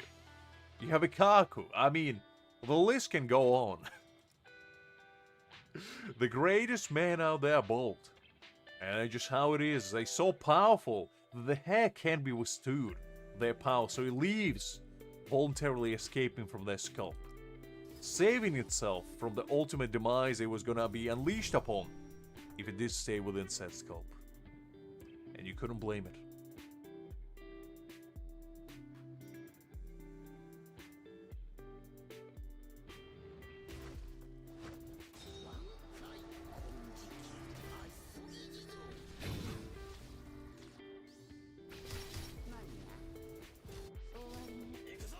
I mean, best solution for that list, to be honest, is just don't play games unless you want to. Because I had those kinds of moments as well where, like, you get those days where you don't feel like playing anything. And in the back of your mind, it's like, well, I kind of need to do my dailies. Just don't. It's fine. Like, at the end of the day, it's just a game. If you don't feel like doing something, don't. You don't have to treat it as a full 9-to-5 job. If you don't log in for a day or a couple days, nothing's gonna happen. You'll be fine.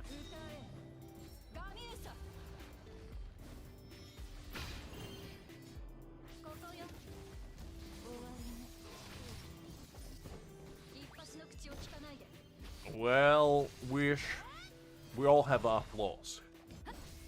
Except Ikaku, he's unflawed. It's a perfect specimen if I ever seen one.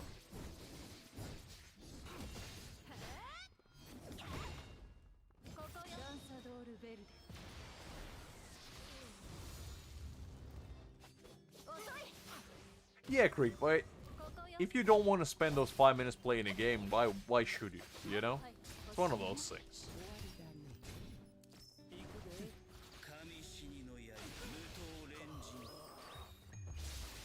Because, like, at the end of the day, a game should be entertainment. It shouldn't feel like a chore. And if you don't feel like being entertained at that point in time, then why bother? You can just read a book, you can watch something, you can do many other things.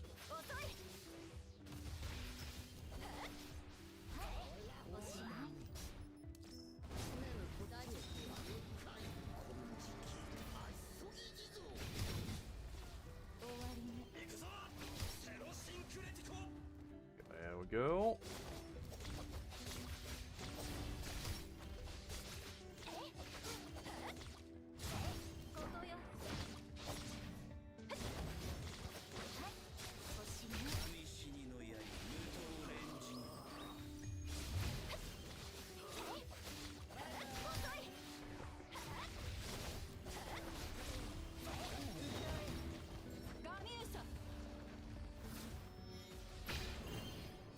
I mean, to be fair, that's fair, Krieg, that's fair. But I'm just saying, you don't have to feel like you have to. Because at the end of the day, if you want to, that's a different thing. Because it's one thing wanting to do something and don't have the energy for it, and then having the energy to do something but not wanting to.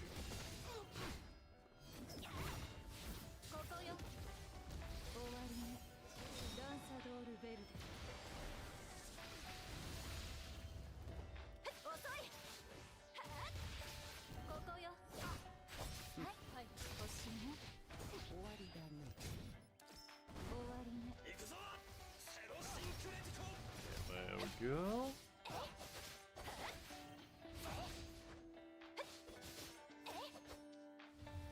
Alright, let's see, did we get double S rank?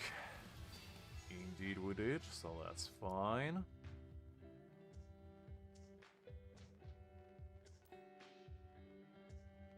I mean, in those kind of scenarios, Liz, I would just do nothing. Because sometimes you need a moment when you can just do nothing. Like, I know that sounds kind of crazy, but like, just do nothing. Because our brains are so overloaded on a daily basis where like, you're constantly in a rat race where you're trying to do things, but you don't have like actual downtime where you don't worry about anything or don't do anything. And to be honest, I don't remember the last time I just had a day when I did nothing. Because even if I have like a day off, or you know, I have other thing that I want to do, like read something or watch something, I still got things in the background that I'm kind of like worrying or thinking about. And the main factor today is my phone, to be honest, because my phone just, you know, sometimes I could be like reading a manga or something and then I see a message that could be like work or my friend, you know, texting me or something, and then I would be like, okay, well, I need to reply to that. So, you know, it's good to have like a moment or a full day if you can afford it, of just not worrying or not thinking about anything. Just kind of have like actual wind down time and just relax. Even sleep all day, like, you know, some people do that. Wish I could do that because I can't fall asleep that long, but that doesn't sound too bad, to be honest. Just catch up on all your sleeps throughout the week that you missed, all in one sitting. Doesn't sound too bad.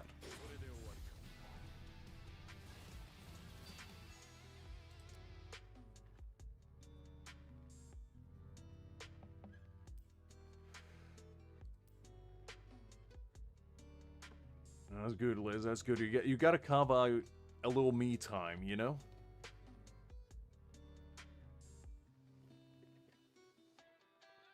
Because having a busy life is not necessarily a bad thing, but like, you always gotta balance it. Because at the end of the day, you only got one body, and if you don't take care of it, it's gonna kind of collapse on you. Trust me, I know from first-hand experience.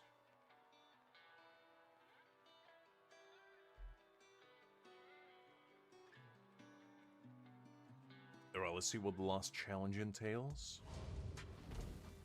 I probably should have actually used... Oh, my brain's kind of fried, so I forget to use ult first before I use a skill.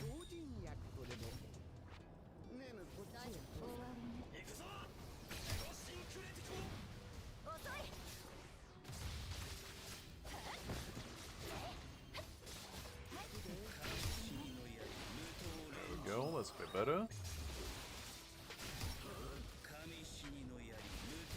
No worries, Liz, no worries. Glad could be of help.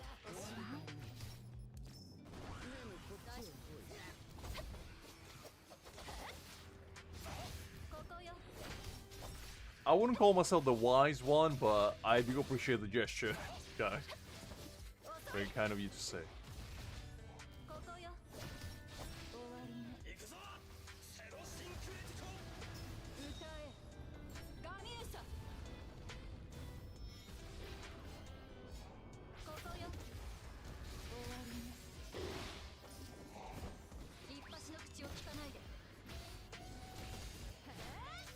I think if I'm considered the wise one here, we have bigger problems in our hands. But fair enough. Fair enough.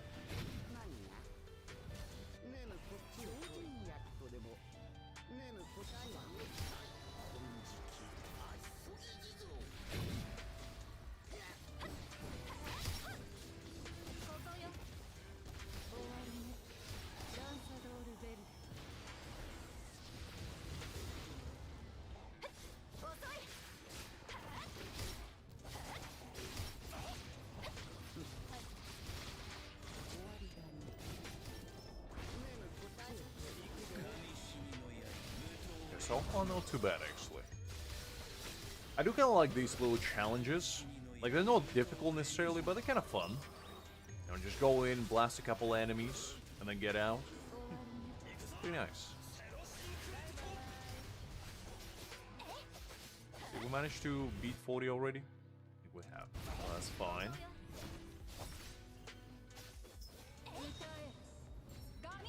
Yes, Liz, I'm listening.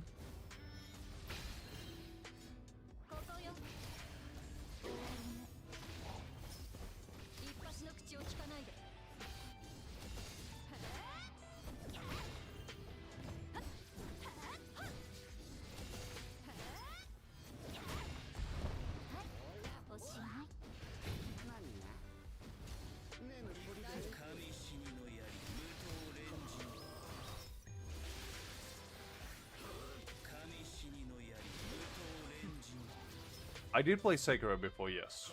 I don't think I ever completed it, but I did play it.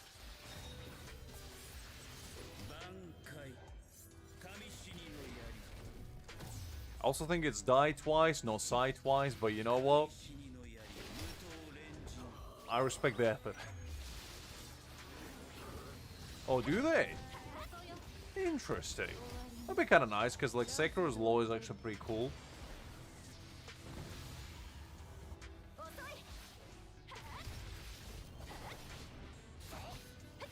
It's fine, Liz, it's fine. Don't worry about it.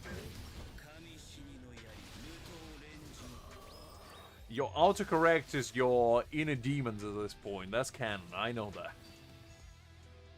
It's saying what you don't want to say for you.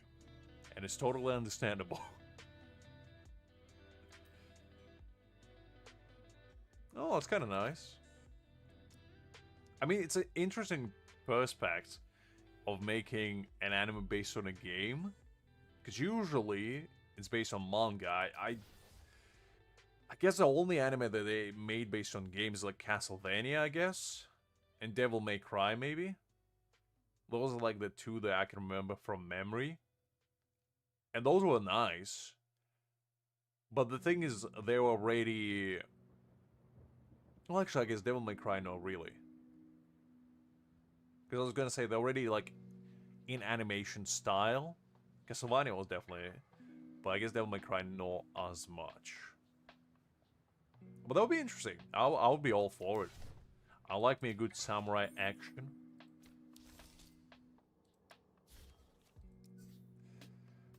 Okay, let's do... I think I need one more of these.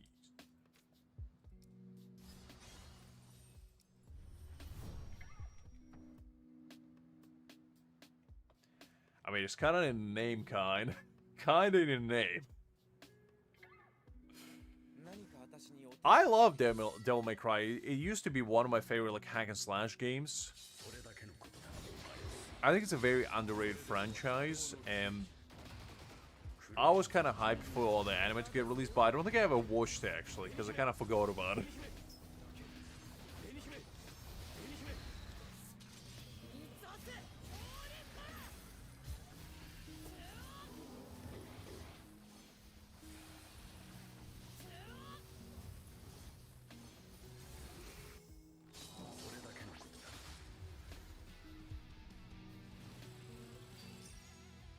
That's sorted.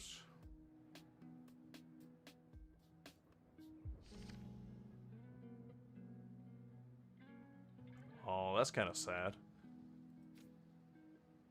I guess it's a bittersweet feeling because like people who knew the VA, I guess, gonna be kind of confused. Gonna be like, oh, didn't the actor passed away already?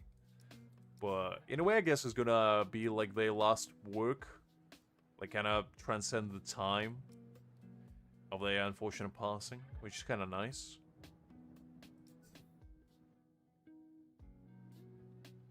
No, I didn't, Liz. That's the one I was talking about. To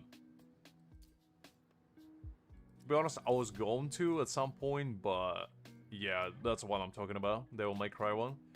I was going to watch it, but I didn't. So, I don't know. It just didn't really strike a chord with me personally. Like, Devil May Cry was a pretty interesting franchise to me, but the thing is, I just didn't know what they were going with. If they were gonna retell the entire story of Devil May Cry, and if they did, I was kind of like, well, I already know it. So, I didn't really care much for seeing it again. But, I don't know. I just didn't have the time, to be honest, which is kind of the case with me in the majority of cases. But also, I just didn't have the desire to, because I'm one of those people that I much rather read something than watch something. Or play something rather than watch it. So, yeah.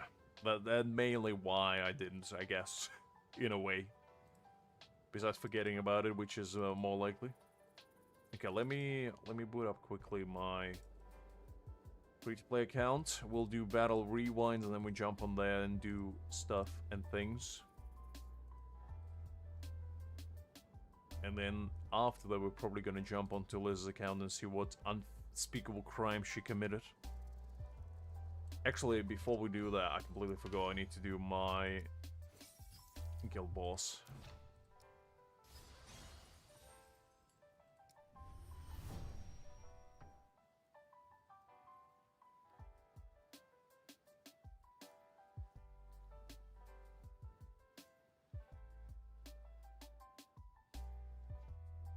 It's alright, kind, don't worry about it.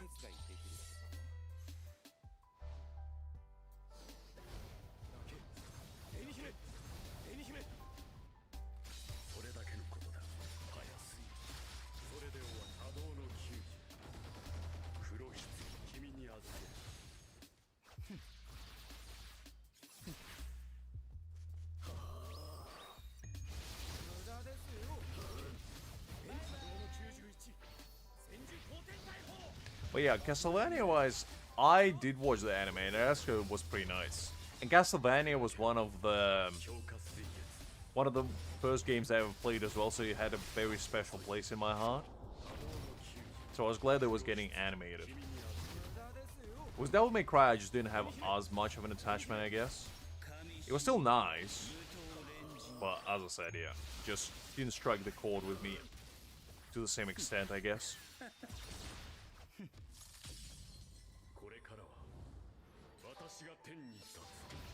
Ooh, look at that damage!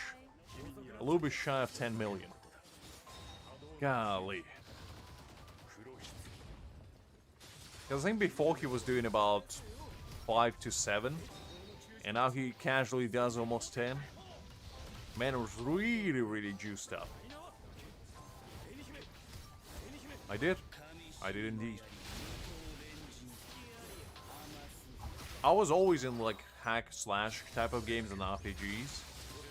And Castlevania and Devil May Cry were two of my favorites.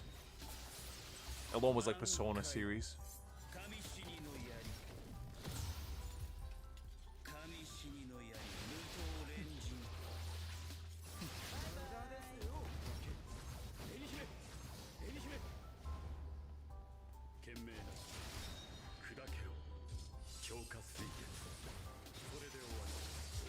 That sounds very condescending, Liz. Do you have something to say? What do you mean, ah, cool? It's like you're telling somebody your hobby and they just kind of sit quiet there and like, that's cool, man. That's cool. And you just gotta keep doing their own thing.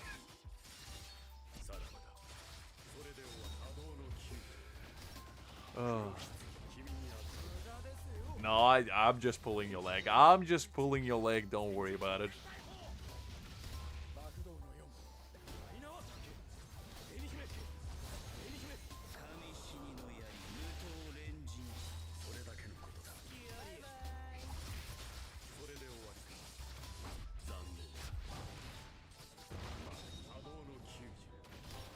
I know, Liz. I know. I'll say I'm just pulling your leg. Don't worry. I know that even if you're not interested, you would make an effort to pretend like you are.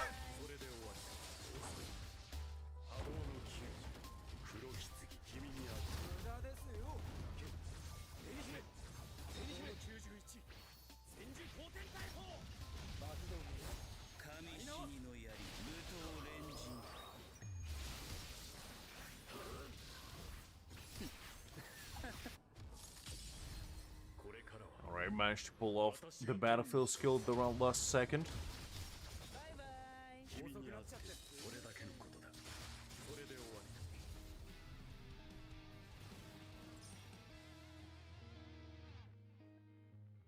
Ooh, very nice. 116 million. Pretty good, pretty good. I'll take that.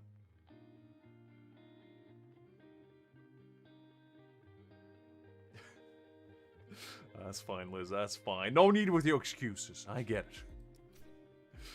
I get it. Okay, clean that.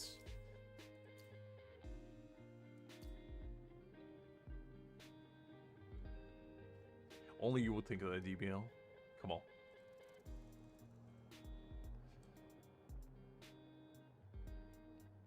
Alright, now let me boot up.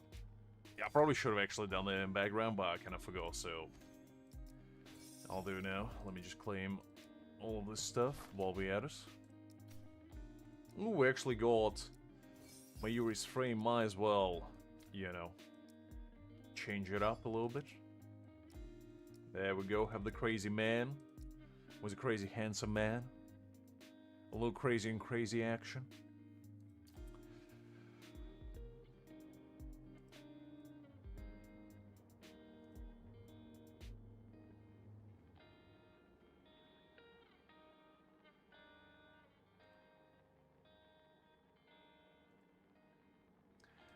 Look, Liz, you know what you did.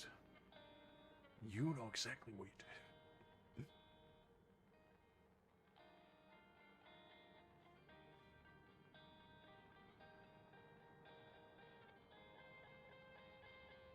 Why they lie it? Why do you gonna assume that they lie about it, Liz? Come on. Golly, this lady is full of accusations today. It all started with calling me a fat goldfish, and it just went downhill from there.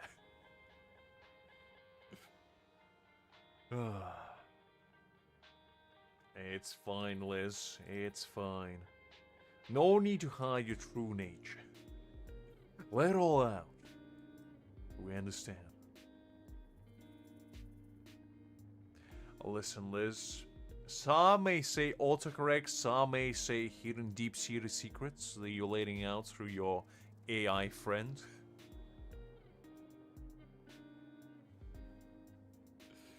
I think you're saying that you are droiding mine in DBL.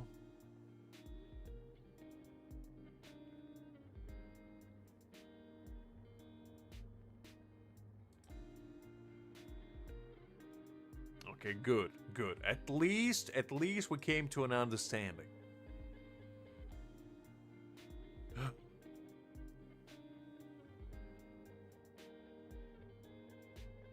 I think you can turn off autocorrect, to be honest, in your settings, Liz, if you would like, but I feel like it makes it more fun when you don't. Alright, let me create a room.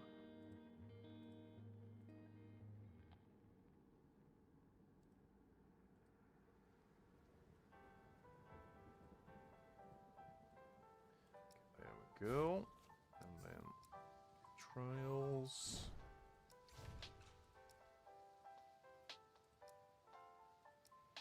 Two Luxes ready to conquer the world. Because what's more deadly than one of them is two. Double the trouble.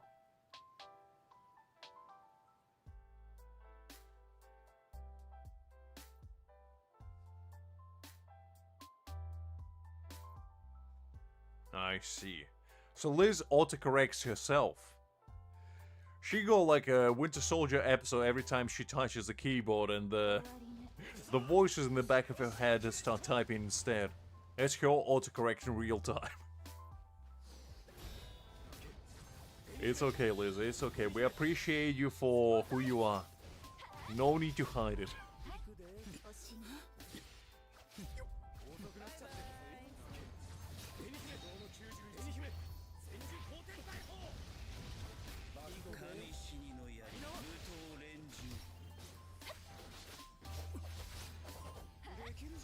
It's fine, DBL. Spelling is not the strongest suit of anyone here. My especially. Okay, anything exciting? No. That's fine.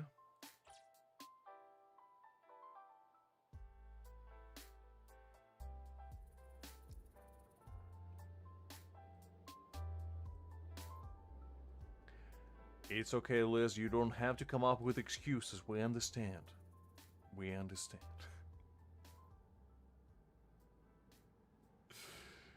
It's okay, Liz. As I said, we appreciate you for who you are. You don't need to hide anything.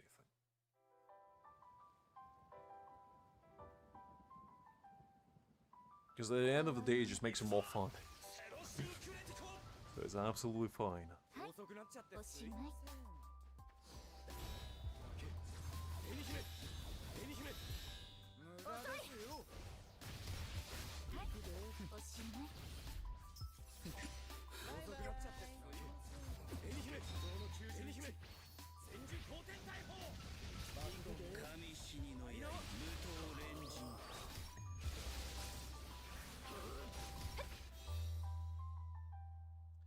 She called me many things, DBL. I can't even remember half of them, but she called me many things. Some of which hurt more than others.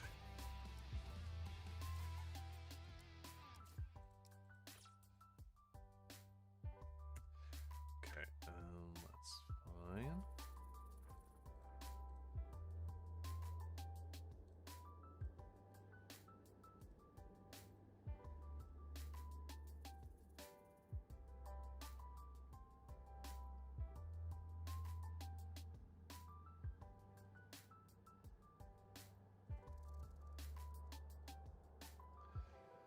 Switch that up. Already up here.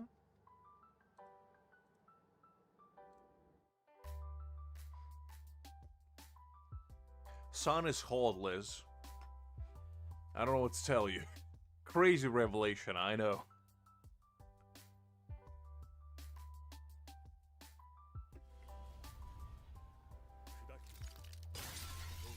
I don't know, you tell me, Liz. You tell me.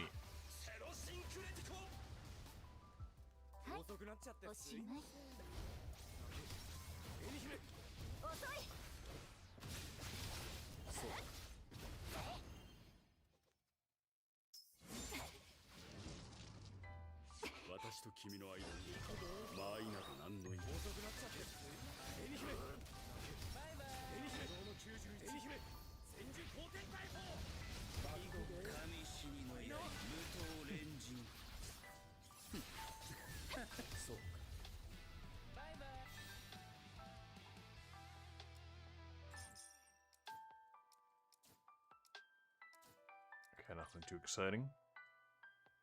Unfortunate but expected. Let's do that. And we go one more.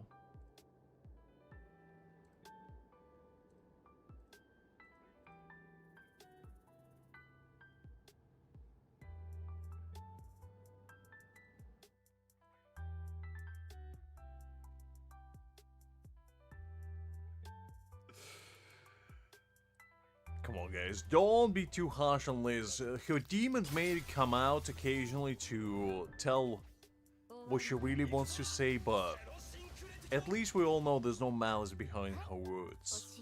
She always means the best. She might not always give the best, but she always means the best.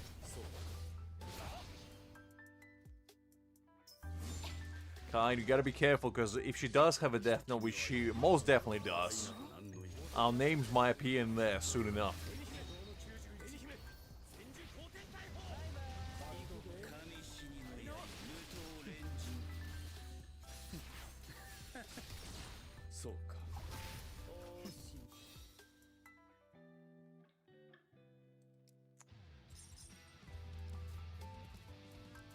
Okay, nothing too exciting. That's fine. Let's just double check, make sure that I did all the dailies. Pretty sure I have.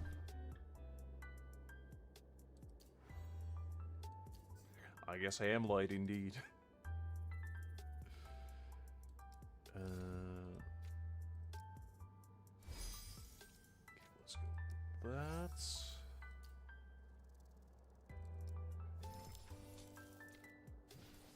Okay, pretty certain we did them all.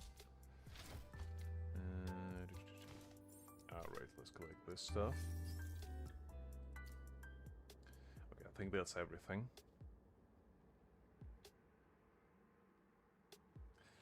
You see, Creek, you called upon yourself. You brought this on yourself.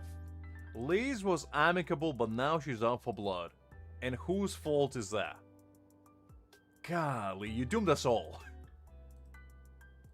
We were safe before, but now we are doomed. Liz has busted out her almighty experience, and now us mere mortals have to suffer. From her wrath, it is what it is.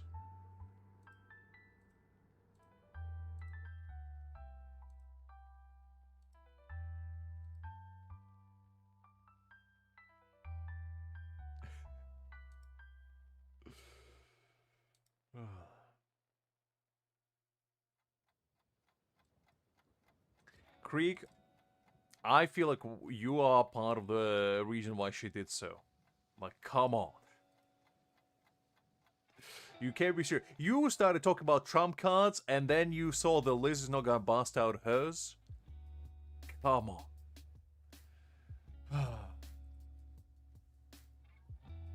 I did nothing. I was out here, you know, doing my thing, having a good time, and then Liz just flashbanged me with that XP bar. And whose fault is that, huh? I'm just a man. I'm just a man. Oh, wait. Hold up.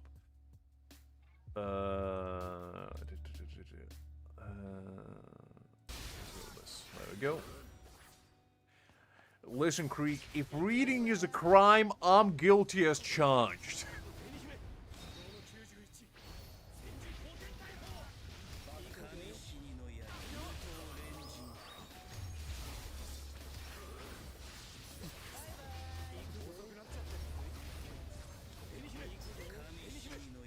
I guess it kinda is. I guess part of the deal.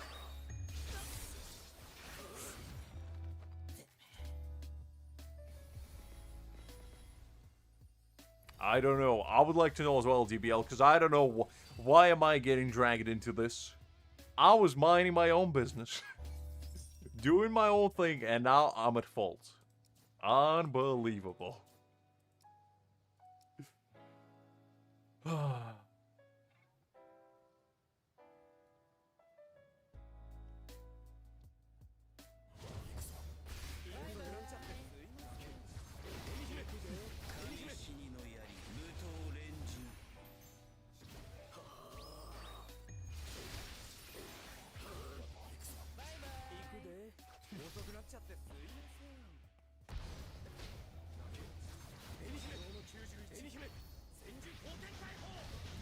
To be honest, DBL, I don't think that was the case. Liz is not that kind of individual, shall we say.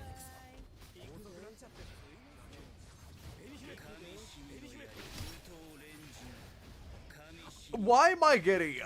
I don't... Who said I like big drama?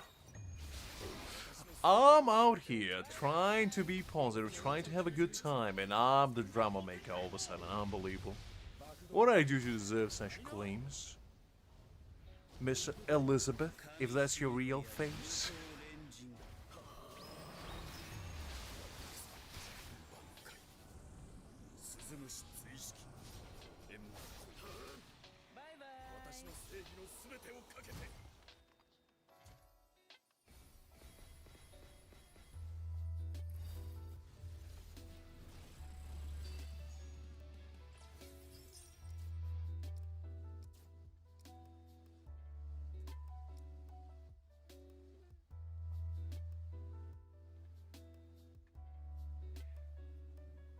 Cregan, whose fault is that? If we all don't bring up EXP, she will not do so. I don't know, Liz, I don't know. Sometimes I just feel like it.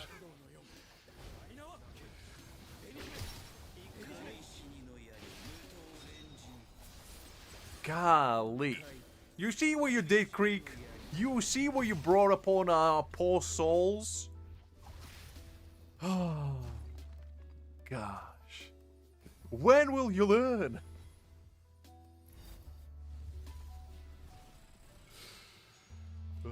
Alright. Okay, nothing too exciting there. That's fine.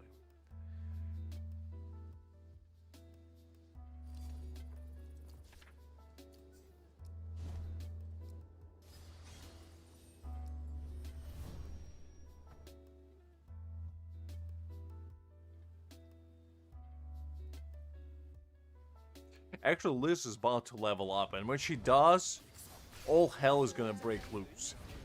You'll never hear the end of it.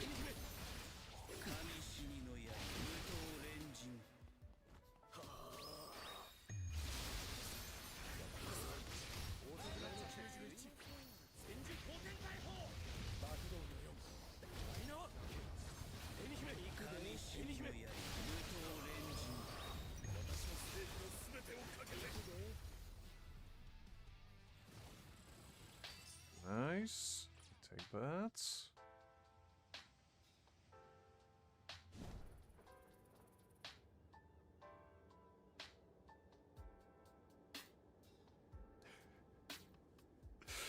I mean, look, Liz. I said before and I said again, you are the number one and nobody taking your crown from it. You know, like in SpongeBob, when Mr. Krabs sold to SpongeBob the number one hat, and then tried to get it back desperately. That's why I am Mr. Krabs and you are SpongeBob, and I just can't take your head back. It's forever glued to your head, and you're just destined to be number one forever. And I'm gonna be sowing the consequences, reaping rather, consequences from my actions. And that's just what it is. That's just what it is.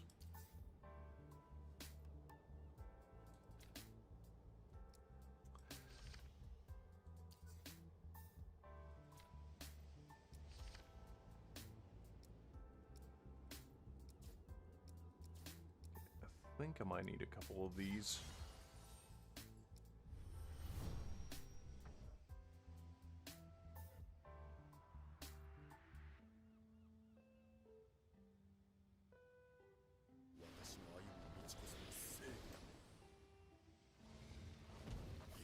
It's okay, Liz. It's okay. As I said, I'm making demise on my own making.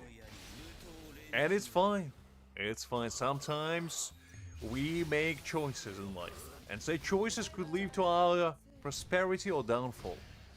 And only time will tell which outcome will come supreme and prevail against all the odds.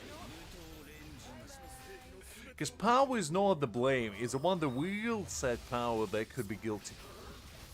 Whether you utilize it for good, for the betterment of humankind, or for its own demise and destruction, is up to you.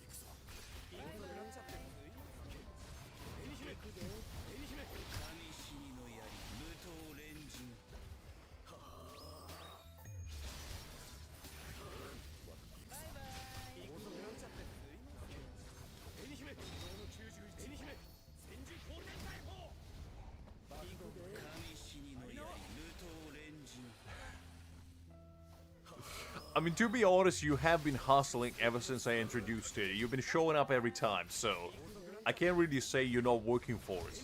They're just intimidated by your power list. It's like, you know, whenever Saitama shows up and people who know how powerful he is, they scour away in fear, and only those that don't stick around, because they don't understand the power you hold. The prowess you hold within your hands is monumental.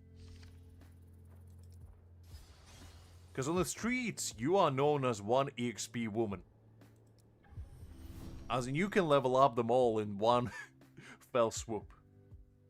If you wish to do so.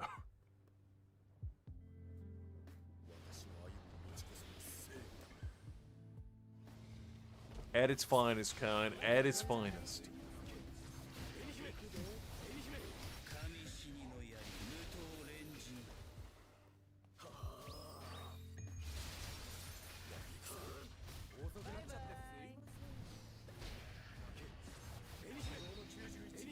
I mean, Liz, if there's one thing you're known for is being extremely humble. I always said it. Liz never shows off, and clearly from the statement that she just procured over here, it shows how humble she is. In other words, just to translate to us mere peons, what she meant is, you mere peasants dare to question my royal status as the #1 EXP connoisseur this world has ever seen. How absolutely dare you? I'll have you flogged in a public square and thrown tomatoes at your accursed frame. If you dare us so much as question my eternal glory. So, just so you guys understand. I don't want you to feel intimidated by the big words that she was utilizing. I need to break it down to easier ones. Hi there, Greg. I'm glad to see you. Hopefully you're doing well.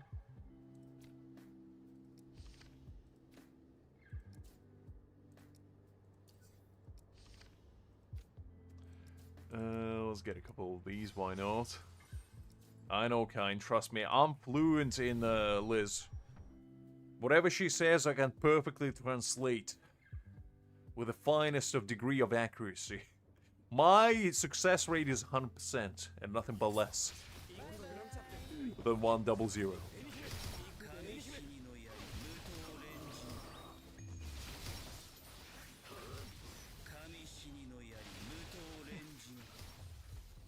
How you doing, big man? How's life been treating you lately?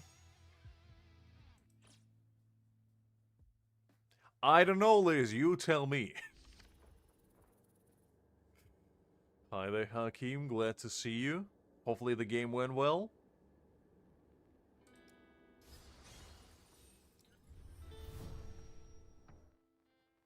What did you cook up, Greg? What kind of feast have you spawned into this realm?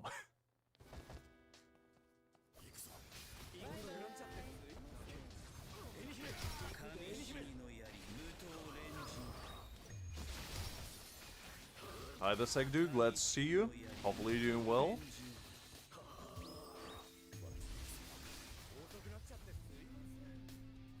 But of course, Liz. But of course. We foxed you? Liz, how can you use such almighty words to coax us into saying that we foxed you? We would never fox an individual such as mighty as yourself. We wouldn't dare. And even if we did, do you think we have the power to fox you? What does fox means, you ask? I don't know. Clearly Liz knows something we don't. I feel like soon enough, Liz is just gonna invent her own language. And we're just gonna be sitting here trying to puzzle together what she's trying to say. Meanwhile, she just curses 10 lineages of our family. Families combined. In a single sentence. And we're just gonna be like, Liz, I don't quite know what you're trying to say. But I assume it's something good. Because you're such a clear, kind-hearted individual that you would never say anything bad. Oh, have you sent it in Discord? I'll check it out in a second. Oh. Look, Hakeem, some may call it cheating, Liz is calling spawn camping. She basically lives in chat. That's her domain. She never quits.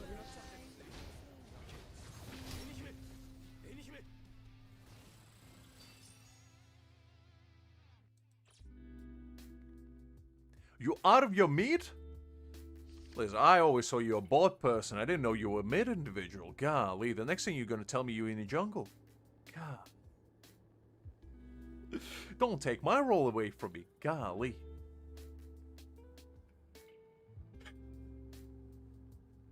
Listen, kind, sometimes explanation can do justice to Liz's almighty wisdom.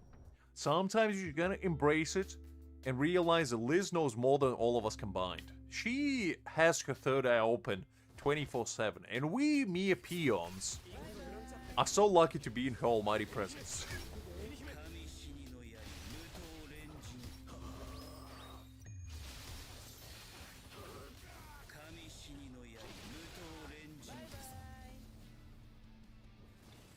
I mean, to be honest, 3-3, it's a draw, you know, you didn't lose. So I don't know why the coach would be mad at you. Plus, I mean, if you score 3 goals, it's still a good game. I never understood people who have this mindset that, like, unless you win, you lost, essentially. It's like, no, really. It's a draw. I mean, you did equally as good as the opponents. And at the end of the day, you know, it's a good experience. It would be much worse if it was like 0-0, because then you'd be like, well, the game might as well haven't happened. Hopefully you had a good time though, Hakim. That's the main thing. Please. I don't know if she would take too kindly to the DBL, to be honest.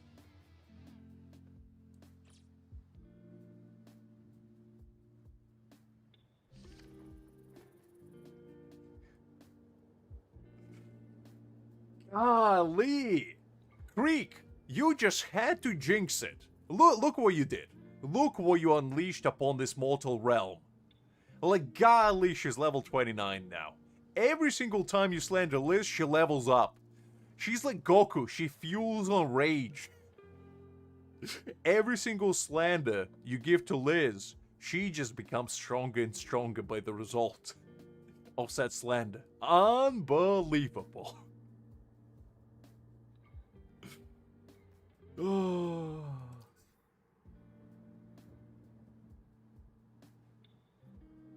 I mean, to be honest, like, winning is obviously a good thing, but, like, at the end of the day, if you tried your best, what else can you be asking? Winning is not the end-all be-all kind of thing, you know? It's good to win, but if you don't, it's like, you know, it's not the end of the world. Listen, Liz, it's not about what you did, it's about what you didn't do. And that is didn't flex your almighty level prowess. Because you clearly did.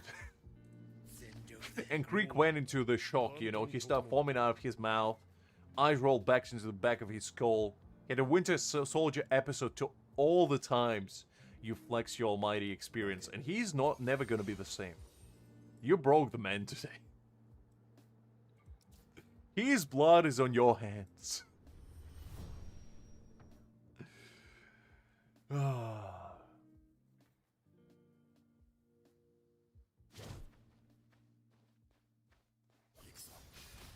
It's okay, Liz. It's okay. Don't worry about it. We all understand. Sometimes, you know, you can't withhold your power.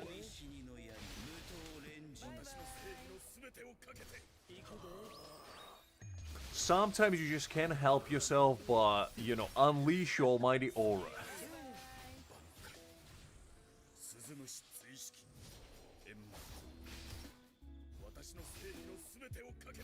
I mean, to be honest, they didn't release like a ranking event for Mayuri, which they actually did for every other character, which was a bit unusual. Maybe they didn't have one planned, I guess, but I was kind of hoping they would have one, because I usually like the highlights of every update. You know, you kind of chasing that title. I guess they released the Battle Frenzy, but like, it's not the same, really. So I feel like that's probably why it feels drier than usual. But so far, update probably going to be kind of nice, because they're probably going to start pushing for, you know, the strike team, and it's going to be the first limited strike unit, which is going to be exciting. Because before then, everybody was convinced that strike was a myth, and it's never going to happen. Grimjaw's going to be a white whale that we're always going to chase, but never receive or never catch.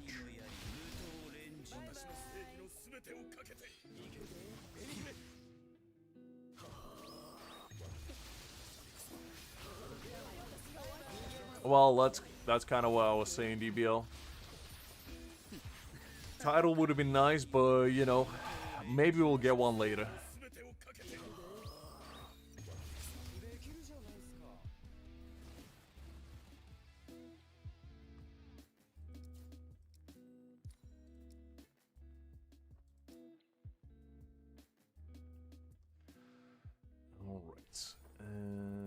keep going.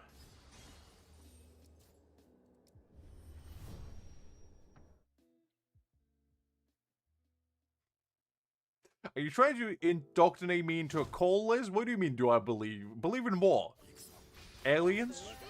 Power of friendship? Floor armor? You gotta define the faith that you're trying to indoctrinate me in. You can't just be like, oh, do you believe? You gotta give me the full sales pitch. You gotta be like, this is what we believe in. We believe in Goonies being our overlords and true saviors of this world. And would you like to become part of the Goonies? And I would be like, well, I never thought about it this way, but now that you mention it, probably no. And then you're gonna be like, okay, how about this? There's a new religion that I'm starting, believing in cone heads. Would you like to consider yourself a conehead? And you know, I start touching my skull and I'm like, I don't think my skull is cone shaped, but you know what? I don't know if I wouldn't like that. And then you know, you start showing me the entire PowerPoint presentation on one Coneheads is the greatest movie of all time and why we should all be like Coneheads. And I'll be like, well, you know what? Maybe. And the next thing, you know, you smooth talk me into joining your cult. We have a nice dinner. And then drink Kool-Aid one of these days, and I sent you a comet that passing us by once in a billion years, trying to reach the planet of Coneheads. Also, 6,900 score over here. Very nice. What I was saying? I kind of forgot. I'm not a goon. Okay, Greg? I'm a mafia boss, okay? Do I look like level 10 goon to you? I'm a level 99 mafia boss over here, okay?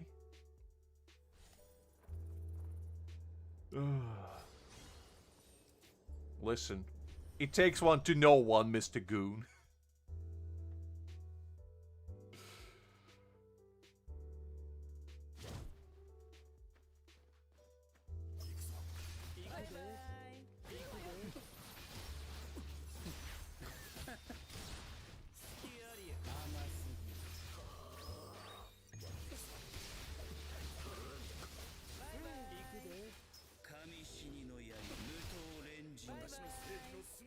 I mean, say something new, kind. My attention span is like my will to, you know, exist. Ever changing, depending on how good my gacha rolls gets. I'm one step away from getting a Truck-kun on the phone and be like, okay, it's time. It's time. This plane of existence doomed, I gotta go.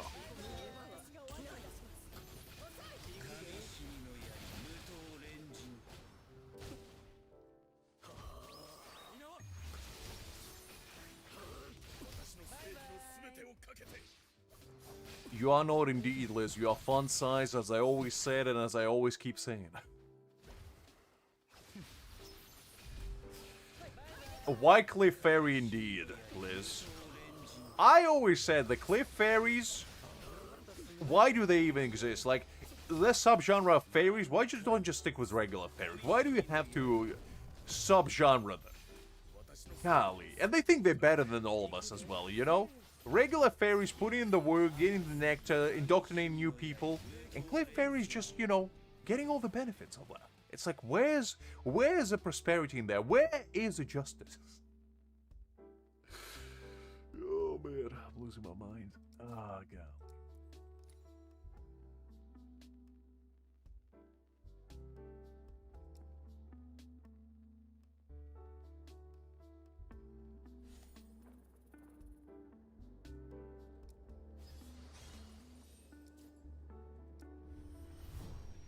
Listen, Greg, as my lawyer, you have to be quick to ensure that I don't say anything I will regret. You can't be slacking off like that. You should be preempting what I was gonna say, and 5 minutes before I say it, be like, Lux, don't say it. And I'll be like, I don't know what you're talking about, but I won't. I trust you. You gotta be your precognitive ability should be very, very good, Greg, is all I'm gonna say. And you know this by now. With all the lawsuits that we went through together, you should know this. For you, she's pretty good. And since they're buffing her, she might be actually pretty cracked. So, I'm hoping that would be the case. Because then there might be a reason to skip Grimjaw. I'll probably still won't. But if she's like really, really good, that'd be kind of nice.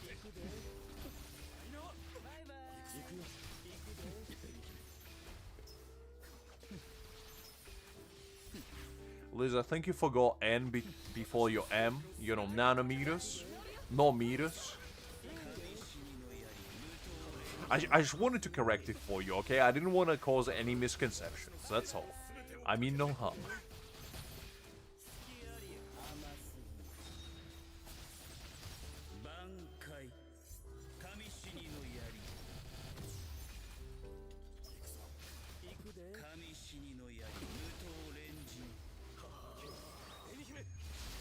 Liz, I just saw your autocorrect was playing up again. I just want to correct it for you. No need to get mad at me. I did nothing.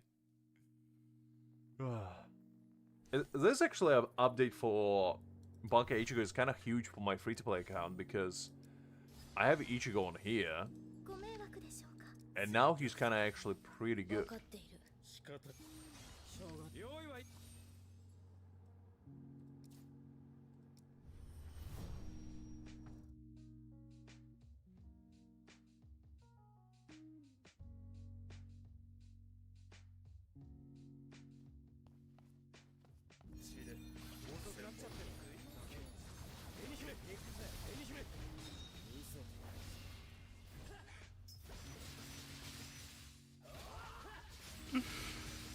Oh man.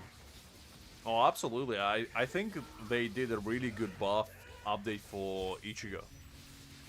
I think he became from like just a decent DPS to actually really good. Micrometer. Oof. The man is doing Liz even dirtier. I never said Liz was short. I said she was fun size, and how is that supposed to be short? Because fun size could be anything between 10 centimeters, which is probably what Liz is, to 10 billion centimeters, you know? It's like, it could be anything. It depends on what kind of fun you want to have.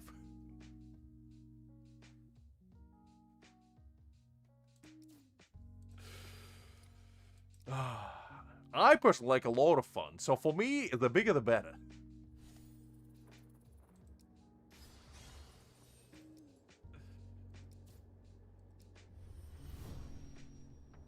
Alright, fine, I'll stop, Greg, fine. My lawyer has advised me to stop saying the word.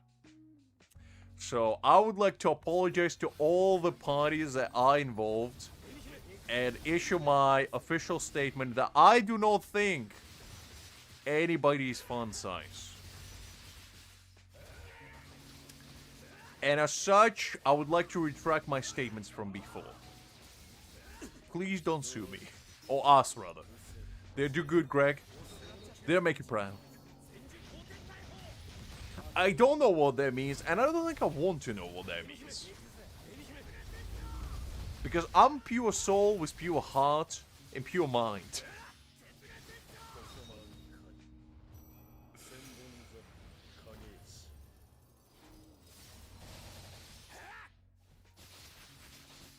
How is that being racist, Liz?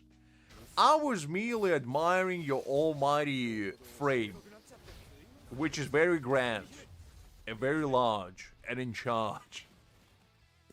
And all I get is slander in return. Unbelievable.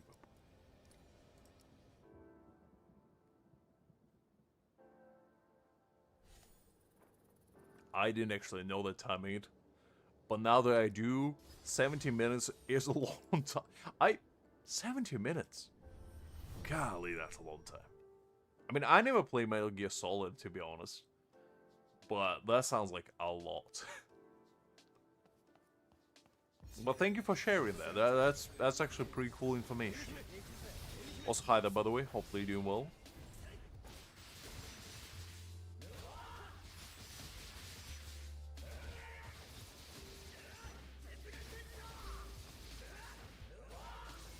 I was talking about fun size like Snicker bar, you know? Like those little candy bars that you get.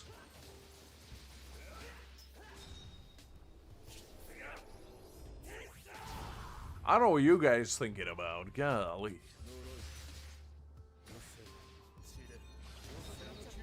No. Family size is a big pack, Greg.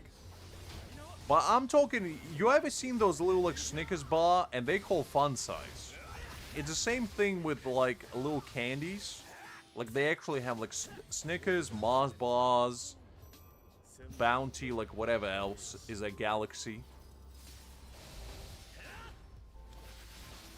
And family size is usually a big pack.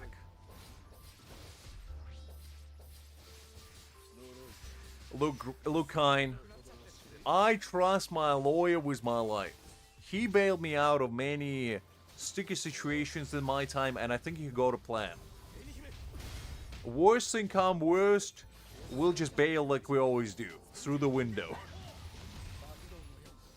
Never to be seen again.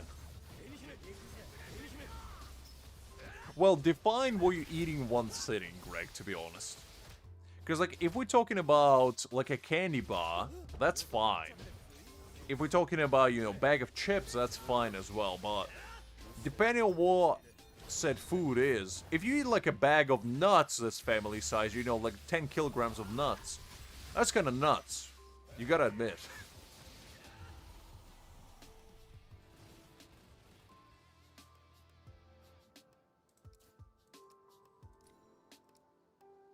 I'm talking about food. I don't know what you guys talking about.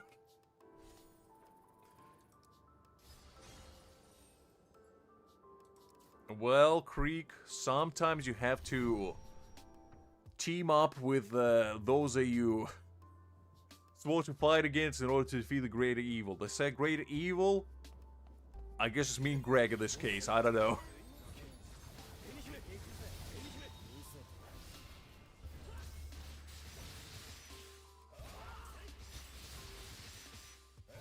Well, I hope you don't eat a whole family in one sitting. I hope you don't eat any family. Unless we're talking about like a family of Sour Patch Kids. Which is sad, but you know, sometimes you gotta do what you gotta do to satiate their hunger. Because you know what they say, you know you when you're hungry. And sometimes you have to decimate a perfectly healthy village full of sour candy people in order to satiate their hunger. And that is okay. That is okay.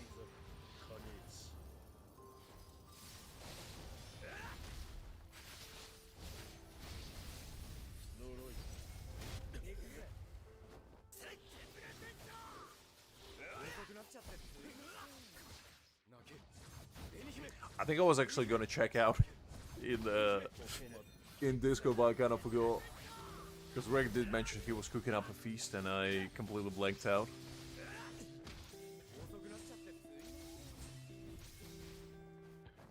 Look, Greg, sometimes you gotta do what you gotta do. Those chickens, you know, it's already happened. You can't fix it. But you know what is messed up? Some people dipping their chicken in mayo, and I feel like that's sacrilegious. Because you're dipping, essentially, chicken into baby chicken, and I feel like that's messed up. You can't do that.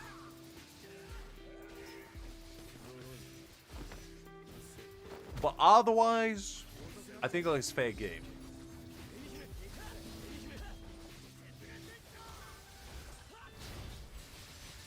I never said anyone is short. How am I getting slammed like this? I merely said... Well, obviously, Creek. That's the only bridge you're allowed to jump off.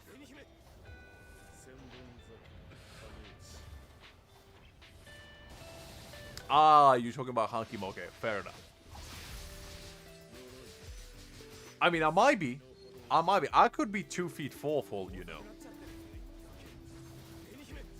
I could be 2 feet 4 and I was deceiving you all this time.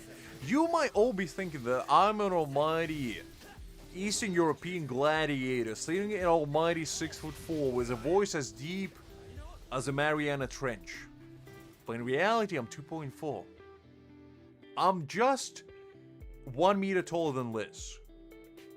Yet, I project myself as the biggest individual known to mankind. And you'll never know. You'll never know. I wouldn't call myself a Shaq. Are you kidding me? I wouldn't want to be the same height as Shaq. That sounds more of a burden than a gift. Because have you seen Shaq hold water bottles? The man looks like he's playing with Play-Doh. That's how obscene it is. I wouldn't want that kind of, prowess in my hands.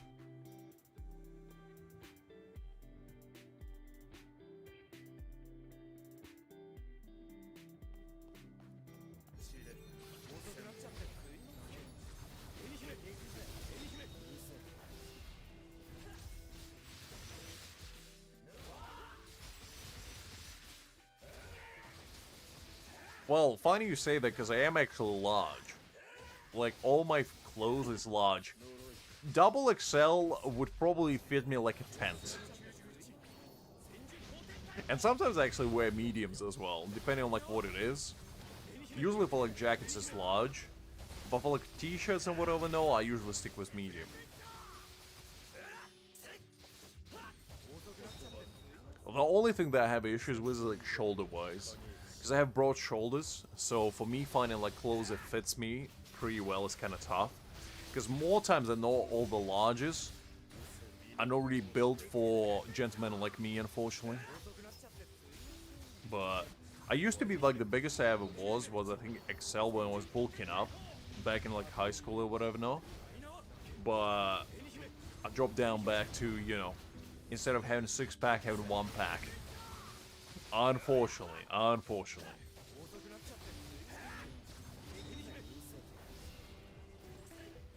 Oh, I got queen size, Hakim. You kidding me? I sleep like a queen because I am a queen.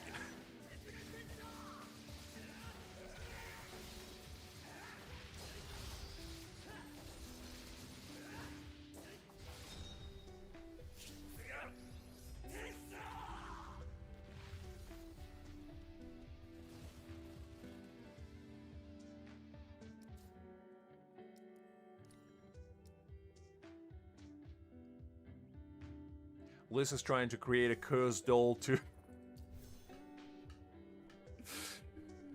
to ensure that I can't slander her anymore.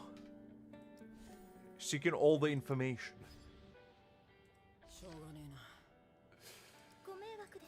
Okay,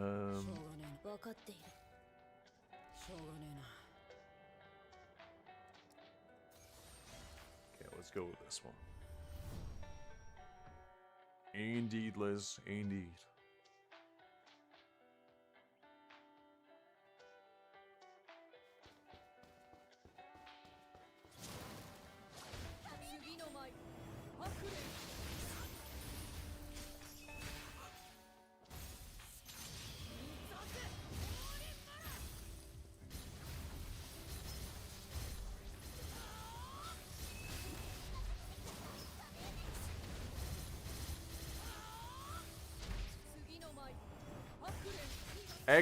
Obviously, Greg, and I think I deserve it.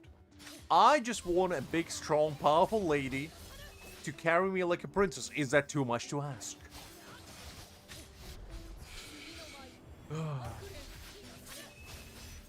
I do know, Liz. Look, I grew up on the internet. I pretty much was nurtured by memes instead of breast milk, okay? I know all the memes. Except the new ones. The new ones I have no idea. The past 5 years, all the memes have no idea what they are. They scare me, in fact.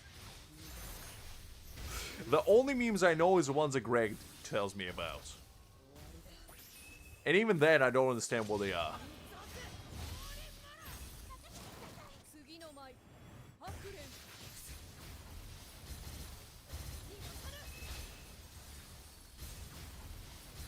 Hakim, the only reason why I have a big mattress is because I sleep like a starfish. I splay myself like Patrick Star on top of his house just to assert dominance over any ghost that would dare to encroach upon my territory. Because I need them to know that I'm in business. And it's also a perfect battle ready position, you know? Because you're ready for kicks, you're ready for a little jab, if need be. No, no room for error.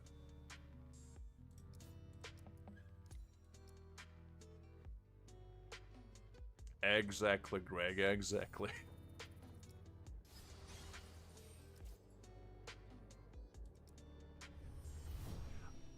I mean, that's fine, Liz. Rainbow people are people too. So I don't mind it. Look, leprechauns are people too, okay? Say it how it is, Liz. Just because you're part of them doesn't mean you have to exaggerate. We're gonna get your gold one of these days. You can't escape. You can be riding your rainbows all around perusing, flexing your gold stashes. But we'll get you one day. And when we do, we're taking the gold. And the rainbow.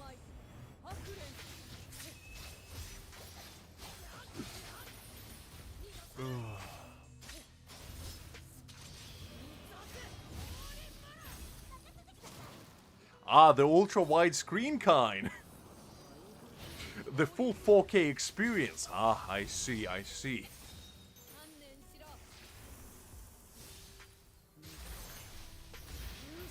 You gotta have your own, you know, LG TV Plus cinema built into your house. Can't go without.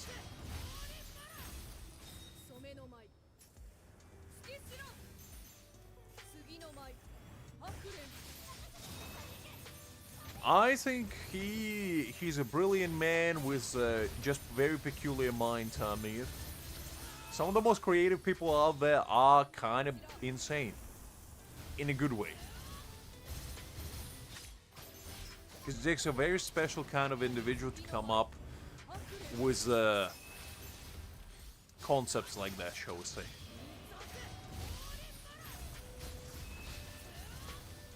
I mean, have you ever played Death Stranding? It's basically a walking simulator with a bunch of goop people and monsters. Only a very peculiar man could design something like that.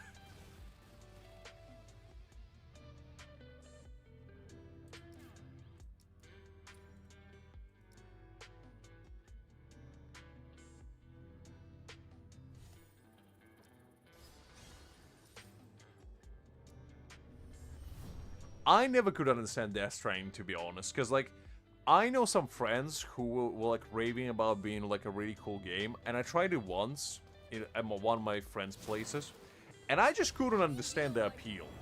Because it was basically just running around and doing nothing. Well, not really nothing, but, you know, doing mostly nothing. And I was like, this just feels like a G mode with extra steps, you know? You're just running around in an open world with almost nothing to do.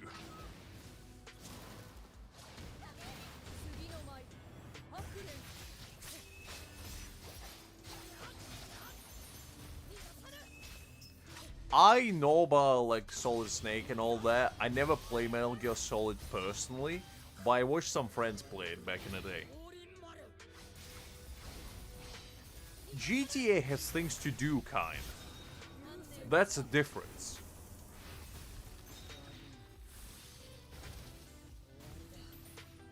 I'm talking about literally like an open world.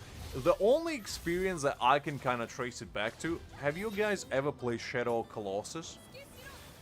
It's basically a game where you do nothing but boss fights, but besides said boss fights, it's essentially an empty world. Imagine that without boss fight. That's what Death Stranding to me is. Kinda. I never played Minecraft, so I wouldn't know, kind.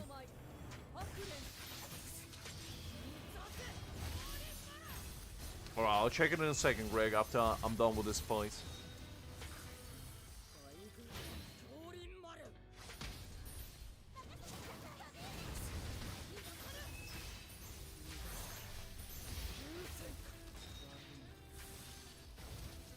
You back with us, DBL? I'm glad to hear that.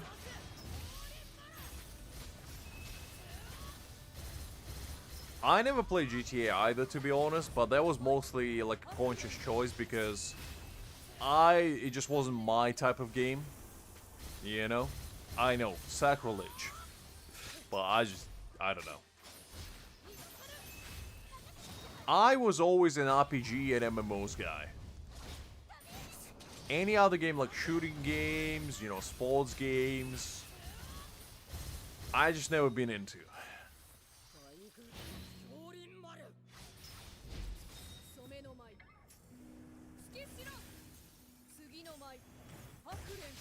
I think I'm relatively familiar with Metal Gear Solid, like, storyline. Just as I said, from watching my friends play it. But I might play myself at some point in the future, to be honest, because I do like Solid Snake. He's a cool character. And I mean, the iconic memes of, you know, the Colonel going, Snake! Snake! Is great. I love it.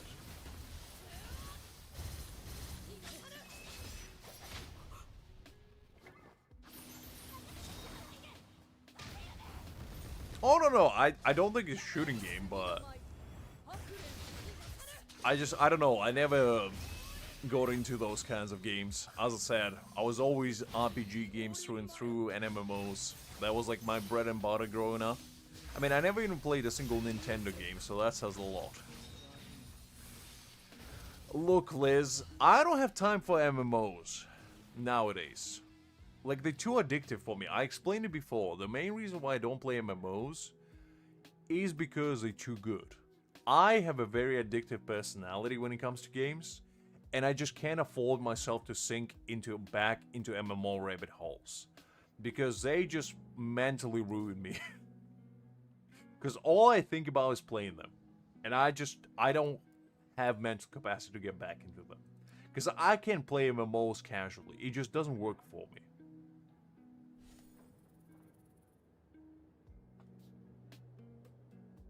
Oh, is it not admin? Okay, I didn't know that. I didn't even know he had a father, to be honest. Well, that's interesting.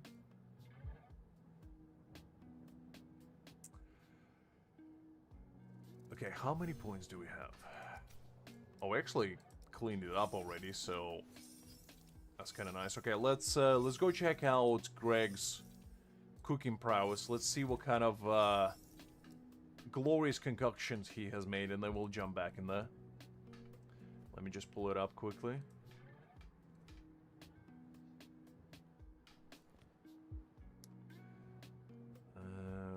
Let's see.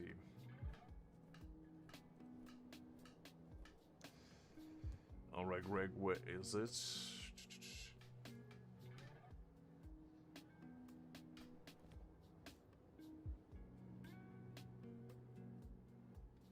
Okay, I think I found it.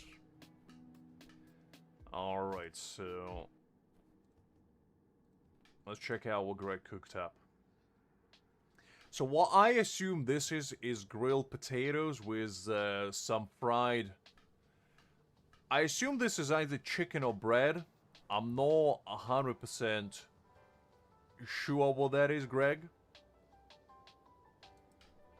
But it looks good. Like, the potatoes look mighty nice. I like that. Okay, what else did he cook? What is that? Meatloafs. I never had a meatloaf, so it's kind of nice. Oh, there we go. Greek seasoning on chicken. Ah, okay, so it is chicken. It just kind of looked like fried bread, just because of the shape of it. But I did think it was chicken. The meatloaf looking mighty nice. I like that. Never had it personally, but chicken paprikash. Ah, I see. Your signature recipe, the true Hungarian dish of it all. Very nice. Oh, I see. So you just made a lemon slab instead of lemon cookies. Look, Greg, I feel like this is better, because who wants just multiple cookies when you can have a tray of cookies? Golly, the man went all out. Like, he cooked up a feast of a century. Golly. Looks nice. Not gonna lie. I mean, the man went all out. He baked, he cooked, he grilled, and he roasted. The man went through all the cooking process. Golly. Okay, so there's another one. Alright, let's see. Truffle chicken. I never had truffle chicken, to be honest. Did you actually use, like, actual truffles in that? Or is that what it's just called? Looks nice, though. Looks pretty nice. Ah, truffle oil. Because I was gonna say, man, the man went all out and just got a bunch of truffles from Dark himself. First-rate shipment from Italy. To be honest, I don't think I ever had truffle oil. Is that good? Because I know that Gordon Ramsay raves about it being, like, the worst thing ever. And basically being used for, like, perfumes or whatever. No, I know the truffle butter is a thing and is good. But I never tried truffle oil personally.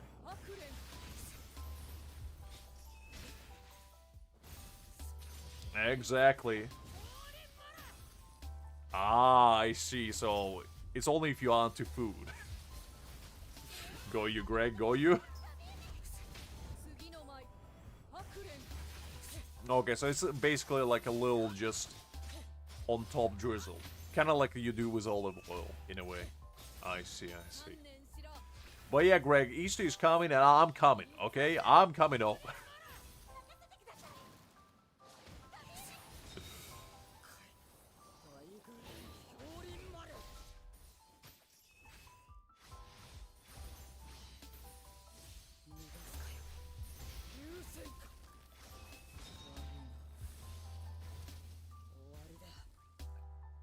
Greg is a mighty great man. He's as tall as Mount Everest when he feels like it. That's a power he withholds.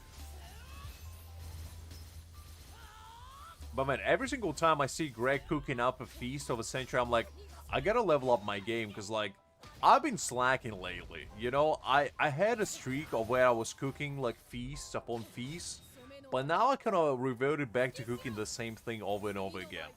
I need to get back on the grind. I need to match his energy. Because between Lee's flexing, you know, her XP bar and Greg flexing his almighty cooking prowess, I feel like a small man. Not gonna lie.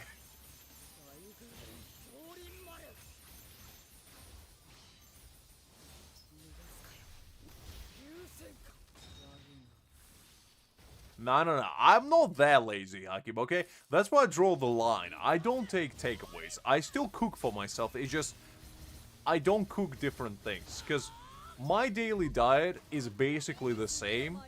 I optimize my meals to the point where it's science at this point.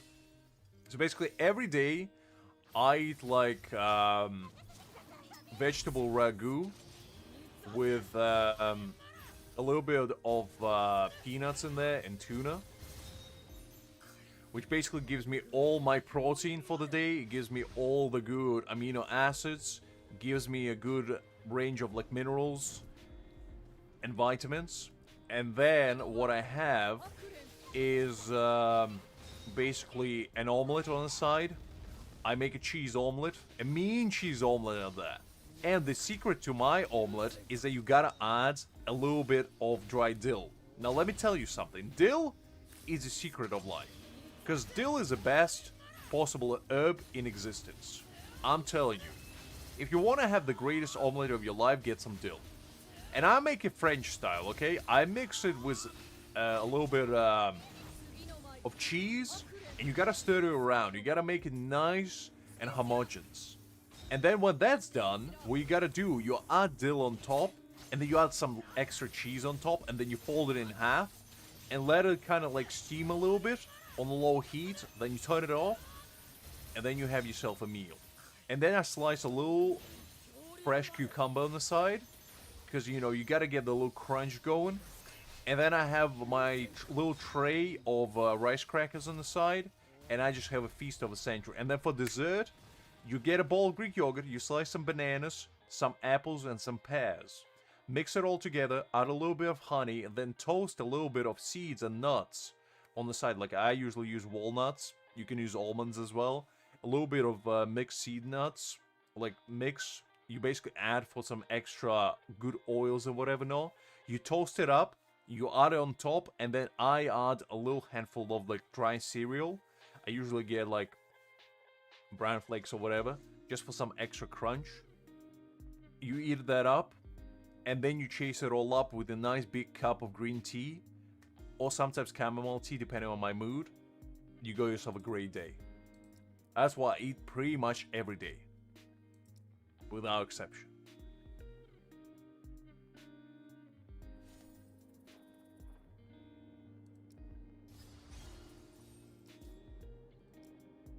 It is indeed kind. And the kind of cheese I use is Gouda. Gouda is the best cheese. Bar none. You add Gouda to anything, makes it 10 times better. You mix it with a little bit of mozzarella though, for the extra cheese pull, that's my secret. Gouda, mozzarella. You can swap Gouda for cheddar, but it's not going to be as good. Gouda is like the best. You see, Greg gets it. Greg gets it. Gouda is god tier of cheeses.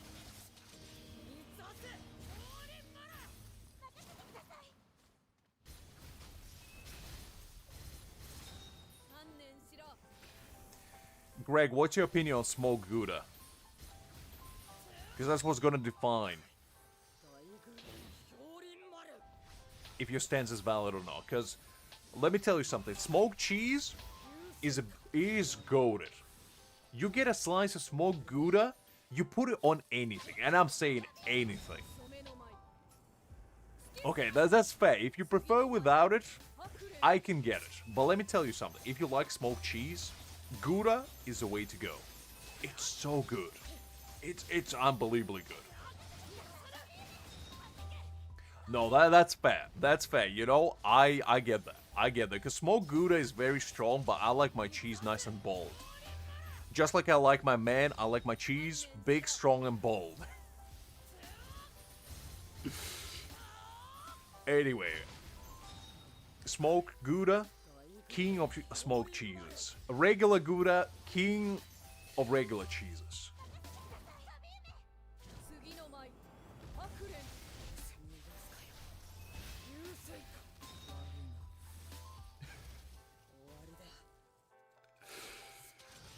That's for you to decide and for me to find out, Greg. I don't know. You're my lawyer. So your word is the law.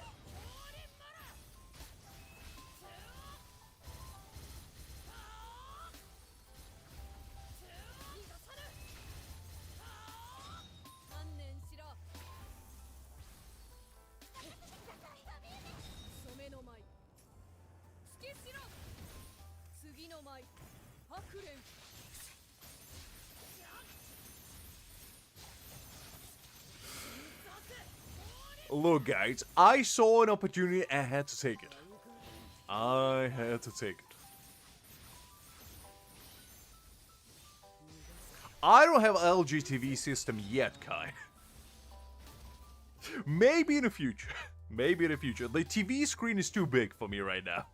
Too much power. My poor old eyes can't withhold such unbelievable prowess.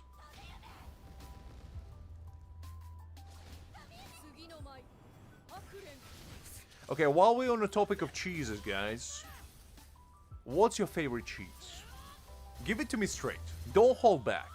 And I'll tell you exactly what I think of you based on your favorite cheese. You have an LG TV, Creek? This guy over here. I bet it's ultra widescreen 4K. Isn't it? This man.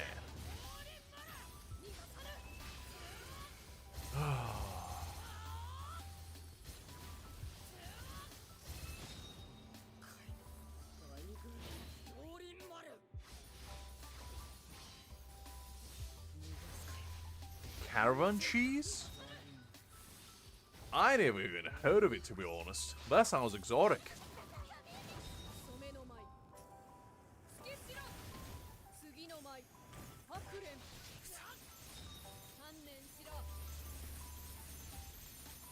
Cheddar?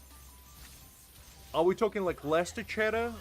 How strong of a cheddar are we talking? Are we talking mild? And also, kind of, I'm not changing the topic. It's an ongoing gag about me and the gentleman, okay? Ain't no news there. Yeah, let me take a peek what caravan cheese is. I never even heard of it before.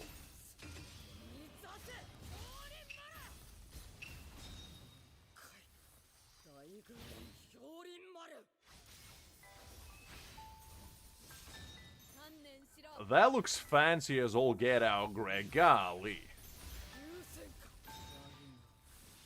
I know. Okay, actually, I think I know this one. I think I might have had it before. Okay, let me pull it up. Let me pull it up for you guys. I think I've seen it before. Because it looks familiar. Small Gouda, Liz, that's why we're one of the kind. That's why we are one of the same. Cow cheese? I'm pretty sure, well, I guess most cheese is cow cheese. Sow cheese? I guess cottage cheese, maybe? The one with a little granules? But this looks very familiar, Greg, because I think I had it before. Isn't it the cheese that this has made? Isn't it this cheese? Am I tripping out, or is it the cheese? Because this used to be my favorite cheese back when I was growing up. If you grew up in Eastern Europe, Kasichka was basically like the goat of cheeses. Hell yeah, Greg. Now we're talking. Now you're a man of class. I knew you were a man of class. Because I was like, this looks mighty familiar. And I knew it. This was basically, when I was a kid, I used to go to the shop, especially for this cheese. I kid you not, I would go through the entire thing, I would unwrap it, and I would just get an absolute ham on this thing. Oh, I know it's Hungarian, I've had it before, because in Ukraine we have quite a bit of it. And let me tell you something, it's goated. I love it. I haven't had it in ages just because the British people don't like flavor and they don't sell it here. But let me tell you something. If you ever guys come across this cheese right here, get it. It's going to be the best experience of your life. I'll tell you that much. It'll basically, the direct name is what is it called? The women hair that tied in a knot. I forgot what it's called in English, to be honest. But, yeah, that's what it's supposed to symbolize, basically. But it's goated. I'm telling you right now. You ever get a chance, get it. It's not bun, it's like the long one. The name eludes me right now.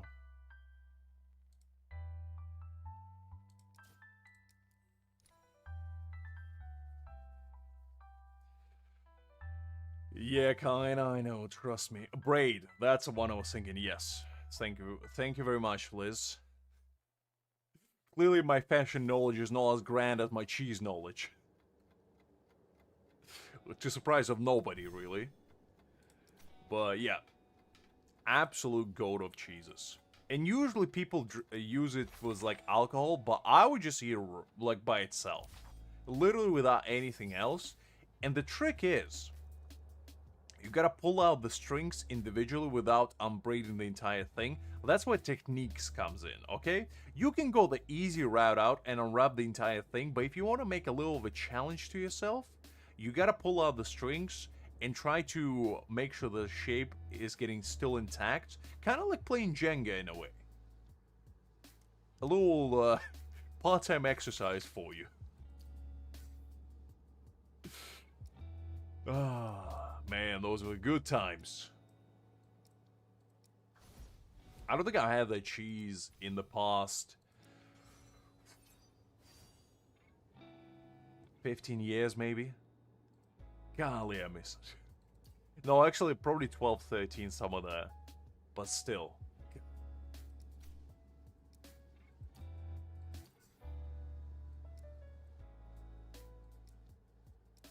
I mean, Liz is clearly of British descent. She can fool nobody.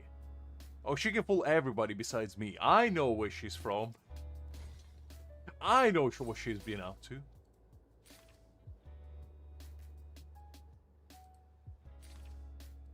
Look, Liz, I'm just saying, you can't deceive your genes.